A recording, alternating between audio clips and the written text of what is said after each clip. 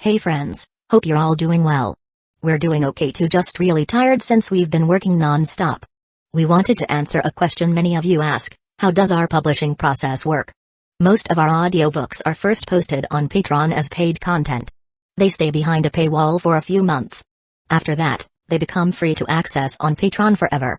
Then, a few weeks later, we upload them to other platforms like YouTube, Facebook, and Twitter, X. Lately, our community hasn't been growing much, and we could really use your help. Please share our site in your Facebook groups, Discord servers, Reddit threads, Twitter, X, or with any friends who might be interested. Every little bit helps and we really appreciate it. Thanks a lot for being with us and supporting what we do. It's only in the last 2 or 3 days of the beginner apartment that they start attacking players. By then, veteran players usually step in to handle any crises caused by NPCs. And new players who've grown stronger can try to cling to a veteran and survive. Other players responded with similar answers. It seemed that the NPC residents of the beginner apartment only existed to fit the game's progression. But then, a usually silent top-ranked player suddenly tagged him with a question. "Bang, you suddenly asking this? Did you find something?" At Zhang Yi thought for a moment and gave a vague reply, "Nothing major. I just took an NPC quest earlier and it felt a bit intense." He figured that would be the end of it. Probably wouldn't get much more out of them. But surprisingly, Bang kept pressing. "The cross-apartment player you killed. Can you describe what he looked like?" "Huh? Why ask about physical appearance?" Zhang Yi found it strange. Bang followed up, "It's nothing. I just want to confirm it's not someone I know, someone he knows." If Zhang Yi hadn't just had that weird exchange with the white-robed woman, he might have just taken it as a concerned friend being overly cautious.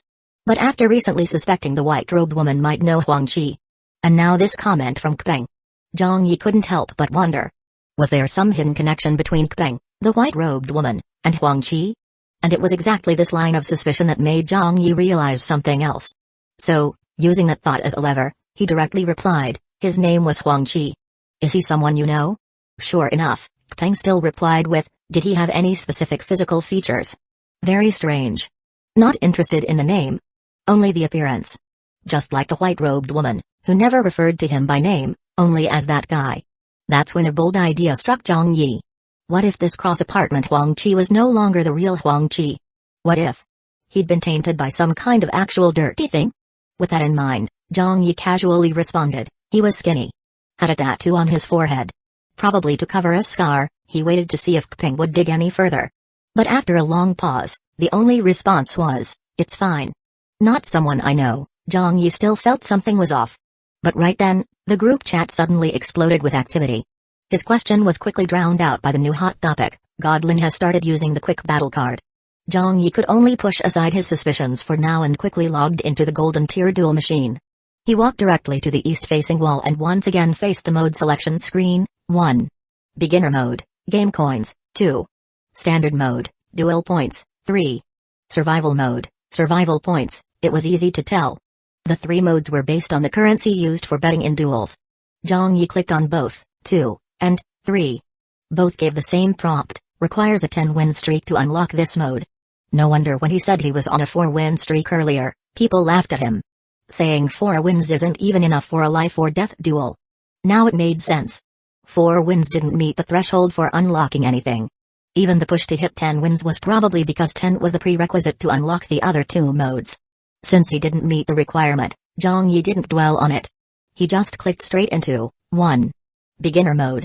Chapter 67, Dirty Tricks Are the Strongest. Zhang Yi thought that duels in beginner mode would be the same as when he used the duel machine last time. He expected to go to the second-floor lobby, find a seat, and operate a duel or spectate from there. But the private version of the golden tier duel machine obviously came with VIP treatment.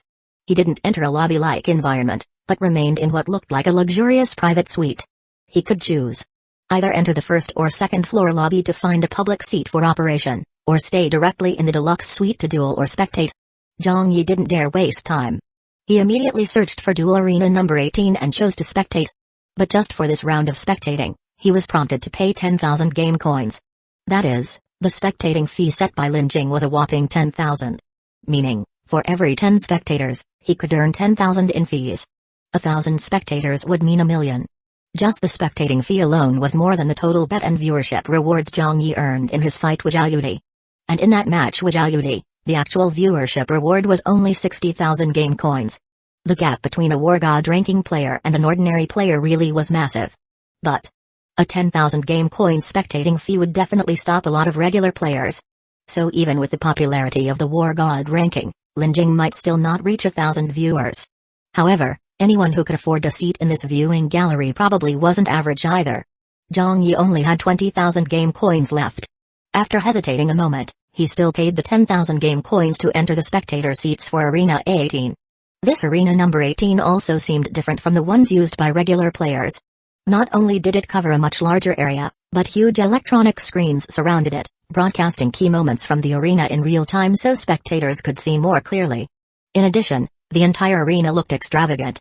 The floor was a dark black material, unknown what kind, with War God etched across it in dark silver lines. The font of those two characters looked overwhelmingly bold and powerful. It gave the whole arena an aura of dominance. Moreover, the same War God characters in matching font were printed on the backrests of the audience seats. Clearly, it gave proper status to a War God ranking powerhouse. When Zhang Yi first stepped into the spectator section, he still felt a little sting from spending the 10,000 game coins. But the moment he took in the atmosphere, he completely forgot about the cost. All he felt was a surge of heroic pride. A real man should be like this. He should become a top-tier powerhouse, enjoying privilege and honor in the spotlight. No wonder people became obsessed with power. Zhang Yi used to think he didn't care for fame or gain. Only now did he realize. It wasn't that he was detached. It's just that he'd never seen real prestige or tasted its benefits. Clearly, among the surrounding spectators, there were other country bumpkins like him. They were awestruck by the grand arena and exclaimed, "Damn! No wonder the spectating fee is so steep. This arena setup, this clout, it's on a whole different level from the regular dueling arenas." As expected of a War God ranking powerhouse. I bet just this one match will net him tens of millions, easy. I used to think calligraphy was a scam, like calligraphers were just con artists. But after feeling the impact of those two characters firsthand, I believe now. Maybe calligraphers really are awesome. Zhang Yi felt the same. But just then, a player in a black tactical jacket sitting next to that country bumpkin folded his arms and shot him a disdainful glance. That's not calligraphy. It's inscription art. Those two characters, War God, were probably crafted with special inscription techniques, which is why they stir emotions and ignite fighting spirit. Normally, getting roasted like that would make anyone a little embarrassed. But that country bumpkin was thick-skinned. Not only was he totally unfazed, he even cozied up with a big grin and flattered the player in the black jacket. "Damn, how do you know so much? Don't tell me. You're also a War God ranking powerhouse. And your outfit? It looks just like Lin Jing's on stage. Is this, like, the official uniform for War God ranking players?" The player in black just gave him another look of contempt, then turned his attention to the arena. He glanced at Lin Jing's opponent with the same disdain, then scoffed, "No wonder the crowd's so small. If I'd known, I would have waited for a few rounds before coming." Zhang Yi noticed it too. Lin Jing's audience really wasn't large. Didn't even look like it had reached 100 people. And more than half of them were wearing the same black tactical jackets. Who knew how many of these black-jacketed players were from apartment 9999? Zhang Yi even spotted a few familiar faces. Like Wan Xin and Wang Chengjin, who he'd interacted with before. He thought for a moment, then moved to the seat beside Wan Xin and asked this group chat junkie, "I remember someone in the chat saying War God ranking players get matched with other districts' War God players. So among these spectators, could there be people from other districts too?" Wan Xin glanced around, shook his head, then nodded. "There are spectators from other districts, but not because of the War God ranking. It's due to a hidden effect of the Quick Battle card. Quick Battle card, also known as the show-off card for powerhouses. If you're gonna show off, you need an audience, right? So after using this card, if you enable spectating access, then players from all over the Huaxia region can come and watch. But unfortunately, Lin Shen doesn't have a region announcement card. So news of his Quick Battle hasn't spread yet. This is just the first match with the Quick Battle card, so there are only this few spectators for now. Once the news gets out, the later matches could easily break 10,000 spectators. Or even 100,000 wouldn't be hard. 100,000. Holy shit? Zhang Yi quickly did the math in his head. 100,000 spectators, each paying 10,000 in spectating fees, with the winner getting 10%. That would be 10 million. As in 100 million. Holy shit. 100 million game coins. How many attribute fruits could that buy? With his current number of replicas, would it even be enough to feed them all? Just the thought made Zhang Yi swallow hard. And when he looked at Lin Jing on the arena stage again, it was like seeing a steaming hot fresh bun straight out of the oven. However, Wan Xin remained surprisingly calm in the face of 100 million game coins. He even couldn't help but complain, game coins are basically useless. There's a very limited range of things they can actually buy. So Lin Shen predicted it long ago. Using one survival point to trade for 100,000 game coins from apartment peddlers. That's basically getting your pets ripped off. If you have strong connections and can find a powerhouse player for a private exchange, it's easy to get a rate of 1 survival point for 1 million game coins. And that's just within the first 3 days of the beginner period. After 3 days, the exchange rate could go even crazier. By the time the beginner period is about to end, game coins might be like hell money. No one would take them no matter how much you have. Zhang Yi thought about it and figured it made sense. After all, the initial announcement did mention survival points and survival stones can be carried over. But game coins are limited to the beginner period only. In that case, once the beginner period ends, the beginner mode on his golden tier duel machine, which uses game coins for wagers, will probably disappear too, right? As he was thinking about that, Wan Xin glanced at him with a slightly sour expression. Do you know why even Lin Shen can't help but covet your golden tier duel machine? Zhang Yi raised a brow. Aside from the quick battle card, there's another reason? Wan Xin nodded hard. The other reason is the exchange list. When the beginner period is about to end, players won't be able to take their game coins with them, and they won't be able to sell them either, so the only option is to exchange them for items. But items in the high-end mall are limited in supply each day. Especially silver tier items. The purchase restrictions are super strict. But the exchange list of the golden tier duel machine doesn't have any of those purchase limits. In other words, on the last day, even Lin Shen might come to you looking to exchange his game coins for silver tier items. Lin Jing asking him to exchange for silver tier items?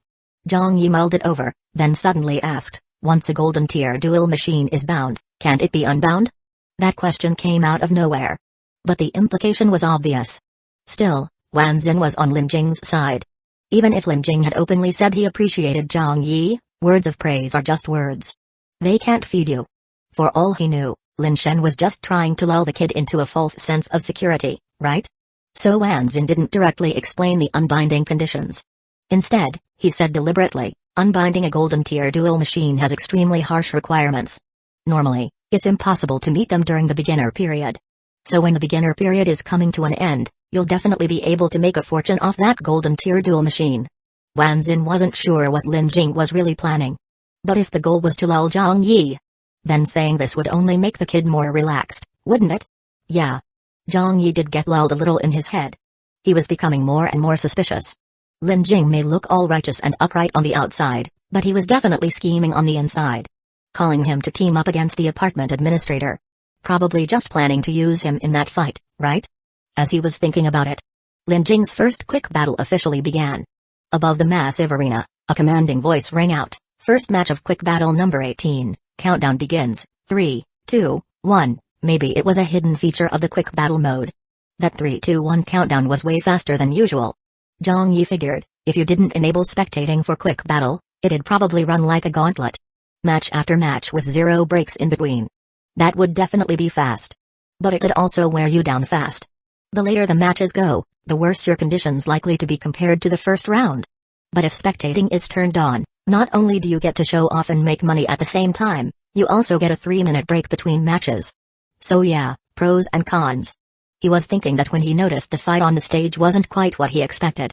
Earlier, he saw the guy in the black tactical jacket look at Lin Jing's opponent with total disdain. So Zhang Yi assumed Lin Jing would one-shot his opponent and end it in a flash. But to his surprise, Lin Jing looked dead serious, totally focused. As soon as the countdown ended, he suddenly held his right hand out in front of him. At the same time, a pitch-black long blade appeared in his palm. Yeah, a blade. So Lin Jing's ability isn't sword mastery. It's blade mastery? He was just thinking that when he noticed red dots forming along the black blade. Zhang Yi was still puzzled. Why was Lin Jing's opponent just standing there like an idiot, not moving at all? But soon, he realized. Those red dots on the black blade. They weren't red dots at all. They looked more like bloody eyeballs? No doubt about it. He was sure. He could even see those blood-red eyes spreading rapidly across the blade, blinking in sync. Even watching from the spectator seat, Zhang Yi felt an overwhelming sense of creepiness. He couldn't even imagine what Lin Jing's opponent on stage was experiencing right now. That guy who had been frozen stiff in fear, eyes wide with terror. His eyeballs turned into the same bloody eyes on the black blade. And then, with a bang, a juicy burst echoed through the arena. Those two blood-red eyeballs exploded on the spot. A few country bumpkin spectators screamed in horror from the stands. But on stage, Lin Jing's opponent didn't even have time to let out a single cry of pain. Instead, he suddenly moved like a puppet on strings. Face full of eerie blood-red streaks, staring with empty, eyeless sockets. Then suddenly grinned wide and let out a bizarre laugh. What was even more twisted? He wasn't laughing at his opponent Lin Jing. He was laughing at the spectators. As if what was supposed to be a duel between two people had now become a solo performance by Lin Jing. His supposed opponent had turned into nothing more than a puppet minion, grinning at the audience, showing off Lin Jing's victory for him. The scene made many spectators' scalps tingle. Some were so scared they couldn't even scream. They were frozen silent. At last, the guy on stage finished his creepy grinning, bowed to the audience, then smacked his own forehead with a palm. And just like that, the first quick battle match ended. The winner, quick battle side, Lin Jing. As the authoritative announcement echoed above the arena, Zhang Yi still felt kind of dazed, his whole body tingling. Shocked. Shaken. After the duel ended, the spectators didn't leave right away. Naturally, Zhang Yi stayed too. When he came back to his senses, he couldn't help but turn to Wan Xin and awkwardly say, "So, Lin Jing's fighting style is, pretty unique, huh?" Wan Xin didn't seem surprised at all. He raised an eyebrow and gave Zhang Yi a look. "You mean creepy, right?" Zhang Yi fell silent. Wan Xin let out a dry chuckle and said, "Then you probably don't know the saying that goes around in Doomsday apartment. The creepier something is, the more absurdly strong it is. In a lot of literature, they always say stuff like evil can't triumph over good, but that's all bullshit. Here, evil versus good is just dimensional crushing. So that's how it is." Suddenly Zhang Yi remembered what the woman in white had told him not long ago. That the wooden ornaments were definitely dirty things. But not as dirty as him. Which meant she wasn't insulting him. She was praising him, huh? No wonder that woman in white, who looked super shady, was also so powerful. From that angle, Zhang Yi even started to feel like his replica reflection mirror wasn't so creepy after all. Like, seriously, what's creepy about it? It's obviously warm and thoughtful. However, just as his replica number 2 was getting ready to let Lin Jing bask in the spotlight for a while he went and scored his 5-win streak, back in his main body's apartment 1010, a new apartment announcement suddenly rang out. Chapter 68, Shingman hugs a big shot's leg, ding, apartment announcement. Congratulations to Shingman for becoming the first player in this apartment to reach level 6. Reward, a black iron treasure chest, TCH. What, just a level up announcement? Scared the shit out of me. Inside room 2025, Zhang Yi couldn't help but mutter FML to himself. Mainly because he was right in the middle of running a pretty sketchy experiment. The lucky lantern had already been smashed to bits. But the lucky bracelet was still intact. Ever since the woman in white left, he'd been itching to mess with it. While his replica number 2 was spectating, his main body here couldn't resist testing out some blood rituals. Of course, he wasn't about to use his own blood. So he ended up using the blood of replica number 3. And it was through that bloodletting process that he gained a much deeper understanding of how players unleash their combat power. The apartment 9999 veterans had explained it before. Players without professional training could only bring out about 80% of their actual combat power. At that moment, Zhang Yi felt it firsthand. Once he lost blood and his body weakened, the combat output dropped below even that 80%. So, how much combat power a player can use is clearly tied to their physical state. Fatigue, injury, weakness. Any of these could lower combat effectiveness.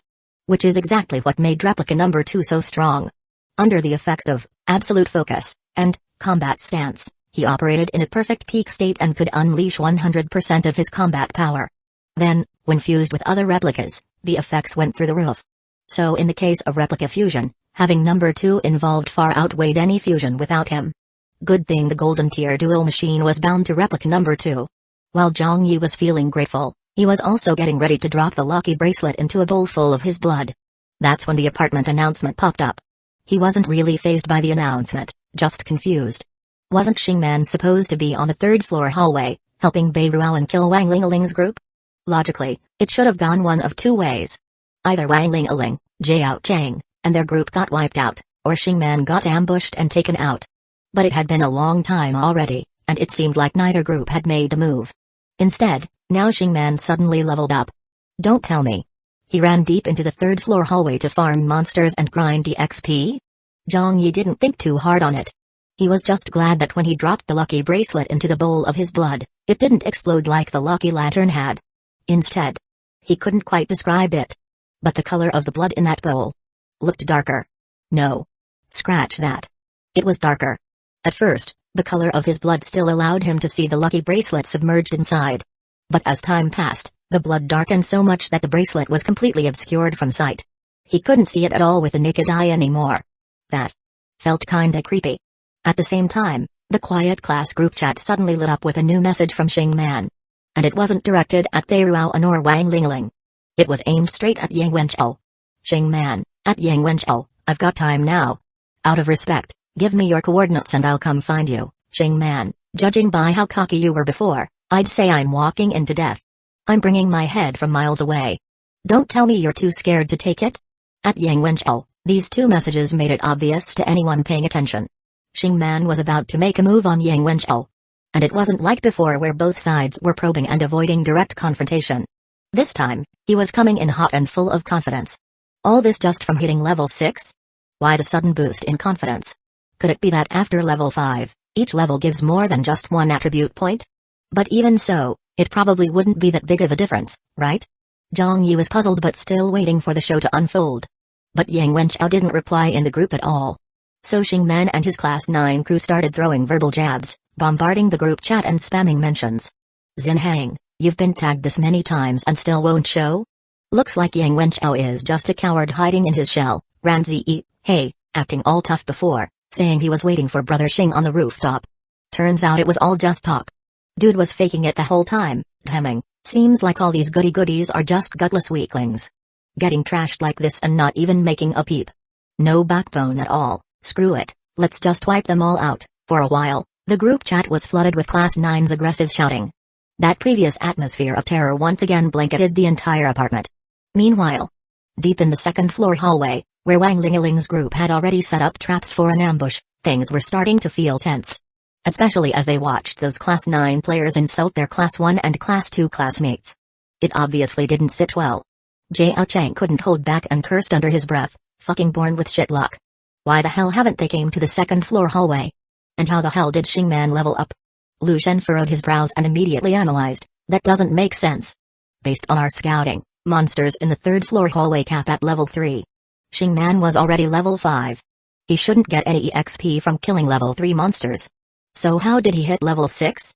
As soon as he said that, he noticed a shift in Yang Xiaoman's expression. He quickly followed up, Yang Xiaoman, do you know something? But Yang Xiaoman just gave a slight shake of her head and pressed her lips together. No, I'm only guessing. Guessing there might be some kind of secret deeper in the hallway. What kind of secret? Lu Shen blurted. But Yang Xiaoman just shook her head again, as if she really didn't know anything and was only speculating. Wang Lingling's expression grew heavier too. She turned to everyone and said in a low voice, whatever Xingman went through, the fact that he's suddenly picking a fight with Yang Wenchou means he's got a reason. Maybe he found something in the depths of the third-floor hallway. Some secret that gave him power. Or maybe it's something else entirely. But one thing is clear. He's stronger now. And right now, I have two ideas. 1, we stay here and continue the ambush, wait for the opportunity to strike Xingman. Judging by what he said in the group, he should be heading our way soon. But he seems to have regrouped with his lackeys and gotten stronger. Whether we can pull off a successful ambush, that's becoming more and more uncertain. The mutual aid group members had also grinded some monsters deeper inside the second-floor hallway. But the highest level monsters on the second floor were only level 2. Everyone had reached level 2, and a few even hit level 3. Still, compared to Class 9, they were way behind. At this point, continuing to lie in wait for Xingman really had a slim chance of success. So everyone quickly asked Wang Lingling about her second idea. She turned her head and looked toward the deeper part of the hallway. I was thinking, if there really was some secret in the third-floor hallway that made Xingman stronger, then maybe there's one in the second-floor hallway too. The moment she said that, the rest of the group immediately caught on. Wang Lingling's second idea was to continue exploring deeper into the hallway. Lu Shen was the first to respond with analysis. That is a solid idea. I've felt for a while now that Yang Wenchou seemed to know more than us. For example, it's like he already knew the third floor hallway only has monsters up to level 3. I even suspect he already knew there was some secret in the depths of the third floor. So if we can uncover a secret on the second floor, maybe we'll have a chance to deal with Shing-man. But, as he spoke, Lu Shen once again looked into the depths of the second floor hallway. Before the grind, they had bought flashlights, candles, and other lighting tools from the low-end mall. But the deeper they went, the darker the hallway became. The range of their lighting tools also got smaller and smaller. And the further in they went, the creepier the monsters got. Still level 2, and still dropped the same amount of energy points, but monsters with that eerie, shadowy aura were clearly stronger than the regular ones. So whether it was the third floor hallway or the second, they'd only killed some of the normal monsters before deciding not to go any deeper. Now, if they really planned to explore further, they'd have to accept a certain amount of risk. Lu Shen weighed the pros and cons, then suddenly looked to Yang Xiamen. Xiamen, what do you think? Should we keep waiting to ambush Shing-man, or head deeper into the hallway to explore? Yang Xiamen frowned and was just about to speak, when her expression suddenly shifted. Check the group chat. The mutual aid group quickly glanced at the apartment group, and saw, out of nowhere, the normally silent ranking board player, Zhang Jinshan, had suddenly spoken. Just one short line, Zhang Jinshan, WTF. Zhang Yi was hiding out in his apartment, munching on drama. Then he saw that message, and was totally confused. What? Wasn't Shing-man just challenging Yang Wenqiao to a fight? Why the hell was his name suddenly getting dragged into it? This Zhang Jinshan hadn't said a word this whole time, and now that he did, it was just to throw shade his way? What, did they have beef or something? No way. Zhang Yi thought it over. They didn't know each other at all. Unless this guy somehow crossed into apartment 9999 and discovered one of his secrets? Now that it involved him, Zhang Yi could no longer just sit back and watch the show. While keeping an eye on the lucky bracelet soaking in blood, he crouched and stared at the group chat. Right then, a bunch of Class 9 players immediately fired back at Zhang Jinshan. What the hell are you yelling about? At Zhang Jinshan, didn't we make it clear that this apartment group is a private chat for our Class 9 bosses? Only Class 9 gets to speak. Shing-man even tagged him directly. If you're looking to die, drop your location. I'll personally send you off. At Zhang Jinshan, everyone expected Zhang Jinshan to turtle up like Yang Wenqiao and just ghost the chat. After all, the guy had always kept a low profile and barely spoke in the group. But to everyone's shock, not only did he not back down from the Class 9 powerhouses, he even tagged Shing-man directly. Zhang Jinshan, bro, you didn't know Zhang Yi before, did you? At Shing-man, Zhang Jinshan, by the way, you guys. At Zinheng at Ranzi Iad humming. You probably don't know Zhang Yi either? What the hell was that supposed to mean? It was like Zhang Yi wasn't just pronounced Zhang Yi, but rather pronounced Li Gang or something. Shing-man, being the hothead he was, instantly snapped in the group, if you've got something to say, just fucking say it. Cut the cryptic bullshit, Zhang Yi is just some nobody. So what if I don't know him? Kama and Zhang Yi, on the side, was thinking the same. Yeah. I am a nobody. Why the hell are you forcing me into this plotline? But then, Zhang Jinshan's next message stunned everyone following the group chat. Zhang Jinshan, if you'd even met Zhang Yi and seen what he looks like, you'd realize, that guy standing right next to you, the one you've been clinging to like a big shot, he looks exactly like Zhang Yi? Holy shit? Looks exactly like me? Wait. Replica. Zhang Yi immediately checked over all his replicas. Replica number 2 was inside the golden tier duel machine going for a 5-win streak. Replica 1, 3, and 4 were all with his main body. The mirror replica had just been fused into number 2, also doing the win streak. All his replicas were accounted for. Then who the hell was the person Shing-man was clinging to? Holy shit. Zhang Yi suddenly looked toward the replica reflection mirror. The faint humanoid pattern on it made his skin crawl. So, that out-of-control mirror replica in the blood mist space. Could it be still alive? Not just alive, but now Shing-man's big shot, and came back to the apartment with him? Wait. Wasn't that thing stuck in the blood mist space? How the hell did it get here? He couldn't possibly be after the replica reflection mirror, right? What now? What kind of power did that guy have? Could he even beat him? Zhang Yi was so utterly shocked that his mind flooded with 1,000 thoughts. But his classmates were even more stunned than he was. What the hell? Shing-man latched onto Zhang Yi's thigh? And was still talking smack in the group like, Zhang Yi is nothing? What kind of sci-fi plot twist was this? No way, right? In the depths of the second floor hallway, Wang Lingaling and the others were also dumbfounded, their hearts filled with shock. At that moment, the group chat, which had gone silent for quite some time, suddenly lit up again with Xingman's message. Xingman, anyone from Class 9 know what Zhang Yi looks like? Before any Class 9 student could respond, it was actually Teacher Zhu, who taught both Class 1 and Class 9, who replied. Zhu Qiang, I know, Xingman. Okay, Teacher Zhu, come over to the third floor hallway and help identify someone. The rest of the students stared at this message with more anticipation and anxiety than waiting for their exam results. They all wanted to know. Was Zhang Jinshan full of crap? Or had Xingman actually latched onto Zhang Yi's thigh without even realizing it? Meanwhile, in the depths of the second floor hallway, the mutual aid group members exchanged looks. Lu Shen suddenly analyzed, no, that can't be Zhang Yi. On the ranking board, Zhang Yi is currently level 3. That's decent among our classmates, but still below Xingman. Besides, if it was Zhang Yi, he'd be able to see Xingman talking shit about him in the group. In that case, there's no way he'd play along and let Xingman cling to him. That reasoning made a lot of sense. However, Jiao Chang added, what if Zhang Yi used some trick to pretend to be strong and bluffed Xingman?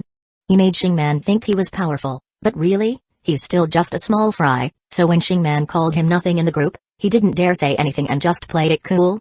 That theory also sounded possible. But Yang Xiamen stepped forward to back up Lu Shen. Do you remember what we were just talking about? Xingman went deep into the third floor hallway and uncovered some kind of secret. I suspect the person he's clinging to, who looks like Zhang Yi, is actually the secret he found. So, could our classmate Zhang Yi have shown up deep in the third floor hallway? Not very likely. That's why I think this Zhang Yi lookalike is probably some kind of dark entity in disguise. And yes, I believe he really is strong. I don't think Xingman is the type to get tricked into treating a small fry like a big shot. Rather than debating whether that guy is Zhang Yi or not, what I'm more interested in is, why disguise as Zhang Yi? And more importantly, how did he become Xingman's thigh? What method did Xingman use to make that big shot follow him? If we can figure that out, we might just be able to turn the tables. Chapter 69, Yang Wenchao vs Xingman reversed the situation. A lot of students lit up at those words. If they could use Xingman's big shot to turn things around and get rid of Xingman, then the crisis they were facing would most likely be resolved. They could even be the ones to cling to that big shot afterward. Of course, that was wishful thinking.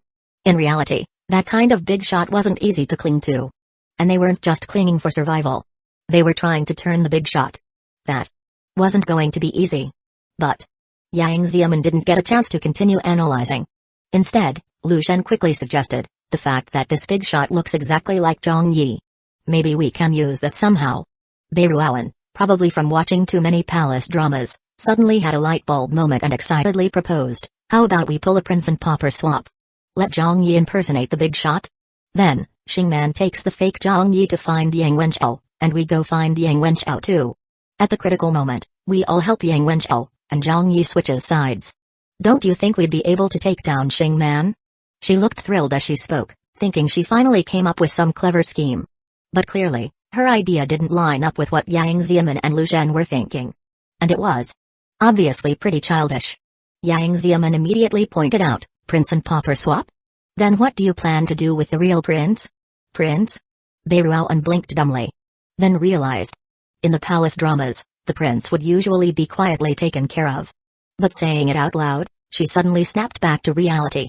The real prince in this case was the actual big shot who looked just like Zhang Yi. Her whole plan had a glaring hole. That real prince was way too powerful. There was no way they could replace him. Which brought them back to the root problem. How to get the big shot to switch sides. And honestly, if they could turn the big shot, there wouldn't be any need to go through the whole prince swap plot. Just have that powerhouse of a big shot directly take down Xingman and be done with it. Realizing this, Beiruowen got a bit embarrassed. Still, she tried to save face by saying, I only thought of that because I figured Zhang Yi might be with Yang Wenchao right now. Think about it. On the second floor, we were grinding monsters. Xingman was on the third floor. But Zhang Yi leveled up to level 3 during the time when both leveling zones were taken. So he must have leveled up somewhere above the third floor. There's no way he did that on his own. So he's probably been grinding with Yang Wenchao. Yang Xiamen nodded, I thought the same thing. That's why I was thinking. Maybe, if Yang Wenchao reveals his location and lets Xingman come to him. And then that big shot of Xingman's meets Zhang Yi face to face. Maybe something magical might happen? Something magical. Like a chemical reaction? Sounded kinda mystical. But both Class 1 and 2 were science track classes. And somehow, in everyone's minds, the left side of a chemical equation popped up. Shingman, Big Shot, plus Yang Wenchao, Zhang Yi. If they added Beiruowen's Prince Swap idea, then it could be a displacement reaction, turning into Shingman, Zhang Yi, plus Yang Wenchao, Big Shot. Or, if it wasn't a standard single replacement reaction, maybe the right side would be Shingman plus Yang Wenchao, Zhang Yi Big Shot? With Yang Wenchao pulling a 2v1 setup. How could Shingman not die? But to trigger this chemical reaction, Yang Wenchao had to be a highly oxidizing high-valence metal ion. Wait. What the hell were they even thinking? DMN. Too many test papers. Now they were fully losing it. While the students were spiraling into scientific madness, wondering what kind of catalyst could trigger this reaction, there was suddenly a knock at Zhang Yi's apartment door. His heart jumped, and he instinctively looked toward the TV screen, thinking maybe the woman in white had broken in again. But there was no voice from the woman in white this time. Instead, replica number 4 looked through the peephole and saw Yang Wenchao. Zhang Yi froze. Why was Yang Wenchao coming to him? And just then, the group chat suddenly lit up with Yang Wenchao's reply to Shingman's arrogant message. Yang Wenchao, you've been barking for so long, surely you won't chicken out again this time, right? At Shingman, chicken out? Was he talking about how he'd been waiting on the rooftop for Shingman, and Shingman never showed? But calling that chickening out didn't seem quite accurate. Before he could finish that thought, Yang Wenchao continued, good thing you bailed that time. Otherwise, I wouldn't have made it into the top class. Right after that, Shingman fired back with mockery, TCH. Top class? You mean class 1 and 2, who can't even fart back in the group? I'll admit, before coming to the Doomsday apartment, the top class sounded impressive. But here, top class ain't worth shit. Wang Kaiyang, Yang Wei from your top class. Their screams before dying were definitely sharp enough to be top. Yang Wenchao didn't hold back either. Oh yeah? No surprise. I mean, Wang Rui's screams before she died were probably even sharper, right? Oh, and by the way, Wang Kaiyang was right. Wang Rui was killed by me. I did it for you, and honestly, it felt pretty damn good. Turns out, there had already been a round of unresolved taunting between Shingman and Yang Wenchao. And this round of mutual verbal jabs and provocations made it clear to every student watching the group chat. Holy shit. So there's some personal vendetta between Shingman and Yang Wenchao? That meant Yang Wenchao killing Wang Rui wasn't just about sending her to reunite with her parents. It was also tied to some private beef with Shingman. Some of the students started remembering. Back in freshman year, Yang Wenchao had quite the delinquent reputation too. Apparently, after that rumor about stealing money, he became quiet and withdrawn, didn't really have any friends, and then his grades started climbing. By senior year, he was assigned to class 1. So what now? Yang Wenchao and Shingman are fallen brothers turned enemies? Plenty of students couldn't help gossiping in their heads, though none dared to speak in the group. Shingman, however, was clearly provoked hard by Yang Wenchao claiming to have killed Wang Rui.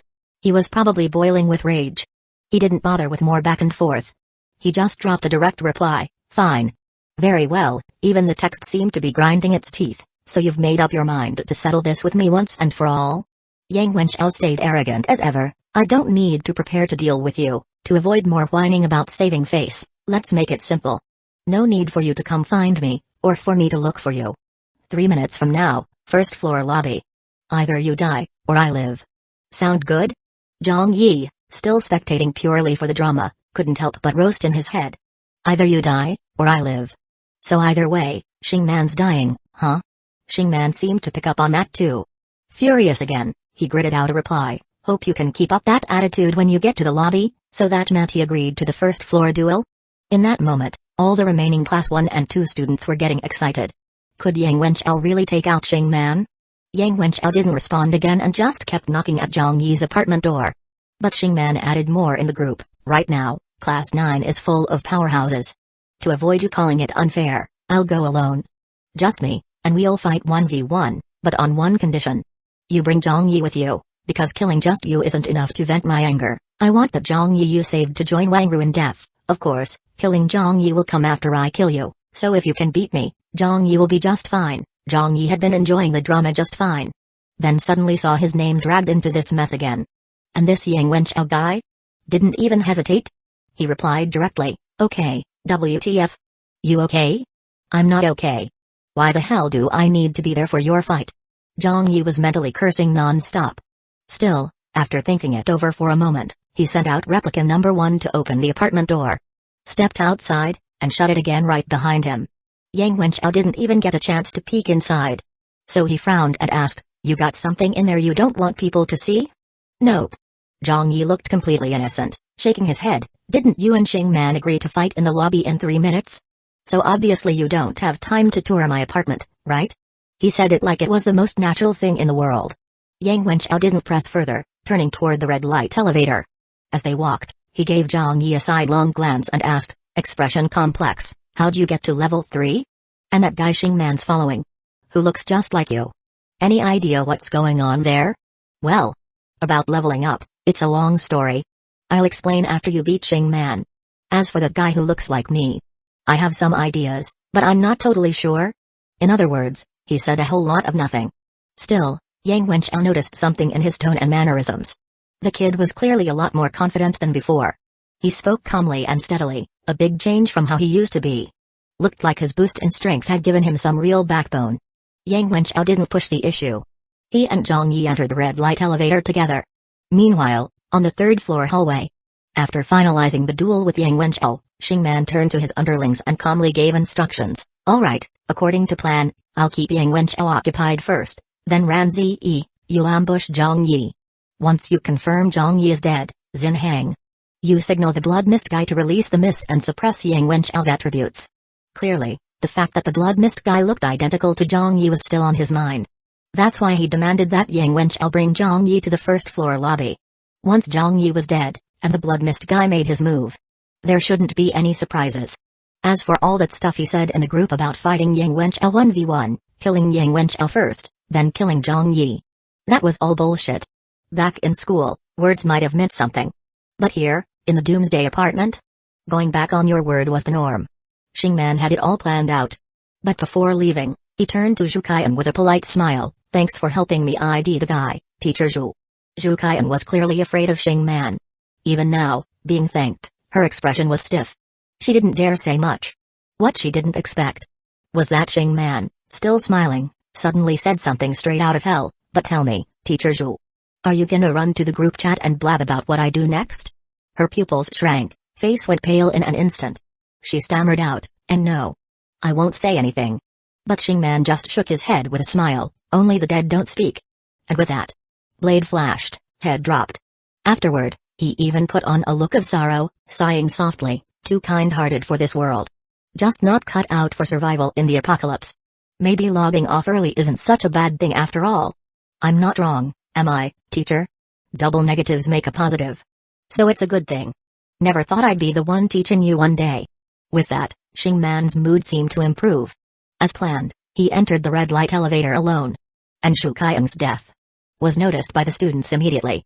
But since Xing Man was still alive, no one in the group dared to speak. Still, her death left a bigger impact than when Wang Kaiyang, Yang Wei, and the others died. The remaining students were becoming more and more aware of just how brutal life in the Doomsday apartment really was. They had no one left to rely on. They had to depend on themselves and grow stronger. Fast. The silent group chat hadn't received a single new message, yet Juliashi's death seemed to fill it with a wordless grief. Back in room 2025, Zhang Yi's main body also felt a twinge of emotion. But soon, he collected himself and used his chopsticks to lift the lucky bracelet out of the blood-filled bowl. Then, he cast a detection. Lucky bracelet, energy +1, slightly boosts luck attribute. Duration, 8 minutes, rechargeable. Holy shit. That was his blood. And it actually recharged the lucky bracelet. So then, was he seriously some kind of heaven-defying luck god, a super lucky charm on par with a cursed crow?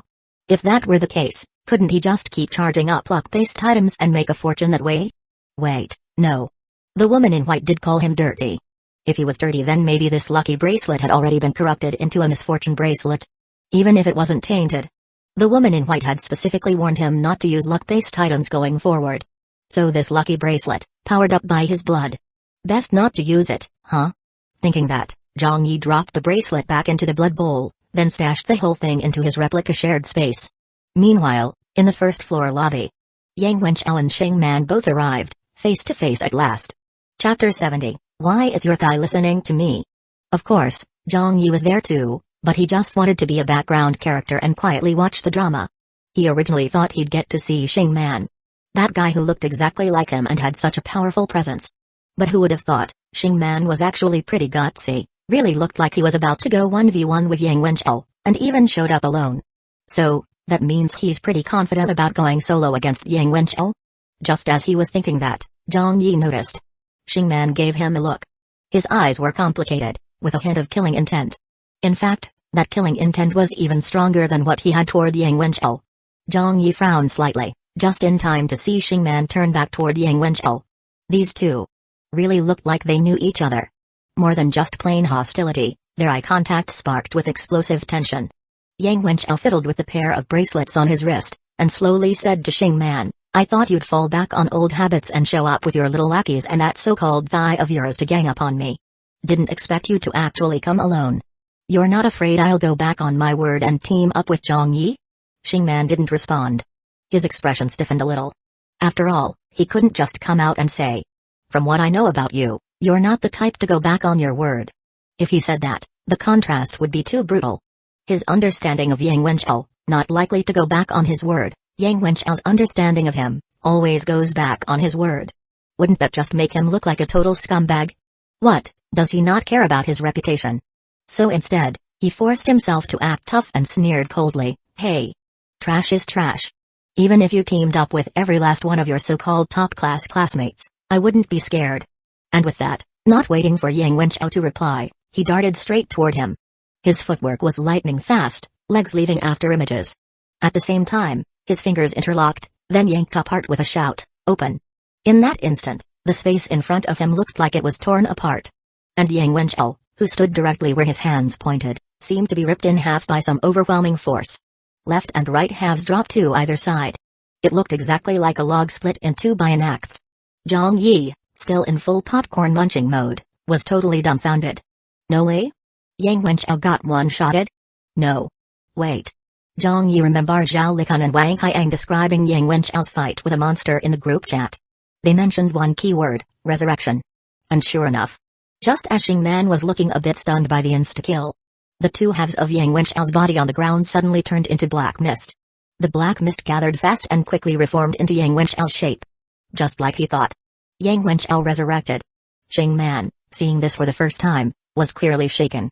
His expression immediately turned grim. Even the way he had been closing in on Yang Wenqiao shifted to a cautious retreat. After arriving at apartment 9999, Zhang Yi had picked up quite a bit of knowledge. At this moment, he quickly realized Yang Wenqiao's resurrection ability probably wasn't just simple resurrection. It was some kind of sketchy ability. According to what Wan Xin said, the more sketchy the ability in the Doomsday apartment, the stronger it is. So Yang Wenqiao's ability had to be even more powerful than your standard elemental types. No wonder he dared to solo a level 6 like Xingman when he was only level 4.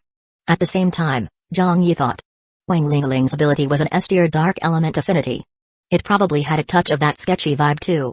So among the S-tier abilities, Wang Lingling was likely quite strong. But Yang Wenqiao's ability seemed even sketchier. Because he kept dying 2 or 3 more times. And every time he came back, he looked stronger. Xingman clearly noticed it too. His expression wasn't just grim now. There was sweat forming on his forehead. And Yang Wenqiao still had the nerve to taunt mid-fight, already panicking? Is that all your strength amounts to? Xingman was silently throwing out a ton of MMPs in his head. Come on, this isn't even a strength issue anymore. He already one-shotted Yang Wenqiao multiple times. But every time, he couldn't actually kill him for good. Worse yet, each time Yang Wenqiao came back, he got stronger. At this rate, he had to find a real way to kill him. Take him out in one definitive hit. Otherwise, this fight was only going to get worse and worse. Once that clicked, Xingman stopped rushing to kill Yang Wenqiao and instead started dragging out the fight, trying to find the right way to truly finish him off. Zhang Yi realized it too. Yang Wenqiao's ability might be sketchy as hell, but there had to be a weakness. There's no way he could just resurrect forever. The key would be to reduce his number of resurrections and then kill him for real. Thinking of that, Zhang Yi remembered the time outside Duel Machine 1, where he saw Yang Wenqiao lose to some female college student. At that time, he noticed that girl clearly had the upper hand but didn't immediately go for the kill. She dragged the fight out. However, that was the moment the apartment ranking board announcement popped up and distracted Zhang Yi. By the time he snapped out of it, Yang Wenqiao had already lost. So in the end, he never saw how exactly Yang Wenqiao was defeated in that fight. Zhang Yi was still thinking when he suddenly sensed something strange. Almost without hesitation, he merged the mirror image of replica number 3 into replica number 1, the one currently spectating the fight. At the same time, to avoid exposing the fact that he had replicas, he didn't use his ice-type ability. Instead, relying on the boost from his strong attributes, he cast Golden Light technique. Whoosh! A streak of golden light shot toward the hidden attacker. PSHHH, the golden light pierced flesh. Ranzi's figure was exposed. Clutching his right arm with his left hand, his face went pale, twisted in pain, eyes filled with disbelief as he looked in Zhang Yi's direction. But there wasn't even time to react further. Another streak of golden light came flying in, at a speed that completely outpaced his nerve response, and stabbed straight into the center of his forehead. Ranzi's pupils suddenly widened in horror and disbelief. And then, quickly dimmed. Inside Zhang Yi's mind, a prompt sounded, ding. You've killed a level 4 player. Congratulations, you've earned +1 survival point, nice. Another survival point. And it was legit self-defense. Zhang Yi squinted toward Xing Man, still locked in combat with Yang Wenqiao. He thought to himself, there was no grudge between them, so why had Xing Man insisted on dragging him into this? Turns out, that whole kill Yang Wenqiao first, then kill you speech was total bullshit. What he really wanted was to have one of his lackeys ambush Zhang Yi during the fight with Yang Wenqiao. But a sneak attack? Xing Man really thought that highly of him, huh? No. Zhang Yi instantly realized. If Xing Man was willing to resort to sneak attacks to kill him, then there's no way he'd play fair in a 1v1 against Yang Wenqiao either. He immediately raised his guard, becoming hyper-aware of his surroundings. Meanwhile, Xing Man, still grappling with Yang Wenqiao, watched in shock as Ranzi, the second strongest in Class 9 after himself, got insta-killed by Zhang Yi. His composure shattered. Yang Wenqiao, who had been on the defensive, suddenly thrust both arms forward. The bracelets on his wrists flew off with a bang, smashing straight into Xing Man's forehead. At the same time, the two bracelets suddenly expanded and trapped Xing Man's whole body. Next, Yang Wenqiao followed up with a flying kick. Trapped by the bracelets, Xing Man lost his balance, fell to the ground, and had his face stomped on by Yang Wenqiao midair. This position. Humiliating to the extreme. But the worst part was, his hands and feet were locked by the bracelets, and he couldn't muster enough force to break free. All he could do was lie there, getting his face stomped into a distorted mess by Yang Wenqiao. Like a cornered beast, bloodshot eyes full of rage, he glared at Yang Wenqiao, mouth twisted in fury and humiliation, letting out a muffled growl. But it was so garbled no one could tell what he was saying. Yang Wenqiao, foot still on his face, was in a great mood and started taunting again, tut-tut, so unwilling to accept it. But what a shame. You're out of chances. As he said this, he raised his foot, ready to crush Xing Man's skull. But in the next second, a red mist appeared out of nowhere and suddenly enveloped Yang Wenqiao. Wrapped in the blood mist, Yang Wenqiao instantly felt his attributes drop and his body weaken. Xing Man was thrilled by the sudden turn, seized the chance, and flipped out from under Yang Wenqiao's foot. In no time, he even broke free of the two bracelets trapping him. Seeing Yang Wenqiao completely covered in red mist, he went straight in for the counterattack. And while doing so, he threw Yang Wenqiao's earlier taunt right back at him. No more chances? No. The tide has turned. But because of Yang Wenqiao's sketchy resurrection ability, Xing Man still didn't try to finish him off with a single blow. Instead, he launched a flying kick, aiming to stomp Yang Wenqiao's face in. Yet the kick only sent the red-misted Yang Wenqiao flying. His foot hadn't yet landed that sweet revenge stomp. When suddenly, the red mist started floating back in his direction. Now, it was Xing Man's turn. His attributes plummeted, and his body weakened in an instant. Yang Wenqiao's eyes lit up, his expression shifted slightly. But even mid-fight, his reaction was fast. With a quick kip-up, he counterattacked Xing Man again. And of course, dropped another taunt, not sure what's going on. But hey, looks like the tide's turned again. Boom. Xing Man got kicked flying again. On the sidelines, Zhang Yi watched, eyes wide with shock. Because he recognized that red mist. Wasn't that the blood mist from the blood mist's base? It really was that out-of-control mirror replica from before. His eyes scanned the area in disbelief. And sure enough. Next second, a wave of red mist appeared right in front of him. Not far off, Xing Man's panicked shout echoed, "You got it wrong. Blood mist guy. Move your blood mist away." And the blood mist guy he was talking about suddenly appeared right in front of Zhang Yi. And yet, looked exactly like him. The only difference was, this guy was surrounded by a faint, eerie red mist. And when he heard Xing Man yelling, for whatever reason, he actually did move the mist away from Xing Man. But he didn't send it back over to Yang Wenqiao. Instead, he retracted it back onto himself. Next thing you know, the replica shrouded in blood mist and Zhang Yi locked eyes in a good all face-to-face stare down. Well, more like same-sized eyes staring at each other. Although, the replica's eyes did look a little darker. Zhang Yi had been all ready to throw down with this darkened version of himself. But at that moment, during the big eye stare down with the darkened replica, he realized this replica didn't seem hostile toward him. In fact, this intense eye contact almost felt like it was waiting for him to give a command. For a moment, Zhang Yi was a bit stunned. But he thought to himself, if Xingman could cling to this thigh, then someone like him, who had a connection with his thigh, should be able to cling too, right? So he gave it a shot and greeted the darkened replica. Hi. Hello? The darkened replica looked pretty creepy. Shrouded in blood mist, jet black eyes with an innocent look, but the corners of his mouth curled into a chilling smile. With that same creepy smile, he greeted Zhang Yi back. Hi. Hello? Zhang Yi was momentarily speechless, then tried to keep things friendly. Hey, could you maybe help me grab that Xingman guy over here so I can kill him? The darkened replica blinked and nodded. Sure. And then, whoosh. The blood mist once again engulfed Xingman. And in an instant, dragged him right in front of Zhang Yi. Yang Wenqiao, who was just about to land a killing blow on Xingman, got completely kill-stealed and froze in place. He turned sharply toward Zhang Yi, looking absolutely dumbfounded. That expression. Like he'd just seen a ghost. Zhang Yi, looking pure and innocent, gave a cheerful wave to Yang Wenqiao. Hi. Brother Zhao? Hi your ass. Yang Wenqiao cursed in his heart. But then, his gaze swept over to that figure wrapped in blood mist who looked exactly like Zhang Yi. His expression instantly turned wary. He didn't dare make a move. After all, he'd experienced the attribute drain under the blood mist firsthand. That feeling of weakness. Way too dangerous, and way too unbearable. When Zhang Yi saw Yang Wenqiao just standing there ignoring him, he turned to Xingman instead and gave him a little wave. Hi, brother man. Xingman's whole body froze, swirling in chaos inside the blood mist. Zhang Yi, playing totally clueless, looked as harmless as ever as he cheerfully asked Xingman, brother man, where do you find this thigh to cling to? And why does he look exactly like me? Is his way of protecting people just wrapping them in this red mist? Inside the blood mist, Xingman was about to lose his mind. Once he confirmed that the blood mist big bro he was clinging to looked exactly like Zhang Yi, he knew things had gone south. He had everything planned out. First, ambush Zhang Yi, the unpredictable variable. Then the whole apartment would be his to command. But who would have thought, Zhang Yi actually one-shotted Ran Zi. And this blood mist big bro, who looked exactly like Zhang Yi, turned out to be a traitor. Ditched him and started following Zhang Yi instead. After having his face stomped on by Yang Wenqiao and now being humiliated by Zhang Yi like this, Xingman didn't answer Zhang Yi.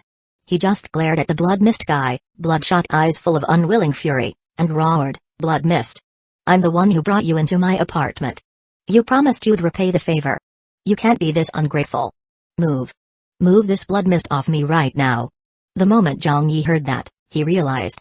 This darkened replica of his was probably brought back by Xingman from the far end of the third-floor hallway. So that means the far ends of each hallway might actually be connected to some other spatial zone? Or maybe, every floor's hallway has a passage like that, linking to a different instance or dimension? Could it be that the way to farm monsters in the Doomsday apartment is to break through each floor's hallway and enter instance zones through those spatial passages? That blood mist space he entered through the white-robed woman in the gloomy forest. Maybe that counts as one of those instance zones too? As he thought about all this, his darkened replica suddenly looked down at Xingman. Those jet-black eyes held an innocent purity.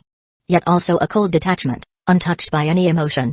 Tainted with sinister energy, this replica didn't seem the least bit bothered by words like ungrateful. So, he completely ignored Xingman's accusations and simply corrected him, not your apartment. My apartment. Then pointed at Zhang Yi and added, this me. Chapter 71, Server-wide kill order hehehe, good stuff. When the darkened replica pointed at him, Zhang Yi felt an inexplicable wave of amusement. Not far off, Yang Wenqiao's gaze was complicated. And as for Xingman, lying in the blood mist, he had completely given up hope. His blood mist big bro had really betrayed him. Damn it. If he'd known, he never would have brought that thing back. Or rather, if he'd known it would come to this, he should have taken out Zhang Yi from the start. So infuriating. So regretful. But there's no such thing as a regret pill in this world. Xingman was stewing in his own regret, but there was nothing he could do. All he could do now was. Those who understand the times are wise. That's right. When the blood mist big bro pointed at Zhang Yi and said the apartment belonged to this me, Xingman finally saw the light. No matter how much hatred or unwillingness he felt, he quickly adjusted his mindset. He no longer tried to accuse the blood mist big bro, but suddenly turned toward Zhang Yi, voice full of flattery and submission. Classmate J. Zhang Yi. What the blood mist big bro said is true. This apartment is yours now. I'm yours too. Whatever you say, I'll do. I'll listen to whatever you tell me. In Xingman's mind, there was still a chance to survive. After all, a lot of these classmates had never actually killed anyone. This Zhang Yi. Sure, he one-shotted Ran Zi, but he didn't look like the bloodthirsty type. And now that he'd voluntarily surrendered, wouldn't it be better to keep him as a lackey than to kill him? Plus, a thought struck Xingman, and his eyes lit up. His tone became steady, even a bit confident. He started pitching himself to Zhang Yi. I know now that you've got the blood mist big bro on your side, you can basically strut through the apartment unchecked. Naturally, you probably don't care for a small fry like me. But, you have to understand. The world of the Doomsday apartment is huge. It's not just our one little apartment. The blood mist big bro is strong, yeah, but he's definitely not invincible. And if someone figures out how to counter that blood mist ability, well, then his power is only so-so. The moment he said that, the darkened replica clearly wasn't happy. Those pitch-black eyes flicked toward Xingman. Xingman felt a chill run down his spine. But seeing that the blood mist big bro just shot him a glance and didn't make a move, he relaxed a little. He looked back at Zhang Yi and continued, as the saying goes, 2 fists can't win against 4 hands. If you really want to survive and grow stronger long-term in the Doomsday apartment, having more allies is always better than more enemies. And my value doesn't lie only in my strength. As he spoke, Xingman shot a glance over at Yang Wenchao. After a moment of silence, he leaned in close and lowered his voice. You want to know why Yang Wenchao and I are stronger than most of the others? Zhang Yi already knew. They were game players, right? But Yang Wenchao had only shared info about game players with Bold Guy, not Zhang Yi. So technically, this number 1 replica of Zhang Yi wasn't supposed to know about that. However, since number 1 replica Zhang Yi was already level 3, he wasn't planning to play dumb anymore. So he glanced at Yang Wenchao too, then lowered his head and said to Xingman, because you and Yang Wenchao are game players. Xingman's eyes instantly went wide. You know?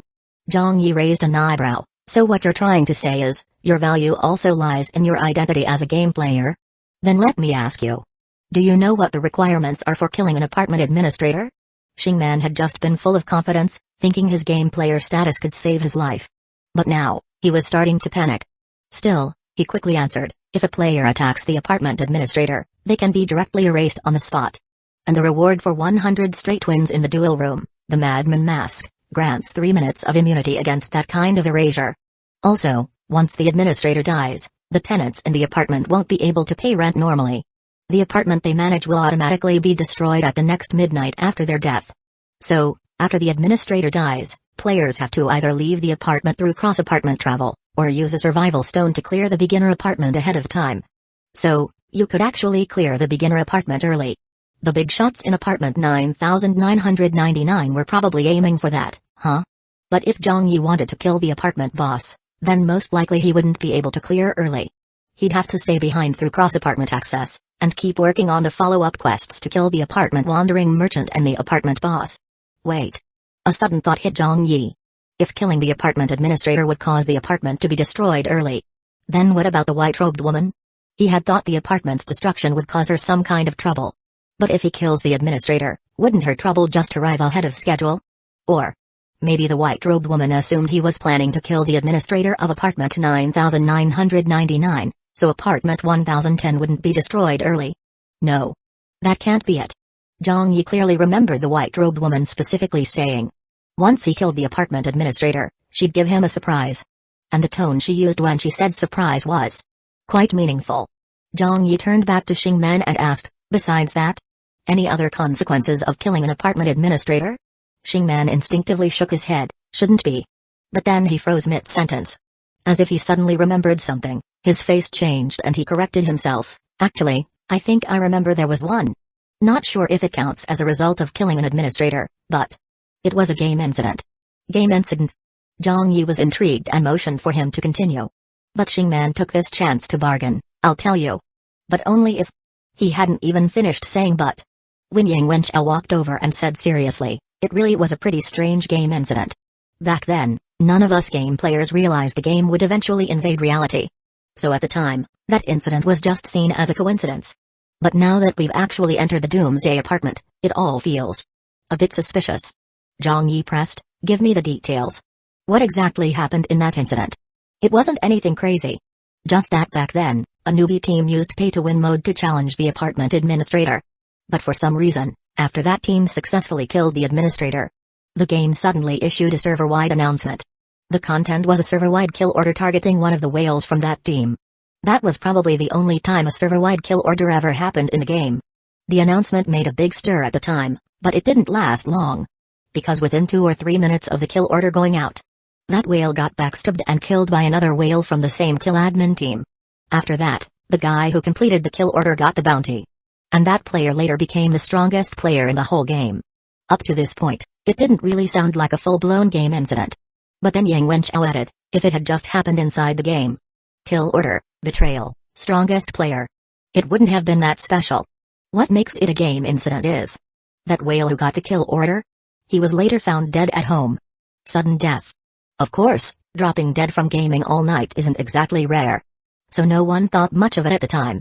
Players just assumed it was coincidence. But now, with the game becoming real, that changes things.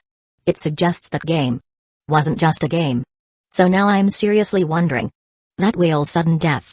What if it was caused by the server-wide kill order? Maybe even worse. Yang Wenchao raised a brow at Zhang Yi. You've read those game invasion novels, haven't you? Zhang Yi nodded. Yang Wenchao continued, in those novels, the main character always gets some cheat skill before the game invades reality. So I'm seriously suspecting that guy who completed the server-wide kill order and became the strongest. He's probably got some kind of powerful cheat skill now. HSS. Could that be true? Well, it did make a lot of sense. Zhang Yi quickly asked, do you know who that strongest player is? Yang Wenchao shook his head. Everyone used nicknames in the game. No way to tell who was who. But he must have been loaded. EP2W'd up to level 25, probably dropped close to 300k on the game. HSS. Dropped 300k on a game? Fuck. Rich people are the worst. Still, with only 300k, probably not someone who knew about the game invasion in advance, right? Zhang Yi remembered those game invasion novels. The protagonists who knew ahead of time usually dumped at least a few million. The really hardcore ones were spending in 7 figures like it was pocket change. But then again, Zhang Yi thought, maybe that strongest player didn't even have a cheat skill. What if the whale who got the server-wide kill order? Why him specifically? Yang Wenchao shook his head. That was debated a lot in the forums, but no one ever figured it out. People said it was because he killed the apartment administrator, but the whole team killed the administrator. There were more than 10 of them. But it's true. He was only targeted after the kill. So maybe something got triggered when he delivered the finishing blow. Yang Wenchao was thinking aloud, trying to piece it together. And in Zhang Yi's head, one idea came straight to the surface. No way. That unlucky whale who got the kill order and died IRL. Could it be that he had accepted the kill the apartment boss quest? And the first step of that quest was to kill the apartment administrator. He did it. Then got the kill order, got betrayed by teammates, and died right there. Holy shit. That explains it. Zhang Yi suddenly understood what Lin Jing was planning when he asked him to help kill the administrator. That guy must have remembered the game incident too and figured, once Zhang Yi accepted the kill the apartment boss quest, he'd get hit with a server-wide kill order too. And Lin Jing just needed to kill him right after it triggered to collect the bounty. And maybe even become the next strongest player. DMN. So the surprise the white-robed woman mentioned. Was that the kill order too? Fuck. What a twisted woman. Wait. If she really wanted him dead, why bother with all this complicated setup? She even gave him the golden tier dual machine reward early. So, she probably does want him to succeed in the kill the apartment boss quest. The kill order must just be an added difficulty. A built-in challenge. And for other players, a juicy bonus. Still, Zhang Yi couldn't help but wonder. This server-wide kill order. Could he just kill himself and claim the bounty for himself? Cough. Probably not. And anyway, the bounty probably isn't worth more than the actual rewards for killing the apartment boss. Now that Zhang Yi had a general grasp of the situation, he didn't stress over it too much. He turned to Yang Wenchao and asked, so what kind of strength are we talking about for the apartment administrator? This time, it was Xingman shouting from inside the blood mist, eager to answer. Different apartments have different strength levels for their administrators. Even the whales in the game, with all the guides and stuff, still had to rely on luck. Before he could finish, Yang Wenchao gave him another kick. Then Yang Wenchao picked up, generally speaking, if your luck isn't garbage, a team of 10 top-tier fighters with combat power 500 has a good shot at taking down an apartment administrator. Combat power 500. Zhang Yi looked stunned, completely in disbelief. Before he could even fully react, Yang Wenchao jumped in with a question, how do you know about game players and killing apartment administrators? Zhang Yi had already prepared his explanation, because back on the rooftop, didn't you suggest I hide out in the white-robed woman's apartment? I actually did go there, and I ran into bald guy again. He helped me level up to 3. Also, this. Zhang Yi pointed to the darkened replica. This guy who looks just like me. I don't know exactly where he came from, but the place where bald guy and I fought monsters was a space full of red mist. Yang Wenchao's mouth twitched. No way. That guy, who got pursued across apartments by an NPC, was still alive. The more he thought about it, the more unbelievable it seemed. Surviving an NPC cross-apartment hunt? How the hell did he manage that? But he didn't ask Zhang Yi. Instead, Zhang Yi, smug as hell, volunteered the info. Bald guy told me he crossed apartments to apartment 9999, and it's packed with top-tier pros over there. He didn't just blend in with them.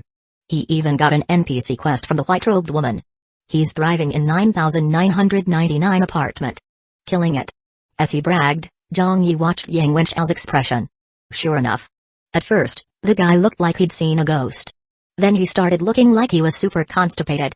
Zhang Yi was so satisfied watching it, he couldn't hold back. He burst out laughing, ha ha ha ha ha. Man, this is too good. My number 1 backup is the awesome bald guy. Then I've got this blood mist big bro as backup number 2. And you, brother Zhao. You're my backup number 3. Man, when you think about it like that. I'm so damn lucky ha ha ha ha. Chapter 72, Understanding the Apartment Game. Yang Wenchao's expression was starting to look more and more like he was constipated. Deep down, he really wanted to curse. Fucking third big leg. As your so-called third big leg, can I hit you? Seriously, can I? Obviously not. Yang Wenchao was feeling a kind of unexplainable frustration. And a twinge of envy. This Zhang Yi, isn't he just stupidly lucky? More accurately, that bald guy of his is way too freaky. A cross-apartment NPC. How rare is that? And he managed to survive an encounter with one. Even fucking got a quest from the NPC. NPC quests aren't always difficult or full of rewards, but during the beginner phase, they're definitely rare as hell. And he just happened to get one. Plus, he's thriving in apartment 9999. While Yang Wenchao didn't even have the guts to step foot in apartment 9999. The worst part? That guy isn't even a game player. Seriously. No comparison, no harm. Right? But that kind of person, impossible to compare with, has become Zhang Yi's backer. And if it was just that one backer, fine. It's not like the bald guy can stick to Zhang Yi 24/7 and guard him around the clock. But now there's suddenly this blood mist guy who looks exactly like Zhang Yi. Yang Wenchao took a deep breath, glanced at the blood mist guy, then looked at the smug Zhang Yi and lowered his voice. In the Doomsday apartment setting, the weirder something is, the stronger it tends to be. I remember there's this creepy item called the cursed puppet. Its trait is that it targets a specific creature within its range and mimics its expressions, movements, voice, etc. through imitation. It gradually erodes the target's soul. In the end, the cursed puppet replaces the creature it mimics, and the original becomes the puppet. On the surface, it sounded like he was just describing a strange item. But the pointed glance he gave to the blood mist guy made it clear what he was getting at. Zhang Yi wasn't dumb. He picked up the implied meaning immediately. The darkened replica got it too. Its pitch black eyes glanced at Yang Wenchao. That look alone put huge pressure on Yang Wenchao. But Zhang Yi stayed chill, waving it off casually like it was no big deal. Whatever. With my current strength, if the blood mist guy really wanted to do something to me, there's nothing I could do about it anyway. So worrying would be pointless. If the sky's gonna fall, it's not like I can hold it up. Saying that, Zhang Yi suddenly straightened his expression and looked at Yang Wenchao seriously. Yang Wenchao felt his heart skip a beat from the sudden shift in tone. Zhang Yi said solemnly, Brother Zhao, you once said, you don't believe good people get rewarded, but those who help you, Yang Wenchao, will definitely be repaid. Well, I'm giving that same sentence back to you. Anyone who helps me, Zhang Yi, will definitely be repaid. I haven't forgotten that you went to the rooftop to save me.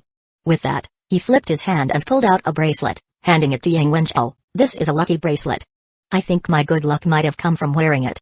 Right now, it probably has about half an hour of luck left, so I'm giving it to you, Brother Zhao. To repay you for saving my life. Zhang Yi looked absolutely sincere. It made Yang Wenchao feel a bit awkward. He looked at the lucky bracelet, feeling kinda conflicted. After all, this kind of thing. In the Doomsday apartment game, forget gifting. Items like this shouldn't even pass through other people's hands. They're too easy to mess with and trap people. If you can't even hand it over, gifting it is totally out of the question. But a game's a game. Game players have some experience. But this is the Doomsday apartment's beginner phase. Beginner players definitely don't have access to Black and Crow blood. Plus, Zhang Yi isn't even a game player. There's no way he understands the mechanics of the lucky bracelet, so naturally he wouldn't use it to trick him. So Yang Wenchao didn't refuse. When he accepted the lucky bracelet, he even gave Zhang Yi a bit of insight. Lucky type items in the Doomsday apartment usually come with a time limit. And there's actually a hidden mechanic with luck items. The good luck a player gets from them doesn't just come out of nowhere. Some experts on the forum analyze this. When players are in a lucky state, monster drop rates and chances of triggering positive buffs clearly increase. But once the lucky state ends, drop rates actually go below average. So strategy experts have speculated. The essence of luck items is basically borrowing from the user's future luck. Usually, after the luck effect wears off, players go through a string of bad luck. So the correct way to use luck items is to fight as many monsters as possible while the effect is active. Then once it's over, log off for a while and let the unlucky part pass offline. Even though this isn't technically a game, this trait probably still applies. If you were wearing that lucky bracelet just now, then for the next while, it's best to rest up and avoid taking risks. Only then did Zhang Yi learn about this kind of mechanic. His first thought was to ask, what about the misfortune bracelet then? Is that also borrowing from future misfortune? And once it ends, you get super lucky? But of course, he couldn't mention the misfortune bracelet to Yang Wenchao. Otherwise, wouldn't that totally give him away? Also, based on Zhang Yi's own guess, he figured the misfortune bracelet might be just like that cursed puppet Yang Wenchao mentioned earlier. It had already turned into some kind of cursed item. So the misfortune it brought to players likely came from the item itself. Of course, Zhang Yi wasn't actually sure whether the bracelet he gave Yang Wenchao, the one powered by his own blood, was really a lucky bracelet or a misfortune bracelet. If it was still a lucky bracelet, then great, it counts as him repaying a favor. But if it had turned into a misfortune bracelet, well, that'd just be Yang Wenchao's bad luck. As for him, he could at least use this as an experiment to figure out whether his blood was like the auspicious crow blood or the cursed black and crow blood. Yang Wenchao had no idea. Seeing that there wasn't much time left on the lucky bracelet, he waved to Zhang Yi and said, that third big leg thing. I'll just pretend you were joking. No need to talk about repaying favors either. I mean, it was the bald guy who insisted on rescuing you. But I'll still take this lucky bracelet. Just think of it as payment for all the info you shared. Since there's still some time left on it, I'm off to go grind and level up. Game players aren't anything rare. As for Shingman, that guy, you'd better not let him walk away alive. With that, Yang Wenchao slipped the lucky bracelet onto his wrist. It clinked with a sharp clang against the bracelet he was already wearing. Then, as if venting, he gave Shingman a good kick. As he turned to leave, he suddenly glanced toward the stairwell on the first floor. Next moment, his figure flickered and vanished. Meanwhile, Shingman, who'd just been kicked again for no reason, was inwardly cursing. But after thinking about what Zhang Yi and Yang Wenchao had talked about, then, as Zhang Yi's gaze swept over to him again, he felt a chill run down his spine. Zhang Yi, don't listen to. But before he could even finish, Zhang Yi cut him off. He also gave Shingman a solid kick, then stepped onto his back and said seriously, 3 questions. Answer them properly, and I'll let you go. Oh really? Shingman looked stunned, but excitement lit up in his eyes fast. He knew it. These top students from Class 1 and Class 2 didn't have the guts to kill.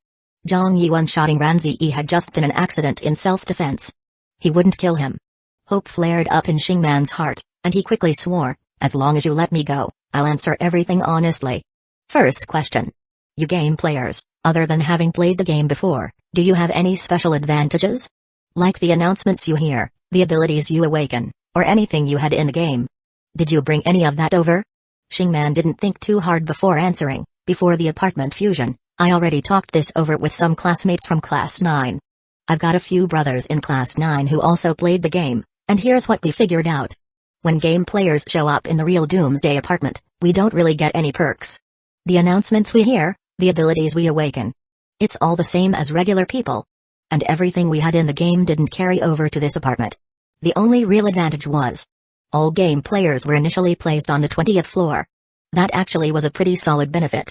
Access to dual rooms and the high-end mall, right from the start. And more importantly, they could exchange survival points for money from the apartment merchants. That reminded Zhang Yi of something, and he speculated further. In your game, the pay-to-win part is probably survival points, right? Can killing people in the game earn you survival points? Xingman shook his head. You guessed right. In the game, the pay-to-win system is all about buying survival points. When you meet apartment merchants, that's how the first recharge bonus is triggered. And players killing each other doesn't grant any survival points. Besides that, survival points in the game can also be used for resurrection. But in the real apartment, I've tested it. Survival points don't have resurrection power. Damn, he even tested that? This Xingman must have killed quite a few people. Now that Zhang Yi had a rough understanding of the in-game setup, he asked another, second question. Do you know how to get survival stones? At this, Xingman frowned. In the game, survival stones were actually easy to get. Even though it looked like an apartment setting, the game was packed with monsters' spawn zones. At the end of each floor's hallway, there were dedicated dungeon entrances. The higher the floor, the harder the dungeon. Then in the red light elevator, you had a chance to trigger special secret realms. Also, every player's assigned apartment room came with a personal instance, which contained survival stones. Usually, players would grind in the far end of the hallway, since the monsters there had set levels and the risk of accidents was lower. Pay-to-win whales usually went for high floors or the red light elevator. The secret realms triggered in the red light elevator always had monsters way above your level. So even whales often got wiped out. But the game's horror effects were really well done, and the secret realms were super thrilling, so whales didn't mind getting wiped. As for the personal apartment room instances, they were generally for fun and could be entered repeatedly. For example, some girls would be assigned tasks like growing flowers, planting veggies, or feeding cute animals. They'd spend ages in there just enjoying themselves. My personal instance in the game was raising snakes. And those snakes could even be used to play a snake game. Besides that, during holidays in real life, the game would run top-up promos and apartment events. Like during Chinese New Year, there were limited-time dragon and lion dance skins, plus group events where players worked together to blow up the Nyan Beast. It was a whole vibe. Of course, that was all in the game. In this real Doomsday apartment. So far I've only managed to find the dungeon at the end of the hallway. I haven't figured out how to trigger the secret realms in the red light elevator or the personal instances in our apartment rooms. Yikes. Zhang Yi had searched every corner of his own apartment too and hadn't triggered any personal instance either. So he couldn't help asking, then how did you trigger personal instances in the game? You'd tap on return to my apartment, and then just wander around the room. When you swipe the screen, anything clickable would open up the instance. Ah. Yeah, that actually makes sense. Games are always flat screen experiences. You click around with a mouse on a computer, or swipe your finger on a phone screen. Usually, anything on the screen that reacts is hiding something important. Once you find those and poke around a bit, triggering a personal instance isn't hard at all. But in real life, yeah, it's definitely more of a hassle than in a game. Still, now that it was confirmed that personal instances in player apartments were how you got survival stones, Zhang Yi's main body started seriously searching the apartment room with replica number 3 and number 4. At the same time, through replica number 1, he asked Xingman one last question. Are there any differences between apartments with different numbers? Like, apartments with special numbers such as 6666 or 9999. Do they have anything unique about them? Xingman nodded. There are, yeah. But I can't say for sure if it's the same in real life as in the game. In the game, apartments with special numbers usually had some kind of special features. For example, some of them had a civil affairs bureau where you could get married in-game. Some special number apartments were all female, with an aesthetic, dreamy vibe. There were even some with completely different gameplay. You didn't need to grind or level up. Instead, you could just hang out with NPCs and play all sorts of random mini-games, both solo and multiplayer. As for the ones you mentioned, 6666 and 9999. I remember apartment 9999 was also known as the pay-to-win apartment, or the strong player's apartment. Like, if you made it onto the war god ranking in the duel room, you could get a room in apartment 9999. Yeah, get. Like, completely free, no rent at all. Chapter 73, The ownership of the blackened replica in the Doomsday apartment. Tenant and resident are two different things. Those big shots on the war god ranking who have rooms in apartment 9999. They're the residents. As for us ordinary players, we're basically just tenants. A tenant's privacy isn't 100% guaranteed. For example, remember when I used your mutual aid group's registry to go door to door looking for people? That's because we're all just tenants. All I had to do was bribe the apartment administrator a little, and I got a master key card. With the master key card, you can open a tenant's door. But a resident's door? That card won't work. You must have purposely registered a fake room number, right? Room 2025 has an NPC resident, so my master key card didn't work on it. Holy shit. You can bribe the apartment administrator to get a master key card? This dogshit management, absolutely no principles. Totally deserve to get killed. Zhang Yi complained inwardly, feeling a bit puzzled too. He really did live in 2025, and he really was a tenant. So why couldn't Xingman open his door back then? So, he asked Xingman again, the master key card opens tenant rooms 100% of the time? Are there any special cases where it won't work on a tenant's door? Xingman froze for a second, then added, the master key card doesn't have a 100% success rate. It works on tenant doors about 80% of the time. So basically, open it 2 or 3 times and you're good. But there's one more thing. NPC residents have weird temperaments. Some are super aggressive, and if a player dares use a master key card to open their door, they'll literally sick their dog on you and kill you instantly. That's why I only dared use the master key card after confirming a player room from your registry. I tried 2025 twice and failed both times. I got nervous thinking I might be dealing with a high-tier NPC I shouldn't mess with, so I gave up forcing it. That explains it. So Xingman had already tried twice at 2025 and gave up. Makes sense. An 80% success rate, but failed twice. Statistically speaking, Zhang Yi really was pretty lucky. Wait no, it's actually Xingman who got lucky. If he had managed to open that door, he'd have been dead on the spot, and none of the stuff after would have happened. But, thinking long term, if Xingman had died back then, Zhang Yi's blackened replica, who had been wandering outside, might never have made it back. So yeah, luck's a funny thing. Sometimes, what seems like good luck at the time might actually be the start of a bad streak. Zhang Yi sighed internally, then looked at Xingman again and continued asking, besides the resident status, is there anything else special about apartment 9999? There is. Xingman nodded frantically. Definitely something special. But I don't know exactly what's inside the apartment, since I've never been there myself. I just read the forums and listened to game experts analyze it. Back then, probably around a month ago, the game Doomsday game suddenly dropped an official announcement. Said something about being criticized by higher-ups, forced to shut down for review and rectification, and that they'd come back with a brand new look. The shutdown was super sudden, and some forum experts speculated it was because Apartment 9999's gameplay resembled gambling, so it had to be adjusted.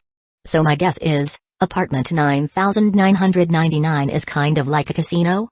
Those whales go there to bet money. And then there's Apartment 6666. Normal players can't directly travel between apartments. It's said that you have to go through Apartment 9999 to get to 6666. So I don't really know what's in Apartment 6666 either. Even on the game forums, nothing's been leaked about it. So I suspect that 6666 also has some kind of illegal gameplay that led to the shutdown.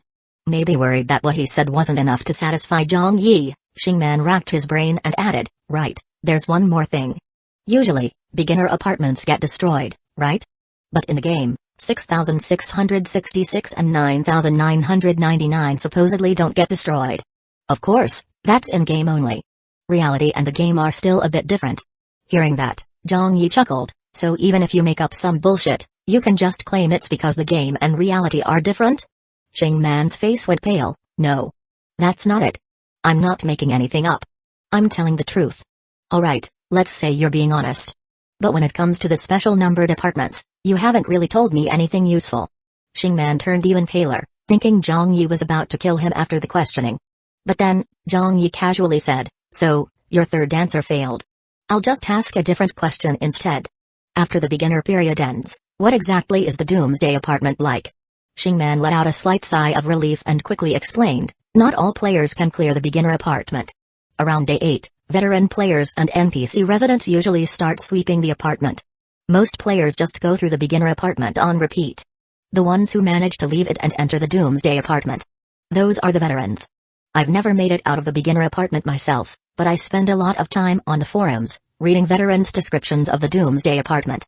It's supposed to be massive, with very tall floors. All the residents inside are players. Only special buildings are managed by NPCs.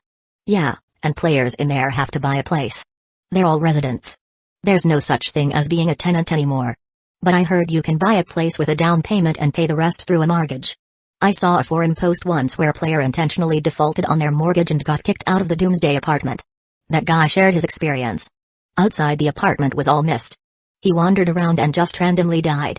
Couldn't even use survival points to resurrect. When he restarted, he had to begin again from a beginner apartment. Shingman rambled on about various things he'd seen veterans post on the forums about the Doomsday apartment. Zhang Yi got the gist, but honestly couldn't tell whether it was all true or not. Besides, the actual situation might not match the in-game version. But then, after Shingman finished his spiel, Zhang Yi suddenly asked, "You've always played in the beginner apartment and never entered the real Doomsday apartment. What about Yang Wenqiao? Do you know if he cleared the beginner apartment?" Shingman's expression shifted, and his tone turned sour. He just got lucky, that's all. And me, I actually think the beginner apartment is kinda fun too. Zhang Yi couldn't be bothered to watch him keep being stubborn and directly asked, "Do you remember the black tactical jacket Yang Wenqiao was wearing?" Shingman was stunned for a moment and blurted out, "Why would I remember anything? We already fell out, and we weren't even in the same class in our second and third year of high school." Clearly, he misunderstood what Zhang Yi meant. But mid-sentence, he suddenly realized something. His eyes lit up and he quickly corrected himself. "Oh shit. I do remember. I do. Not from real life. From the game. I remember seeing it in the forums. Some old player shared a picture of someone wearing a jacket like that in-game." As he spoke, Shingman suddenly understood something himself. In this place, game players weren't getting any special treatment. Maybe it was just that he, as a game player, had never cleared the beginner apartment and never made it into the real Doomsday apartment. Realizing this, Shingman's face turned pale and his expression even more bitter. Damn it. Yang Wenqiao outdid him again. As rage boiled in his heart, a heavenly voice rang in his ears. "Alright, you've answered sincerely enough. And I'm not the type to go back on my word." Shingman looked at Zhang Yi.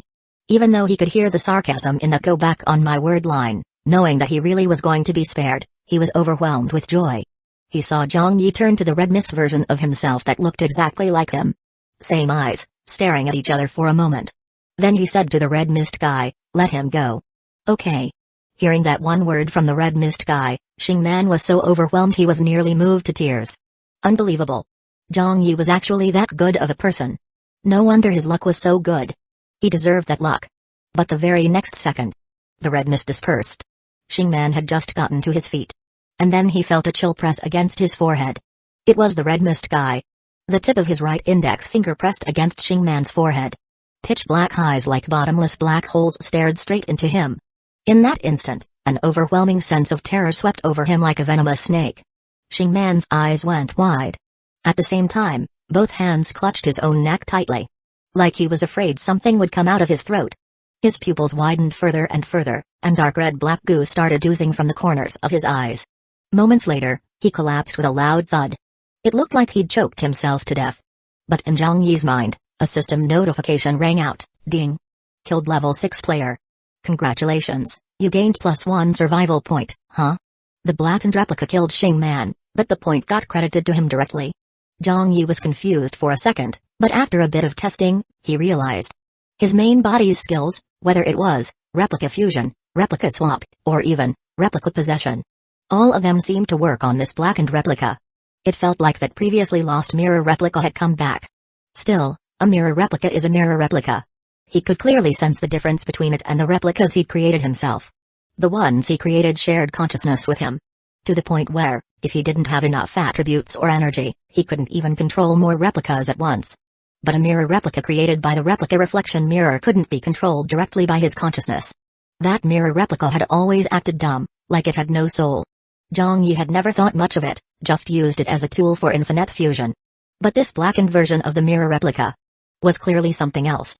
As his main body pondered all this, replica number 1 looked at the blackened replica after Shingman died, stunned, and said, "Oh ho? He told you to let him go. Why didn't you listen?" The blackened replica blinked, and in his pitch-black eyes, a flash of confusion actually showed. "I did listen." Zhang Yi thought to himself, "Sure, you did listen. But you didn't understand what the boss was saying. You poor thing, no future for you. He ignored the idiot and looked sadly at Xing Man's corpse. Sigh, brother man. Looks like the blood mist guy you were clinging to hated your guts too much. Ah, the death of a fellow struggler hits hard. You went down this miserably trying to ride someone's coattails. Doesn't bode well for my own ending either. Sigh. So tragic. Too tragic. Zhang Yi lamented with a sorrowful face while picking up all the loot Xing Man dropped, including the master key card he'd been eyeing for a while. The blackened replica still looked confused but crouched down to help loot the body too. Zhang Yi caught a close-up glance at him out of the corner of his eye and couldn't help but feel like that guy's smile was seriously creepy. So he couldn't help but complain, "Hey, big leg bro, can we talk for a second?" Leg bro replied seriously, "Okay." Zhang Yi said, "Can you not smile?" Leg bro thought it over very seriously and gave him a legit explanation, "Ghosts who smile have good luck." For real? After the whole lucky bracelet charging incident, Zhang Yi had become super sensitive to the word luck. And hearing that now, it suddenly made so much sense. No wonder this blackened replica insisted on keeping that creepy smile, even though he was clearly kind of dumb. Turns out there was a reason. So Zhang Yi didn't insist on making him drop the smile. But still, he suggested, "Fine, smile if you want. But can you smile a different way? Yours is just too creepy." "Sure." The blackened replica agreed without hesitation. He even pulled out a mirror and started adjusting his smile while looking into it. Zhang Yi leaned over to check. Holy shit. The mirror didn't reflect the blackened replica at all. But somehow, the guy still seemed able to see his own expression in it. He was actually adjusting it patiently. Zhang Yi couldn't see what was in the mirror, but he could see the replica himself. So he started pointing things out directly. Eventually, he taught him how to smile with his teeth showing. Zhang Yi looked in the mirror himself and found it odd. When he smiled like that, he looked especially naive and honest. But when this blackened replica smiled the same way, it still came off creepy as hell. So he stared at the blackened replica for a while and finally concluded, "It's those freaky eyes of yours. Why don't you try the covering your face smile? You know, the one where you hide your eyes with your hand." Then he realized, keeping your eyes covered all the time probably isn't very practical. But the blackened replica actually did it. So then, a severed hand, cut off at the wrist, covered his eyes. He flashed a big toothy smile at the mirror. No clue how he was seeing the mirror with his eyes covered. But the blackened replica actually said, "It really does look better." Zhang Yi glanced at the two hands on the blackened replica. Then looked at the third severed hand covering his eyes. Swallowed hard. "Where'd you get a third hand?" "Blackened replica, I have a fourth one too. Want it?" As he spoke, another severed hand floated right in front of Zhang Yi. In his ear, Big Leg Bro's serious tone sounded, "It looks better this way." Chapter 74, The Consequence of Offending Duo. What the fuck? Could you not be so creepy? Zhang Yi lost his vision the moment his eyes were covered, and it totally threw him off. The worst part? The blackened replica actually said this looked good. He couldn't help but suspect. Was this blackened replica using this method to teach him the lesson of don't do to others what you don't want done to you? In his eyes, the blackened replica's smile was terrifying. But in the replica's eyes, using severed hands to cover the eyes was good-looking. Zhang Yi quickly told him to get that severed hand out of his face. And at the same time, stop trying to force his own aesthetic standards on the blackened replica. So, the blackened replica kept the one hand over the eye pose, admiring himself in the mirror, looking very satisfied. Though in the end, he went for two severed hands. One hand over each eye, symmetrical. And now it was even more good-looking. Zhang Yi thought, fine, whatever. I guess you get used to it after a while. Still, staring at those two severed hands, he couldn't help but ask, how many of those severed hands can you make, anyway? Please don't tell me it's like that white-robed woman's hair. Up to 10,086 or something. But the blackened replica answered, 9. As he spoke, he really summoned 7 more severed hands to float around him. The scene was deeply unsettling. But then, Zhang Yi suddenly noticed. Among those 9 hands, one had what looked like a tattoo near the base of the thumb. That sight triggered a sudden thought in his mind. So he immediately ordered the blackened replica to put all the hands away. Then, he and the replica took the red light elevator and left the first-floor lobby. However, just as they stepped into the elevator, at the front desk on the first floor, the fused apartment administrator, still the deadpan middle-aged man from apartment 1008, was sitting with his head lowered, reading a thick black tome. At that moment, he suddenly looked in the direction where Zhang Yi had left. A moment later, he looked down again and turned a page. Then, his index finger pressed down on the page where it said 2025. For the first time, a cold smile crept onto his eternally emotionless face.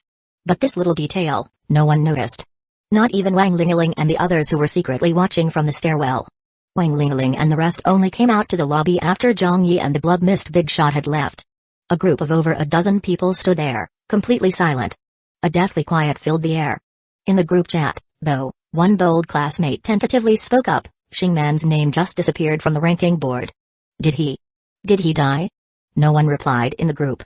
But among the mutual aid group members gathered in the lobby, someone did finally snap out of it. Top student Zhu Yuun swallowed nervously and murmured to herself, that really was some amazing chemical reaction.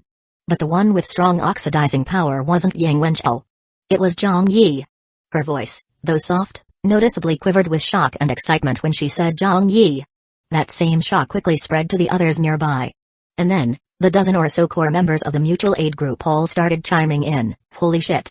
Xingman's so-called big shot actually looked exactly like Zhang Yi. And he really was weird.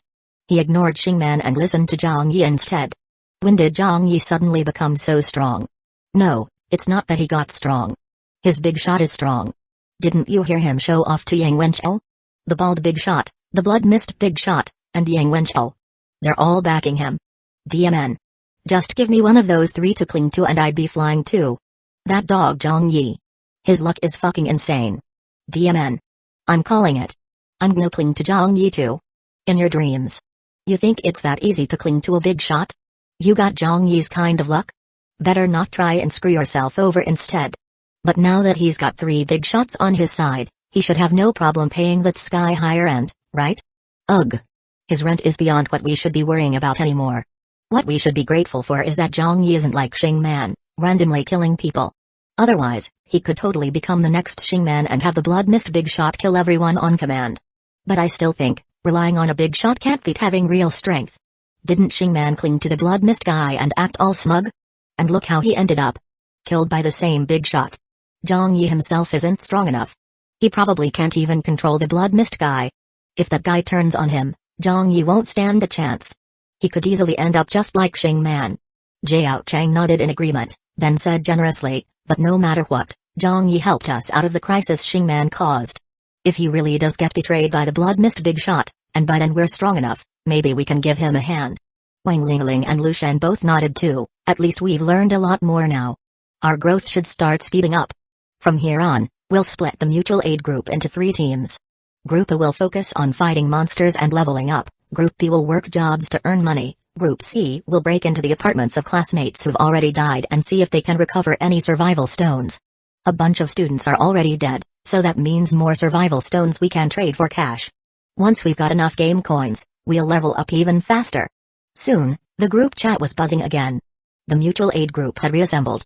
Group A, for monster hunting and leveling, was led by Wang Ling. Group B, for working and earning money, was led by test grind specialist Wang Haniai. Group C, for searching for survival stones, was led by Yang Xiamen, who had already recovered one before. The 3 groups took off in separate directions. After surviving the threat from Xingman, everyone seemed a lot more united. Of course, behind that unity was a burning hunger for strength. None of them ever wanted to experience that terrifying, helpless feeling of hiding in a closet, trembling in fear, again. And more than that, they were all teenagers full of fire and pride. To be humiliated by those losers from Class 9 like that. And not even have the guts to fight back. That was just too frustrating. They were desperate to grow stronger, desperate to level up. So at this moment, their unity carried a strange sense of unspoken understanding and tragic resolve. As for Zhang Yi, he didn't pay too much attention to what his classmates were doing. His focus was already back on apartment 9999. To be precise. On replica number 2 in the duel room. While replica number 1 was handling Xingman, replica number 2 had a smooth run through his 5-win streak. The reward he received was the same as Yang Wenqiao's. A privilege-exempt card. His 6th, 7th, 8th, and 9th wins were all smooth sailing too. At this rate, getting 10 consecutive wins didn't even seem like it would take 30 minutes. However, something unexpected happened on the 10th match. His opponent for the 10th win was still a black-robed player wearing a mask. When the countdown hit 3, 2, 1 and the duel began, Zhang Yi skillfully performed replica fusion and one-shotted his opponent. That's right. He really did one-shot the opponent. He was absolutely certain of that. But the duel didn't end. Zhang Yi's nerves instantly went on high alert. He stood at the center of the frozen domain, eyes scanning the entire duel arena. The first thing that came to mind was resurrection. Like Yang Wenchao's ability. But Yang Wenchao could still be seen by others after reviving. So where the hell did this opponent go after reviving? There wasn't a single trace of them anywhere in the arena. Staying alert, Zhang Yi carefully shifted his footing. Moments later, he realized. His body felt heavier somehow. Was this some kind of domain skill? No. That wasn't it. Still in absolute focus, he cautiously moved again, and realized. It wasn't his body that got heavier. It was his shadow? Yes. The shadow. Zhang Yi's eyes snapped down to the floor beneath his feet, his expression turning grim and tense. At that moment, a voice actually came from his shadow. Relaxed and laid back, but full of smug arrogance. Found me this quick? Your battle instincts aren't bad. So it was hiding in the shadow.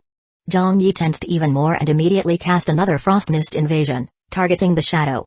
However, the shadow didn't seem affected at all.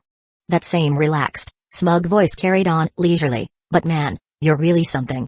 Your combat power was under 80 during matchmaking, but shot up to 400 during the fight. No wonder you managed to pull off 10 consecutive wins so easily, even when we were trying to block you. With a broken ability like yours, I'd believe it if someone said you could speedrun a 100-win streak. Too bad though. You ran into me. No wait, more accurately. Too bad you offended the Duo organization. There it was. The Duo organization. Deliberately targeting his win streak to intercept it. But the attempts from win 5 to win 9 weren't all that impressive. He breezed through them. This guy blocking his 10th win, though, seemed like he was specially tailored to counter Zhang Yi's abilities. Zhang Yi was feeling uneasy, but he wasn't panicking. After all, he had multiple privilege-exempt cards. Even if he lost the duel, the streak wouldn't break. Plus, now that his blackened replica had returned, he had an extra trump card for replica fusion. Still, a trump card is a trump card. Since he hadn't figured out what was really going on yet, Zhang Yi didn't act recklessly. It felt like the Duo organization had something they wanted to say to him. Sure enough, that nearly immune to damage shadow slowly started speaking again in that same arrogant voice. Duel number 666. This must be a personal golden tier duel machine, right? Still in the beginner phase, and you've already got a golden tier duel machine. Not bad. No wonder you dared to ignore Duo. But it's also kind of unfortunate. This kind of personal duel machine has its perks, but the downside is just as obvious.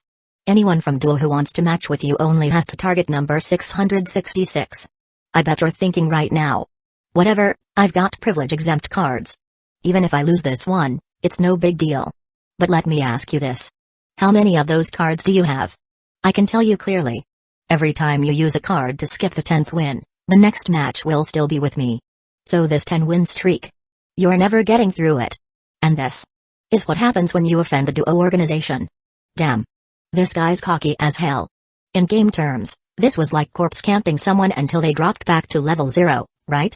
If he kept blocking Zhang Yi's 10th win, even a pile of privilege cards wouldn't be enough. But seriously. This guy was way too confident. While Zhang Yi was thinking all that, the arrogant voice from the shadow piped up again. Oh ho? Your combat power dropped back to 78? So your power-up only lasts for 3 minutes? Looks like your abilities got quite a few flaws. Lots of people in Duo could counter someone like you. True enough. His replica fusion had timed out. And the thing in his shadow had noticed right away. But while that guy was running his mouth, replica number 3 successfully created a mirror replica. And the blackened replica had also returned to room 2025. Zhang Yi had no patience for the yapping thing hiding in his shadow anymore, so he cut straight to the point. You've been talking my ear off this whole time. Duo must have something to negotiate with me, right? The presence inside the shadow gave a soft laugh. Then, in that same arrogant tone, let out a mocking chuckle. That's right, the Duo organization does have something to say to you. But only after you suffer 10 straight losses in your 10-win streak. So now, enjoy this moment. Here comes your first loss stuck on the 10th win. This creepy-ass voice. Man, it was really cocky. That enjoy the moment line sounded like, watch this blade in slow motion, it'll look cool as hell. It actually made Zhang Yi a little tense. His mirror replica and blackened replica were both standing by for fusion. But then, right in the middle of the shadowy guy's smug monologue, Zhang Yi's main body suddenly noticed something. In his replica fusion skill menu, there was a new selectable target. Meanwhile, on the duel arena, replica number 2 saw it with his own eyes. The guy who'd been talking from his shadow just a moment ago. His shadow flickered. And in an instant, he transformed into someone who looked exactly like Zhang Yi. Yes. Exactly the same. He looked just like another replica. Oh hell no? Wait. A chilling thought hit Zhang Yi like a brick. The new target that had suddenly appeared in his replica fusion list. Could it be this opponent on the field, the one who just turned into him? No way, right? Just because someone turned into him, the game actually counted it as one of his replicas? So then what happens if he uses replica fusion on that? Well, Zhang Yi wasn't one to back down. He was bold for a reason. Besides, he had privilege-exempt cards. So why not try it out? So, just as the opponent, who looked exactly like him, launched an attack, Zhang Yi's main body activated replica fusion on him. Yup, fused him directly into replica number 2 in the duel. And then, only one player remained in the arena. Replica number 2. Per the duel system's rules, that meant Zhang Yi won the match. Immediately, system prompts rang in his mind, ding. Congratulations on winning this duel. You've earned a wager of 320,000 game coins, ding. Congratulations on completing a random match 10 win streak.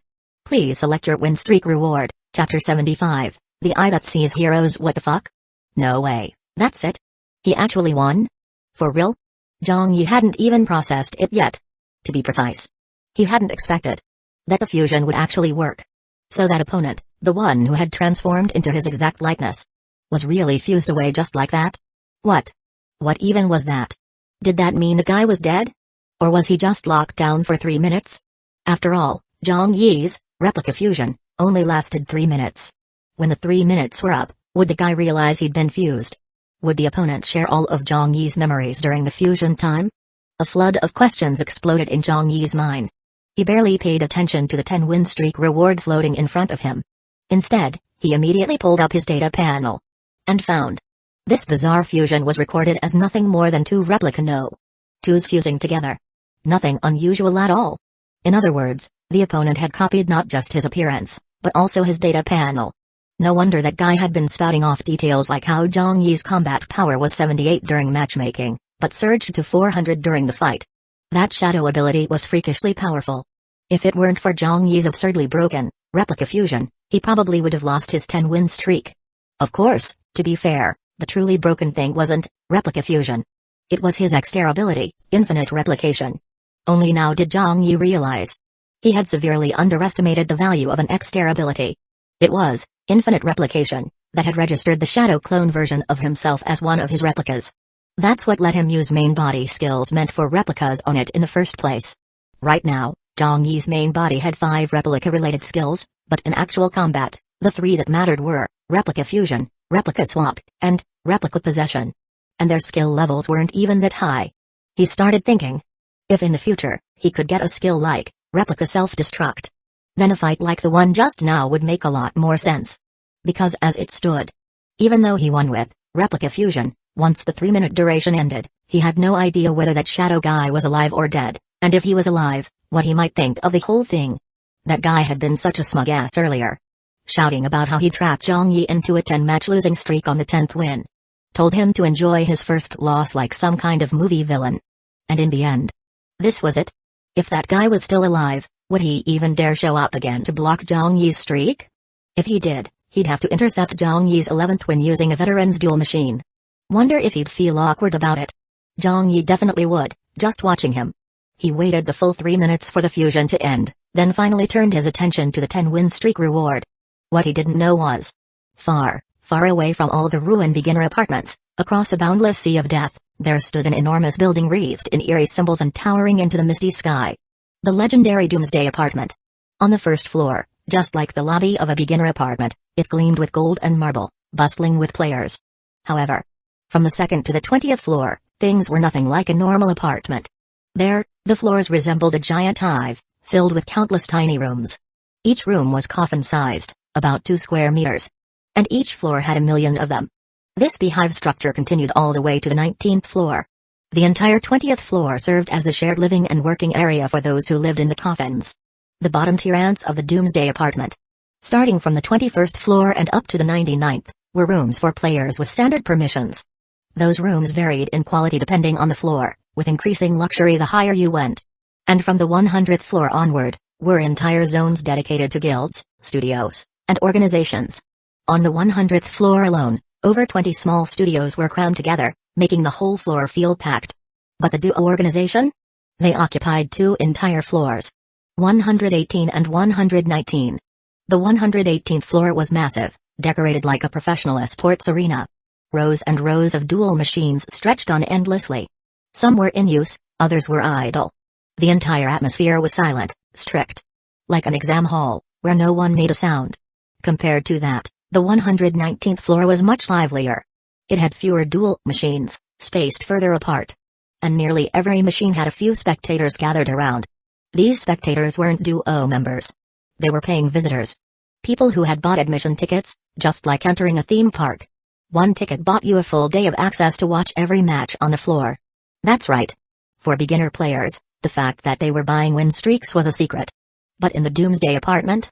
Veteran players had been watching and laughing about it the whole time. Some even recorded footage of promising newcomers buying win streaks. So that one day, when those players became powerful, they'd have blackmail-worthy dark history on their hands. Of course, for these tourists, the real reason they paid to access the 119th floor wasn't just to watch rookies cheat their way to victories. That wasn't entertaining. What they came for was to gamble.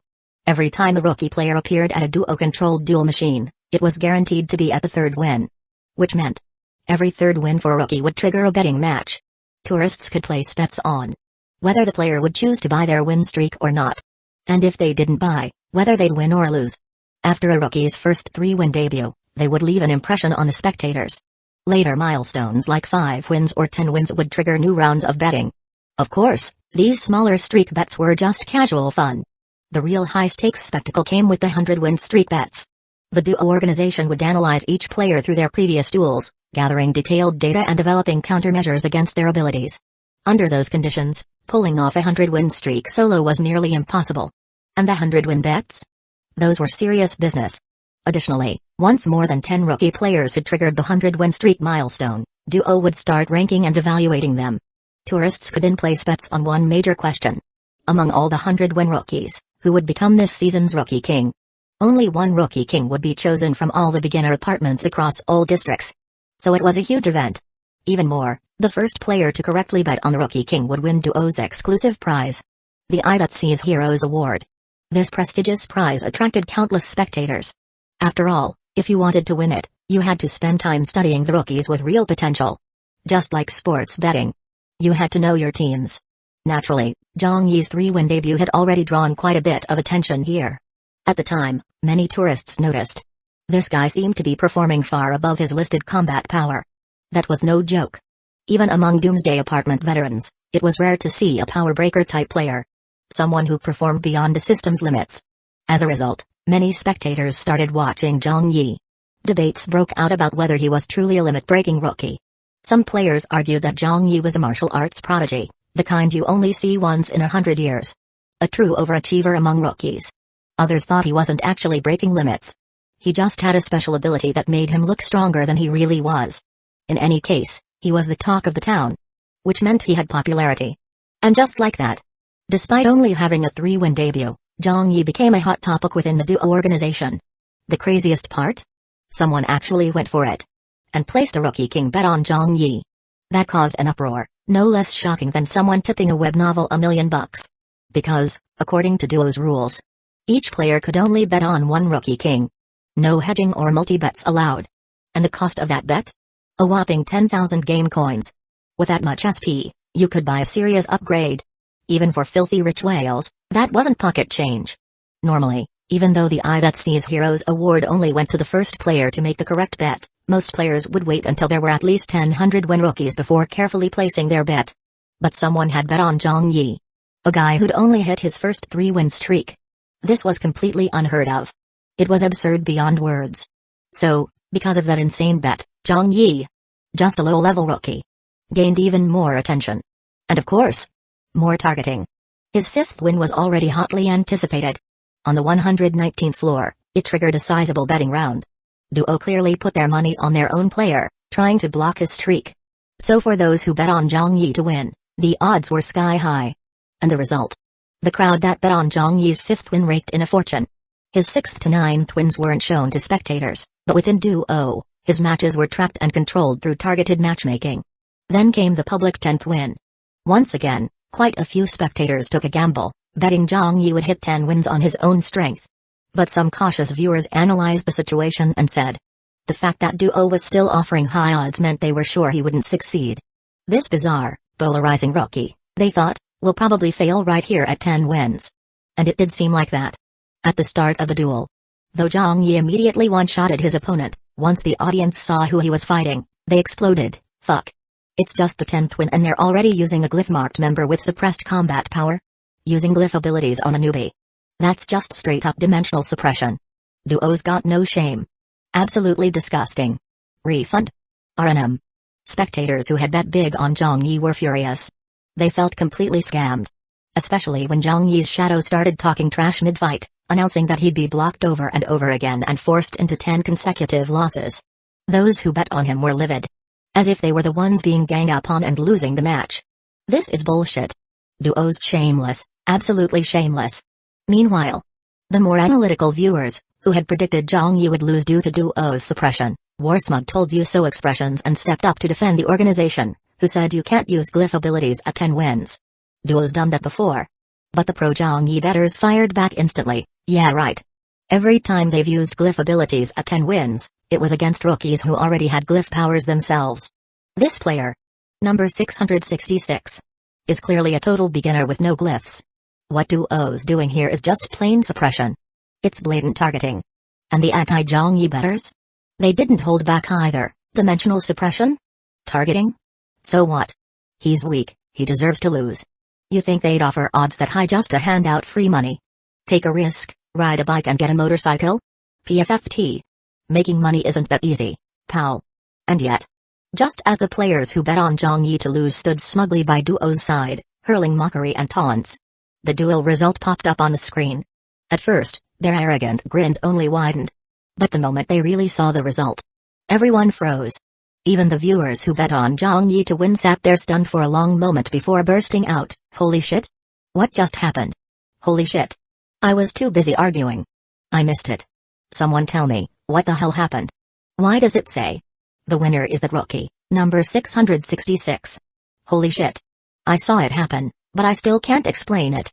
The duoglyph guy was just about to attack, then suddenly poof. He vanished. And then the result screen just popped up. DM in it. It looked like he just surrendered or something. Like he voluntarily forfeited. Chapter 76, Phantom Lantern voluntarily surrendered? Don't tell me this rookie, number 666, secretly bought a win streak package without us knowing?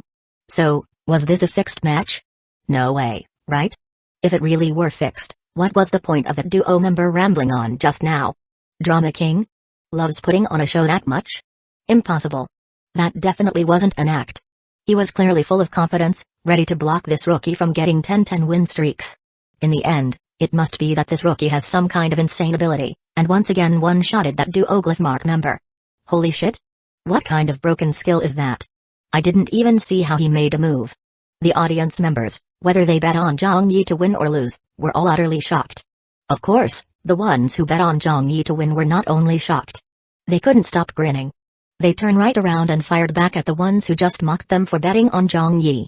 By comparison, the ones most shocked were, of course, the members of the duo organization. But their discussion wasn't out in the open on the 119th floor.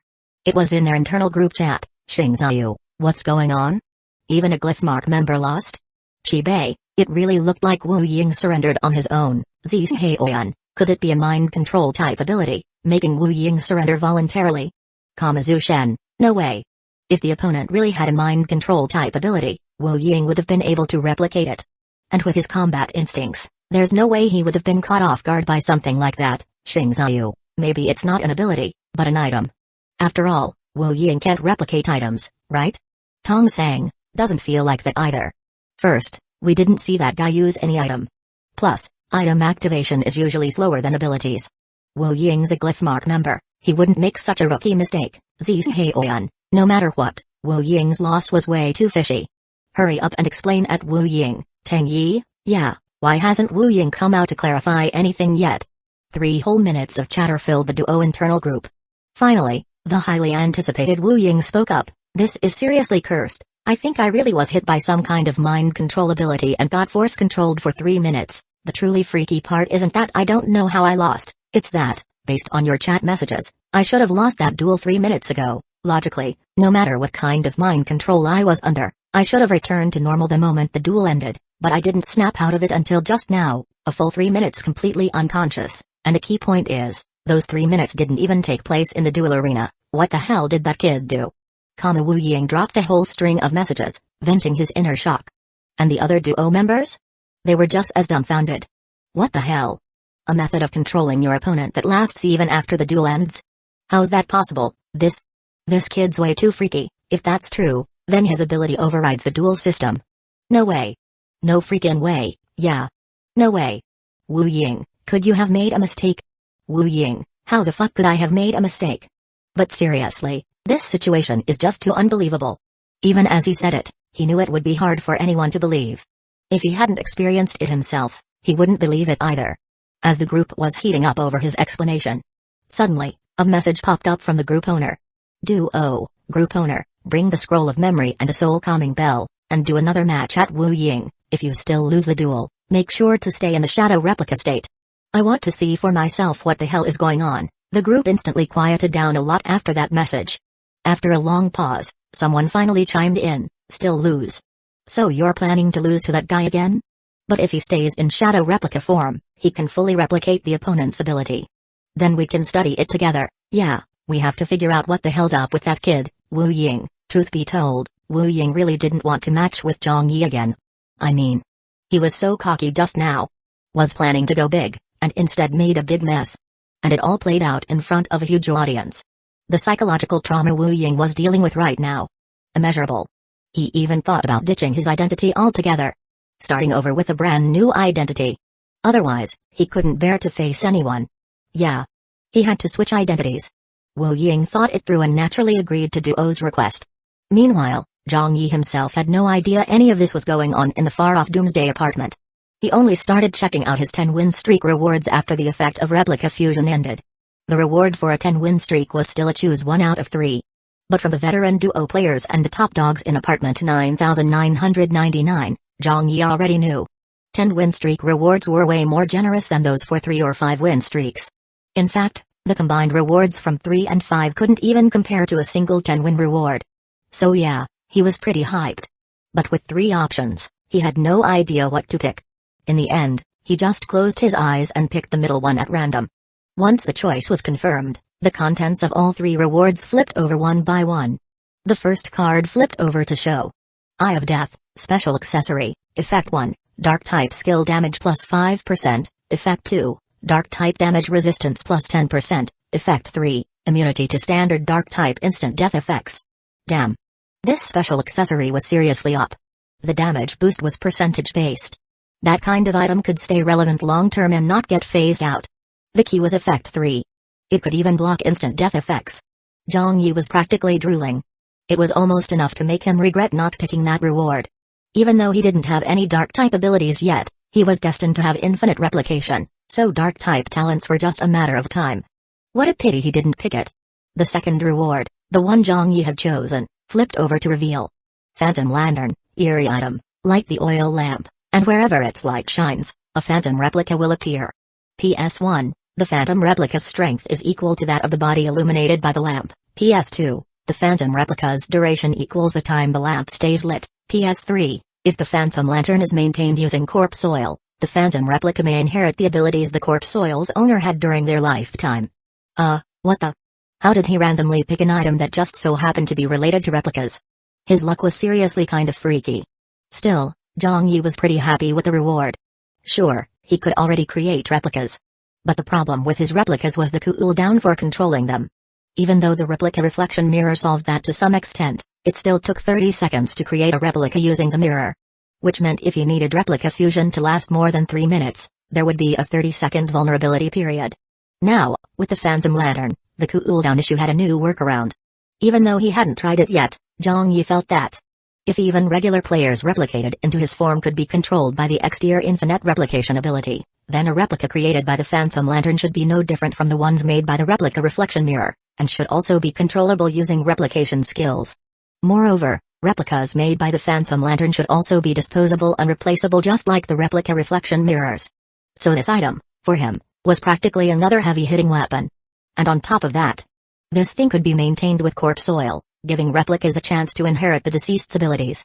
For some reason, when he saw the words corpse oil on the card, an image suddenly popped into Zhang Yi's mind. That time on the rooftop, when he applied hair serum to the woman in white's hair. Just saying. That so-called hair serum. What kind of oil was it, exactly? Zhang Yi didn't dig further. After stashing the Phantom Lantern card he picked, he glanced at the third, unchosen reward. The third card flipped over, and it read. Distorted box, eerie item, a distorted special space. Items placed inside will vanish into the space. But sometimes, unknown objects may be retrieved. Could be resource items, or eerie monsters. This eerie item looked pretty interesting, too. With long-term use, it might yield surprising rewards. Maybe even items like the Eye of Death or Phantom Lantern could be pulled from the distorted box. But this thing required time and was heavily luck-based. All in all, Zhang Yi was quite satisfied with his chosen Phantom Lantern. And after his 10-win streak ended, he didn't jump straight into the 11th. Instead, he headed to Lin Jing's duel arena to see just how far Let Lin Jing Fly had taken him. Meanwhile, the Phantom Lantern was instantly transferred to his main body through shared replica space. As for Zhang Yi's main body, he was currently examining that blackened replica. Although his main body could use replica skills on the blackened version, it wasn't a consciousness-shared replica, so he still kept his guard up against it. So when the blackened replica entered room 2025, the main body and replicas number 3 and 4 hid in the bedroom. Only replica number 1 remained in the living room to study the blackened one. He directly instructed the blackened replica, the 9 hands you showed earlier, can I see them again? The blackened replica was obedient enough, instantly summoning 9 severed hands that floated around him. But this time, Zhang Yi searched all 9 hands and didn't find the tattoo he had seen before. He frowned and said straight to the blackened replica, I clearly saw a tattoo on one of your severed hands in the first floor lobby. Why isn't it there now? The blackened replica blinked his pitch-black eyes and smiled softly as he spoke. Earlier? Did I accidentally expose it? That smile was seriously creepy. He looked way too much like an evil villain. Hearing that, Zhang Yi almost thought this guy was about to rebel. Thankfully, after saying expose, he voluntarily floated one severed hand over to Zhang Yi, showed him the tattoo on it, and said, here it is.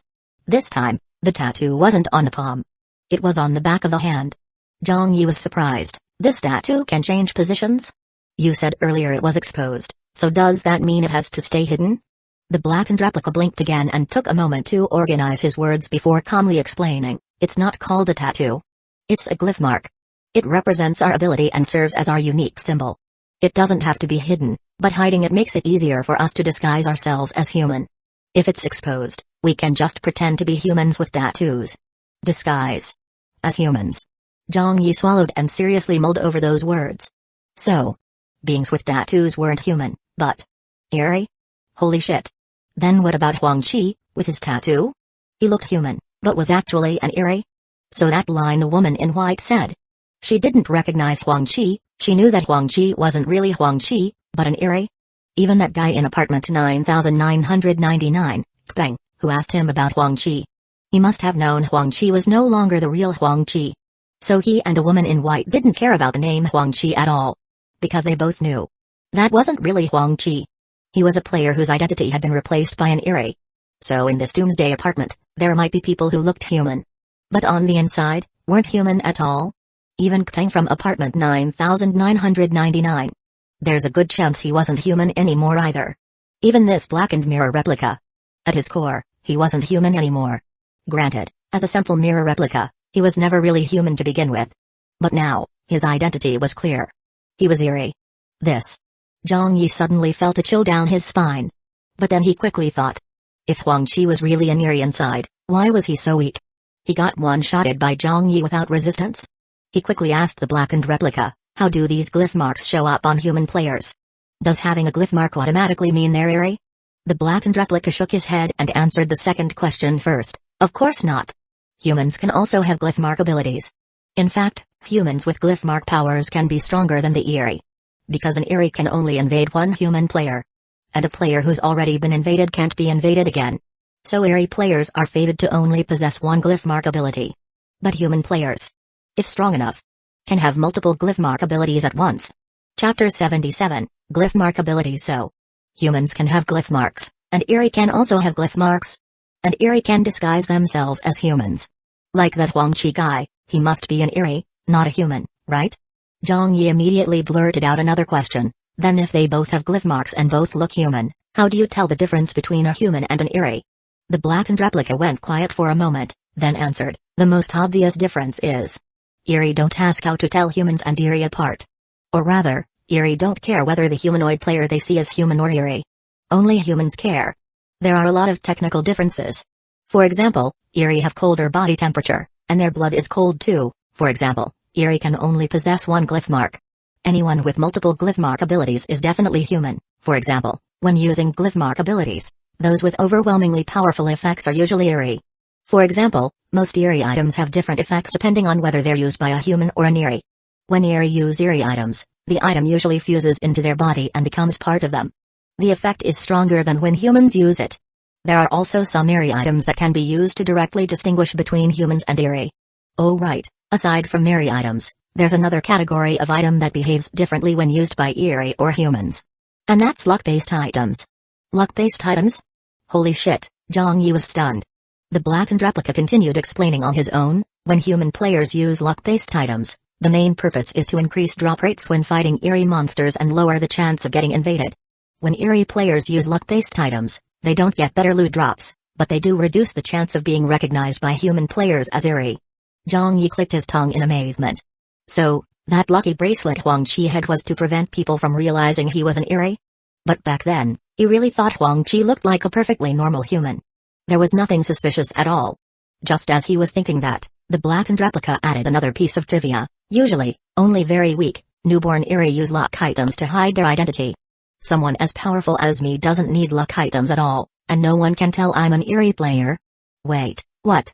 Zhang Yi thought this was some serious educational content, but this guy suddenly started bragging about himself. The key thing is, did you even hear yourself just now? No one can tell you're an Eri player. Come on. Zhang Yi didn't notice Huang Chi was an Eri at all. But this blackened replica? He spotted right away that something was off. Like obviously off.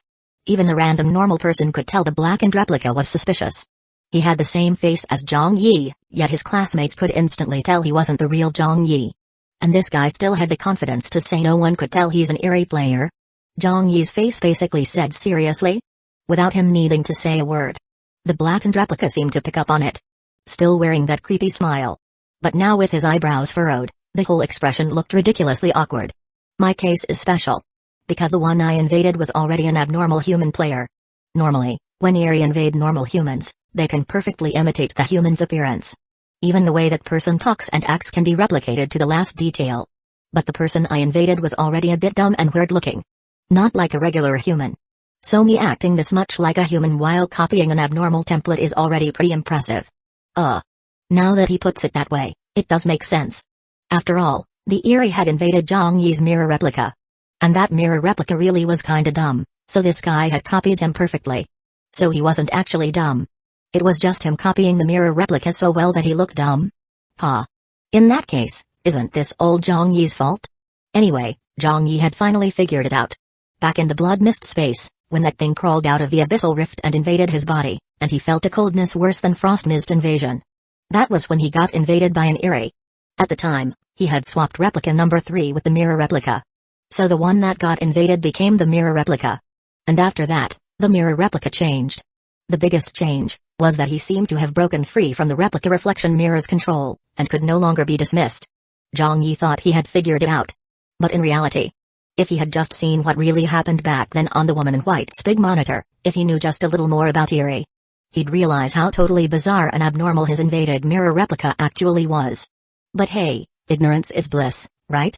Because he didn't know any better, he just assumed that a mirror replica getting invaded and going all black and freaky was totally normal. The only thing he did find odd was, just now, hearing this Eri brag about being super strong and mighty, so this guy was not only powerful, but also proud. But then why did this proud Eri listen to Zhang Yi's commands? Was it because of his exterior infinite replication ability that all his replicas obediently followed him? But that didn't add up either. On the battlefield, even that shadow had become his replica, but it hadn't immediately turned obedient. With the question stuck in his head, he just asked it out loud. The blackened replica, being surprisingly obedient, answered honestly, because you're strong, and you can help me get stronger. That matter-of-fact tone made Zhang Yi feel a little embarrassed. So, the fact that he was strong was already an open secret among Eerie players. And the woman in white saying he was dirty earlier. That meant she was also an Eerie player, right? Zhang Yi continued asking the blackened replica and quickly learned more about the Eerie. First, he was curious about how to obtain glyph mark abilities. Pure Eerie needed special environments and long-term nurturing to gain glyph marks. In general, wild Eerie couldn't acquire glyph marks on their own. Most Eerie with glyph marks today were artificially cultivated. And why would anyone cultivate Eerie? Simple. Because for humans to gain glyph mark powers, they usually needed to use Eerie. There were all sorts of ways for humans to obtain glyph marks. But nearly all of them came with the risk of turning into an Eerie player. Currently, the most mainstream and lowest risk methods were two. First, tattoo method. A human first tattoos the desired glyph mark ability onto their body. Then, like an Eerie, they spend time nurturing it. When the time is right, they seek out an Eerie with the same glyph mark ability, allow it to enter their body, then kill it from within to fully absorb the glyph mark power. The benefit is obvious. Low risk. The chance of turning into an Eerie player is less than 10%. But the downside is just as obvious. Right after gaining the glyph mark, it's weak and needs time to grow. Second, Eerie raising method. A person actively cultivates an Eerie, forming a close bond. Then they allow the Eerie into their body and kill it from within to acquire its glyph mark. There are even professional Eerie raisers who help people bond deeply with Eerie. So deeply that when the Eerie enters the host, they might even choose to self-destruct willingly. And this method of raising Eerie, without hiring a professional Eerie raiser, came with high risks. Hiring one meant hefty expenses. So between the two mainstream methods, the former was still more popular. After all, even in the Doomsday apartment, the poor still outnumber the rich. Of course, neither of these mainstream methods were something Zhang Yi could try at his current stage. That's why it was rare for beginners to gain glyph mark abilities. Most players only had a small chance of acquiring them after they formally entered the Doomsday apartment and fought hard for a while. That said, gaining glyph mark powers during the beginner apartment phase wasn't impossible. Take Huang Qi, for example. He actually had a decent chance to develop a glyph mark ability and grow stronger. Because he had one unique trait. He had a tattoo. Right. It was only after his conversation with the blackened replica that Zhang Yi realized. The tattoo on Huang Qi's body wasn't a glyph mark ability. It was the reason an Eerie had marked him. Players who already had tattoos before the apocalypse were easily targeted by lesser Eerie. So-called lesser Eerie typically didn't have glyph mark powers. But after invading a tattooed player, there was a high chance the Eerie could slowly nurture a glyph mark ability. It was kind of like the tattoo method, just flipped around. But Huang Qi was too weak. Even though the tattoo method had low risk, he likely still ended up becoming an Eerie player. Which also explained why Zhang Yi thought Huang Qi wasn't strong. Because that guy never had the chance to grow. Maybe, if he hadn't met Zhang Yi, he really could have become one of the top newbies. But if this really was a world where all people had been transported here to survive. With a global population base that large, Huang Qi couldn't be the only one with tattoos. According to the blackened replica, those players who already had tattoos had a certain chance of nurturing glyph mark abilities even during the newbie phase. But whether those players were still human or had become Eerie, hard to say. The tattoo method might be low risk for veteran Doomsday apartment players, but for beginners, killing an Eerie inside your own body was almost impossible. It was like a mortal being possessed by a nascent soul-level cultivator. And the mortal has to reverse kill the nascent soul. Is that even possible? Almost definitely not. But in novels, the impossible always seemed to happen to those stunning geniuses. Zhang Yi sorted through all this and came to a few conclusions. The opponent he fought in his 10-win streak, the one who perfectly replicated him, most likely used a glyph mark ability. Veteran players having glyph marks wasn't rare. But using them against rookies, that was kind of bullying. Also, Lin Jing's quick battle card attack in his first duel probably used a glyph mark ability. Whether Lin Jing was human or Eerie, hard to say. Going by the blackened replica's explanation, Eerie could perfectly imitate their host after invading. And with luck-based items, they were basically flawless. Then there was the woman in white. Also according to the blackened replica, all those so-called NPC residents were actually Eerie. Why didn't NPCs kill players? Because they had a better way, invade and become players. Even the various odd jobs in the apartment might be for helping NPCs pick targets. And that NPC riot on day 8 mentioned in apartment 9999, where they'd start attacking players. Maybe that was when the invasion phase officially began. And those veteran players who dropped in later, who knew how many were human, and how many were Eerie. It all opened up a much bigger world. Zhang Yi had originally thought he could use replica fusion to hijack Lin Jing's quick battle reward pool. But now, knowing about glyph mark powers, he didn't dare act recklessly. After all, no matter how good your stats or abilities are, if someone has a glyph mark ability that copies everything about you, that's a walking Kakashi, going toe-to-toe with anyone. Well, okay. If someone turned into his replica and tried to match him 1-1, Zhang Yi actually wouldn't be afraid. But for most players, that would be a nightmare. That said, Zhang Yi himself didn't have a glyph mark ability. But his blackened replica did. If he wasn't afraid of the risks and forced to fusion with a blackened replica, he should be able to use those glyph mark powers too. Thinking that, Zhang Yi looked at the blackened replica again and asked, "You just said you're a particularly strong Eri. So what glyph mark abilities do you have?" When that came up, the blackened replica's creepy smile took on a proud air. He floated 3 hands in front of Zhang Yi, each displaying a tattoo, and slowly said, "I have 3 glyph mark abilities." Wait. Zhang Yi reacted immediately. "Didn't you say Eri are only supposed to have 1 glyph mark ability? Why do you have 3? Wasn't that totally contradictory? Or had this blackened replica been lying to him the whole time and just slipped up now? But that didn't make sense either. If he were lying, why expose all 3 glyph marks? Just showing 1 would have been enough." The blackened replica clearly hadn't expected Zhang Yi to react so strongly. He thought Zhang Yi already knew how awesome and special he was. Turns out, he was being treated like just another Eri. He furrowed his brows again. "But didn't I already say? You're really strong, and you can make me stronger. And didn't you know? In the blood mist space, I wasn't invaded by a single Eri. I dealt with all the Eri in there at once. The master of the blood mist space probably got scared shitless and destroyed the entire place. But someone as strong as me, of course I wasn't destroyed." As he spoke, the blackened replica blinked again and gave a creepy smile. But behind those pitch-black eyes was unmistakable pride. Zhang Yi suddenly realized. Wasn't the master of the blood mist space the woman in white? She got scared shitless. Seriously? Oh right.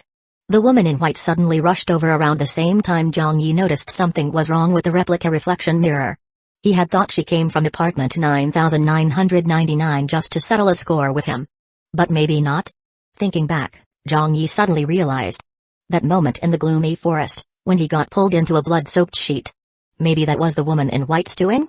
Maybe she ran over in a panic because she was so shaken, and wanted to study him? So putting it all together, this incident of his mirror replica being invaded wasn't simple at all, huh? According to the blackened replica, a normal person can only be invaded by 1 Eri. But this mirror replica had summoned all the Eri in the blood mist space in one go. But can that even be called invasion anymore? If a nascent soul cultivator force possesses a mortal, that's called a possession. But if a mortal starts hunting down nascent souls to eat, can you still call that possessed? That's not even about what's possible anymore. That's just insanely bizarre. Zhang Yi swallowed nervously and asked, "Then, can you still keep eating? I mean, can you still be invaded by Eri now?" Chapter 78, Flesh Weaving. Of course I can. The blackened replica nodded, seriously outlining his plan. "I plan to perfectly disguise myself as a human player and lure all kinds of powerful Eri to invade me. That way, it won't be long before I become the strongest, greatest Eri in existence." He said this with such heroic pride, like he was talking about a bright and promising future. Zhang Yi was actually inclined to believe him. This guy would definitely become a particularly powerful Eri someday. After all, other Eri could only have 1 glyph mark ability, but he could have multiple. But perfectly disguise as a human? Yeah, let's not go that far. Zhang Yi didn't train on his parade and simply looked at the 3 tattoos on him. Let's take a look at her 3 glyph mark abilities then. This red foggy one. Is that a tattoo too? It's probably tied to a blood mist ability, right? Yes. The blackened replica nodded. This is the glyph mark I mainly developed during my time pretending to be human. Blood mist shroud. The main reason I picked it is because it doesn't come off as too eerie when used. And its effect is straightforward and brutal. Under the blood mist shroud, enemies' attributes are weakened, while my own attributes increase. That's just the second tier effect. Once I reach tier 3, any injured unit will start bleeding.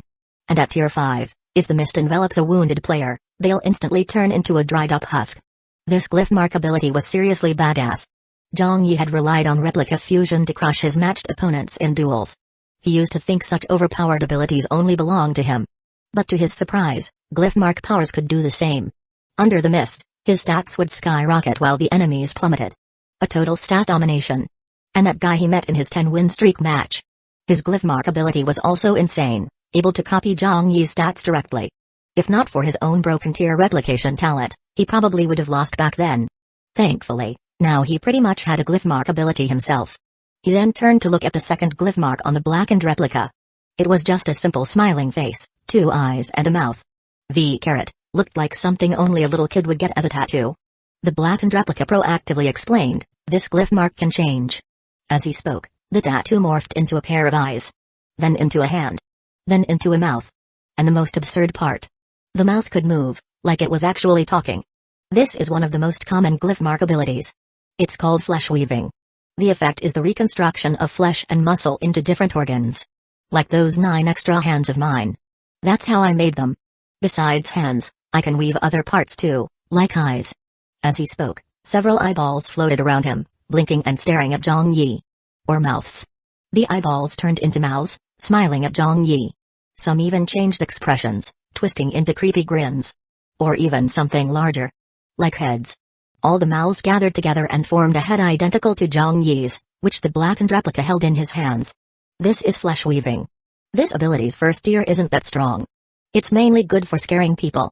At tier 2, eyes, noses, mouths and other organs can evolve into different abilities. At tier 3, the flesh can be woven into weapons and items like swords, spears, shoes, gloves. Pretty powerful stuff. But for now, mine's still just tier 1, so it's pretty basic. Not really viable for serious combat. Fair enough, kind of mid-tier. Zhang Yi glanced at the head in the blackened replica's hand, then suddenly asked, I saw a knife once. Covered in eyeballs. When used, it made the enemy act like they were mind-controlled. Do you know what glyph mark ability that was? He was talking about Lin Jing's power. The blackened replica stroked his chin thoughtfully, then guessed, probably also flesh weaving. Also flesh weaving? Yeah. This glyph mark ability is so common it's practically everywhere. But it has huge potential. The tier 2 range of flesh weaving is really broad. Some are insanely strong, others not so much. It depends on which organs. Eyes, noses, mouths. You evolve, and what kind of powers they unlock. My own flesh weaving could already be upgraded to tier 2, but I've held off so I can ensure every organ evolves into a powerful ability at the next tier. The one you described, using eyes for mind control. That's probably a case where the eyes evolved into a psychic-type power. That explained a lot. Zhang Yi was absorbed and couldn't help asking, so tier 2 of flesh weaving lets each organ evolve into a different power? In theory, yes. But actually doing that takes too much time and effort. So most flesh weaving users you meet will focus on one organ. Some might have 2, but more than 3? That's super rare. But my goal is to evolve every organ into a powerful ability. As he spoke, the blackened replica got proud again. Zhang Yi thought it made sense. If it were him, of course he'd want every organ to have powers too. The only question now. If Lin Jing's glyph mark really was flesh weaving, did he evolve any other organs besides his eyes? At that moment, replica number 2 had already arrived at Lin Jing's duel arena to spectate. The number of spectators had clearly increased. A rough estimate put it over 10,000. Maybe even more than 20,000. But this spike in viewership probably had to do with a change in the pricing model. Last time, Zhang Yi paid 10,000 game coins just to watch one of Lin Jing's duels. At the time, he thought it wasn't worth it, so he only watched one and left. However, upon returning this time, he noticed a new option had been added to the spectating fee system. One match was still 10,000 game coins, but paying 40,000 game coins in one go let you watch 5 matches in a row. Paying 60,000 game coins let you watch 10 matches straight. Of course, if Lin Jing lost early, and those who bought the 10-match package didn't get to see all 10 matches, then that was the spectator's own loss. No refunds? Still, with Lin Jing's War God ranking number 1 strength, if he really did lose, it would be an absolutely thrilling match. Getting to witness something like that, most viewers probably wouldn't mind the extra cost. Under this kind of package system, it became much easier to keep spectators around. That included Zhang Yi. This time, he came back to spectate and directly paid 40,000 game coins to watch 5 matches in a row. After watching just the first of the 5-match streak, he realized Lin Jing's quick battle card strategy was clearly being countered. Because his opponent this time was clearly much harder to deal with than the one in his first quick battle match. The guy showed up on the duel stage blindfolded. As a result, he wasn't controlled by Lin Jing's eye-covered knife. He got a real chance to go head-to-head with Lin Jing. But even in a fair fight, he still lost. Lin Jing's attributes and combat instincts were both very strong. And he probably still had trump cards he hadn't revealed yet. Zhang Yi returned to his seat next to Wanzin and probed, Lin God's opponents now should all be War God level players from other zones, right? Wanzin saw him again, unsurprised, and snorted, not yet. These opponents aren't from other zones' War God rankings. Those guys are probably waiting for Lin God's quick battle pool to build up more prize money. Then they'll show up in the final few matches, beat Lin God, and walk away with the whole pot. Humphrey. A bunch of vultures waiting to swoop in at the last second. Wanzin sounded extremely disdainful. It made Zhang Yi feel a little awkward.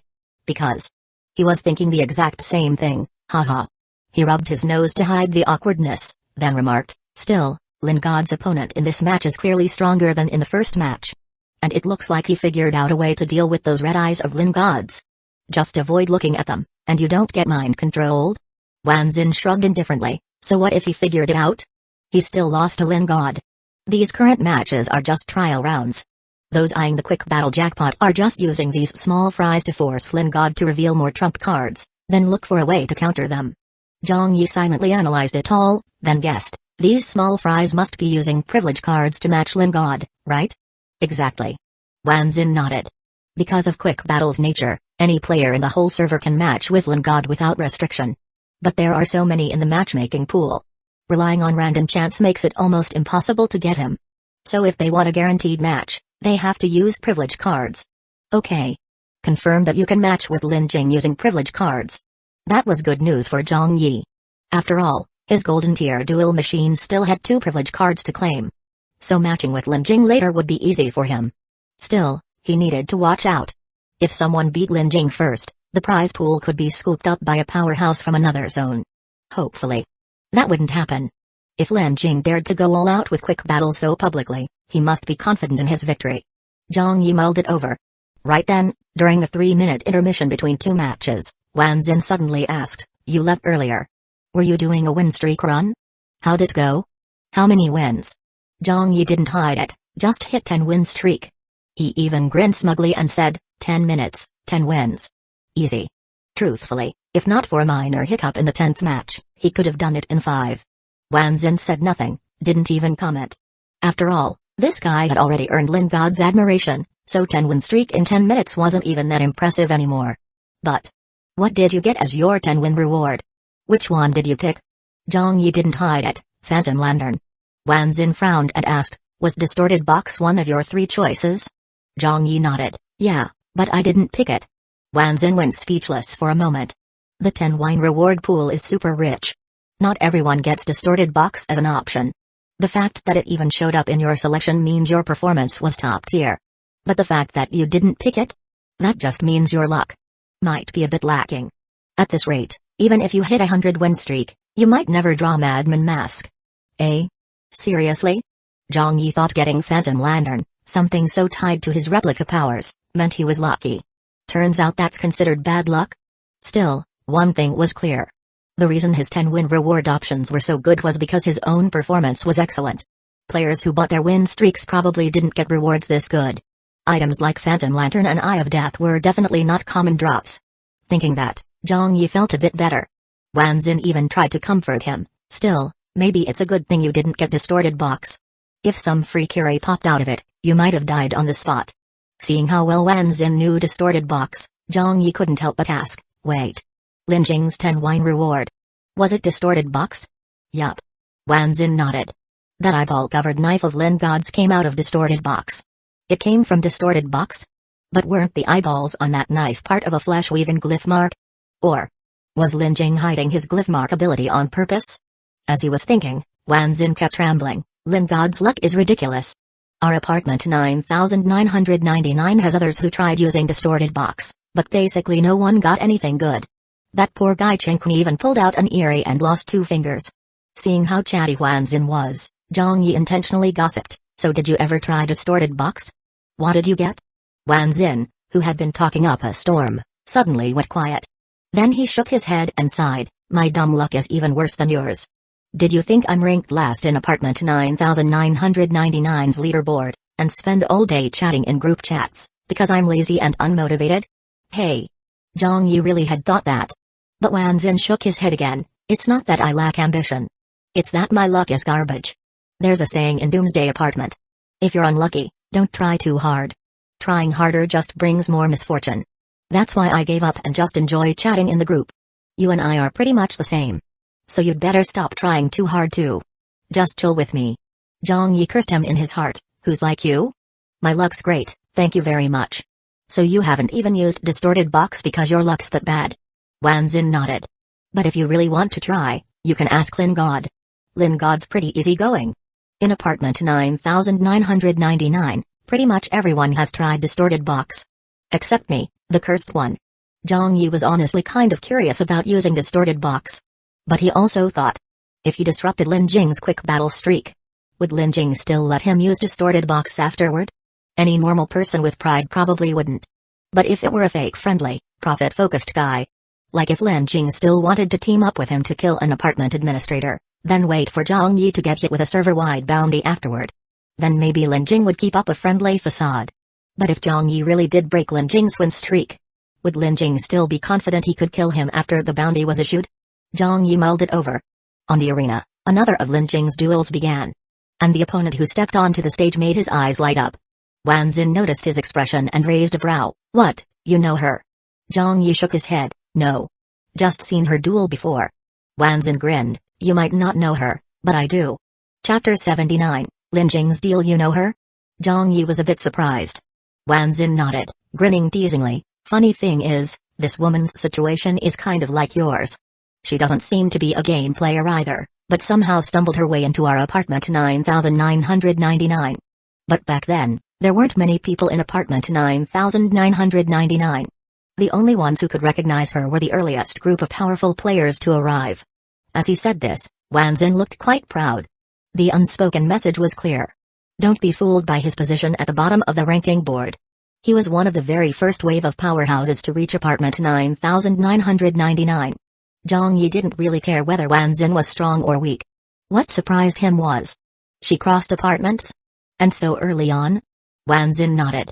Yeah, even Lin God was shocked at the time. But after just one look at her, Lin God determined. She had never killed anyone. Never killed anyone, yet still managed to cross into another apartment? How was that even possible? Zhang Yi was about to ask Wanzin more details. But just then, the starting whistle of the match rang out on the arena. No matter how chatty Wanzin was, his focus instantly snapped to the fight.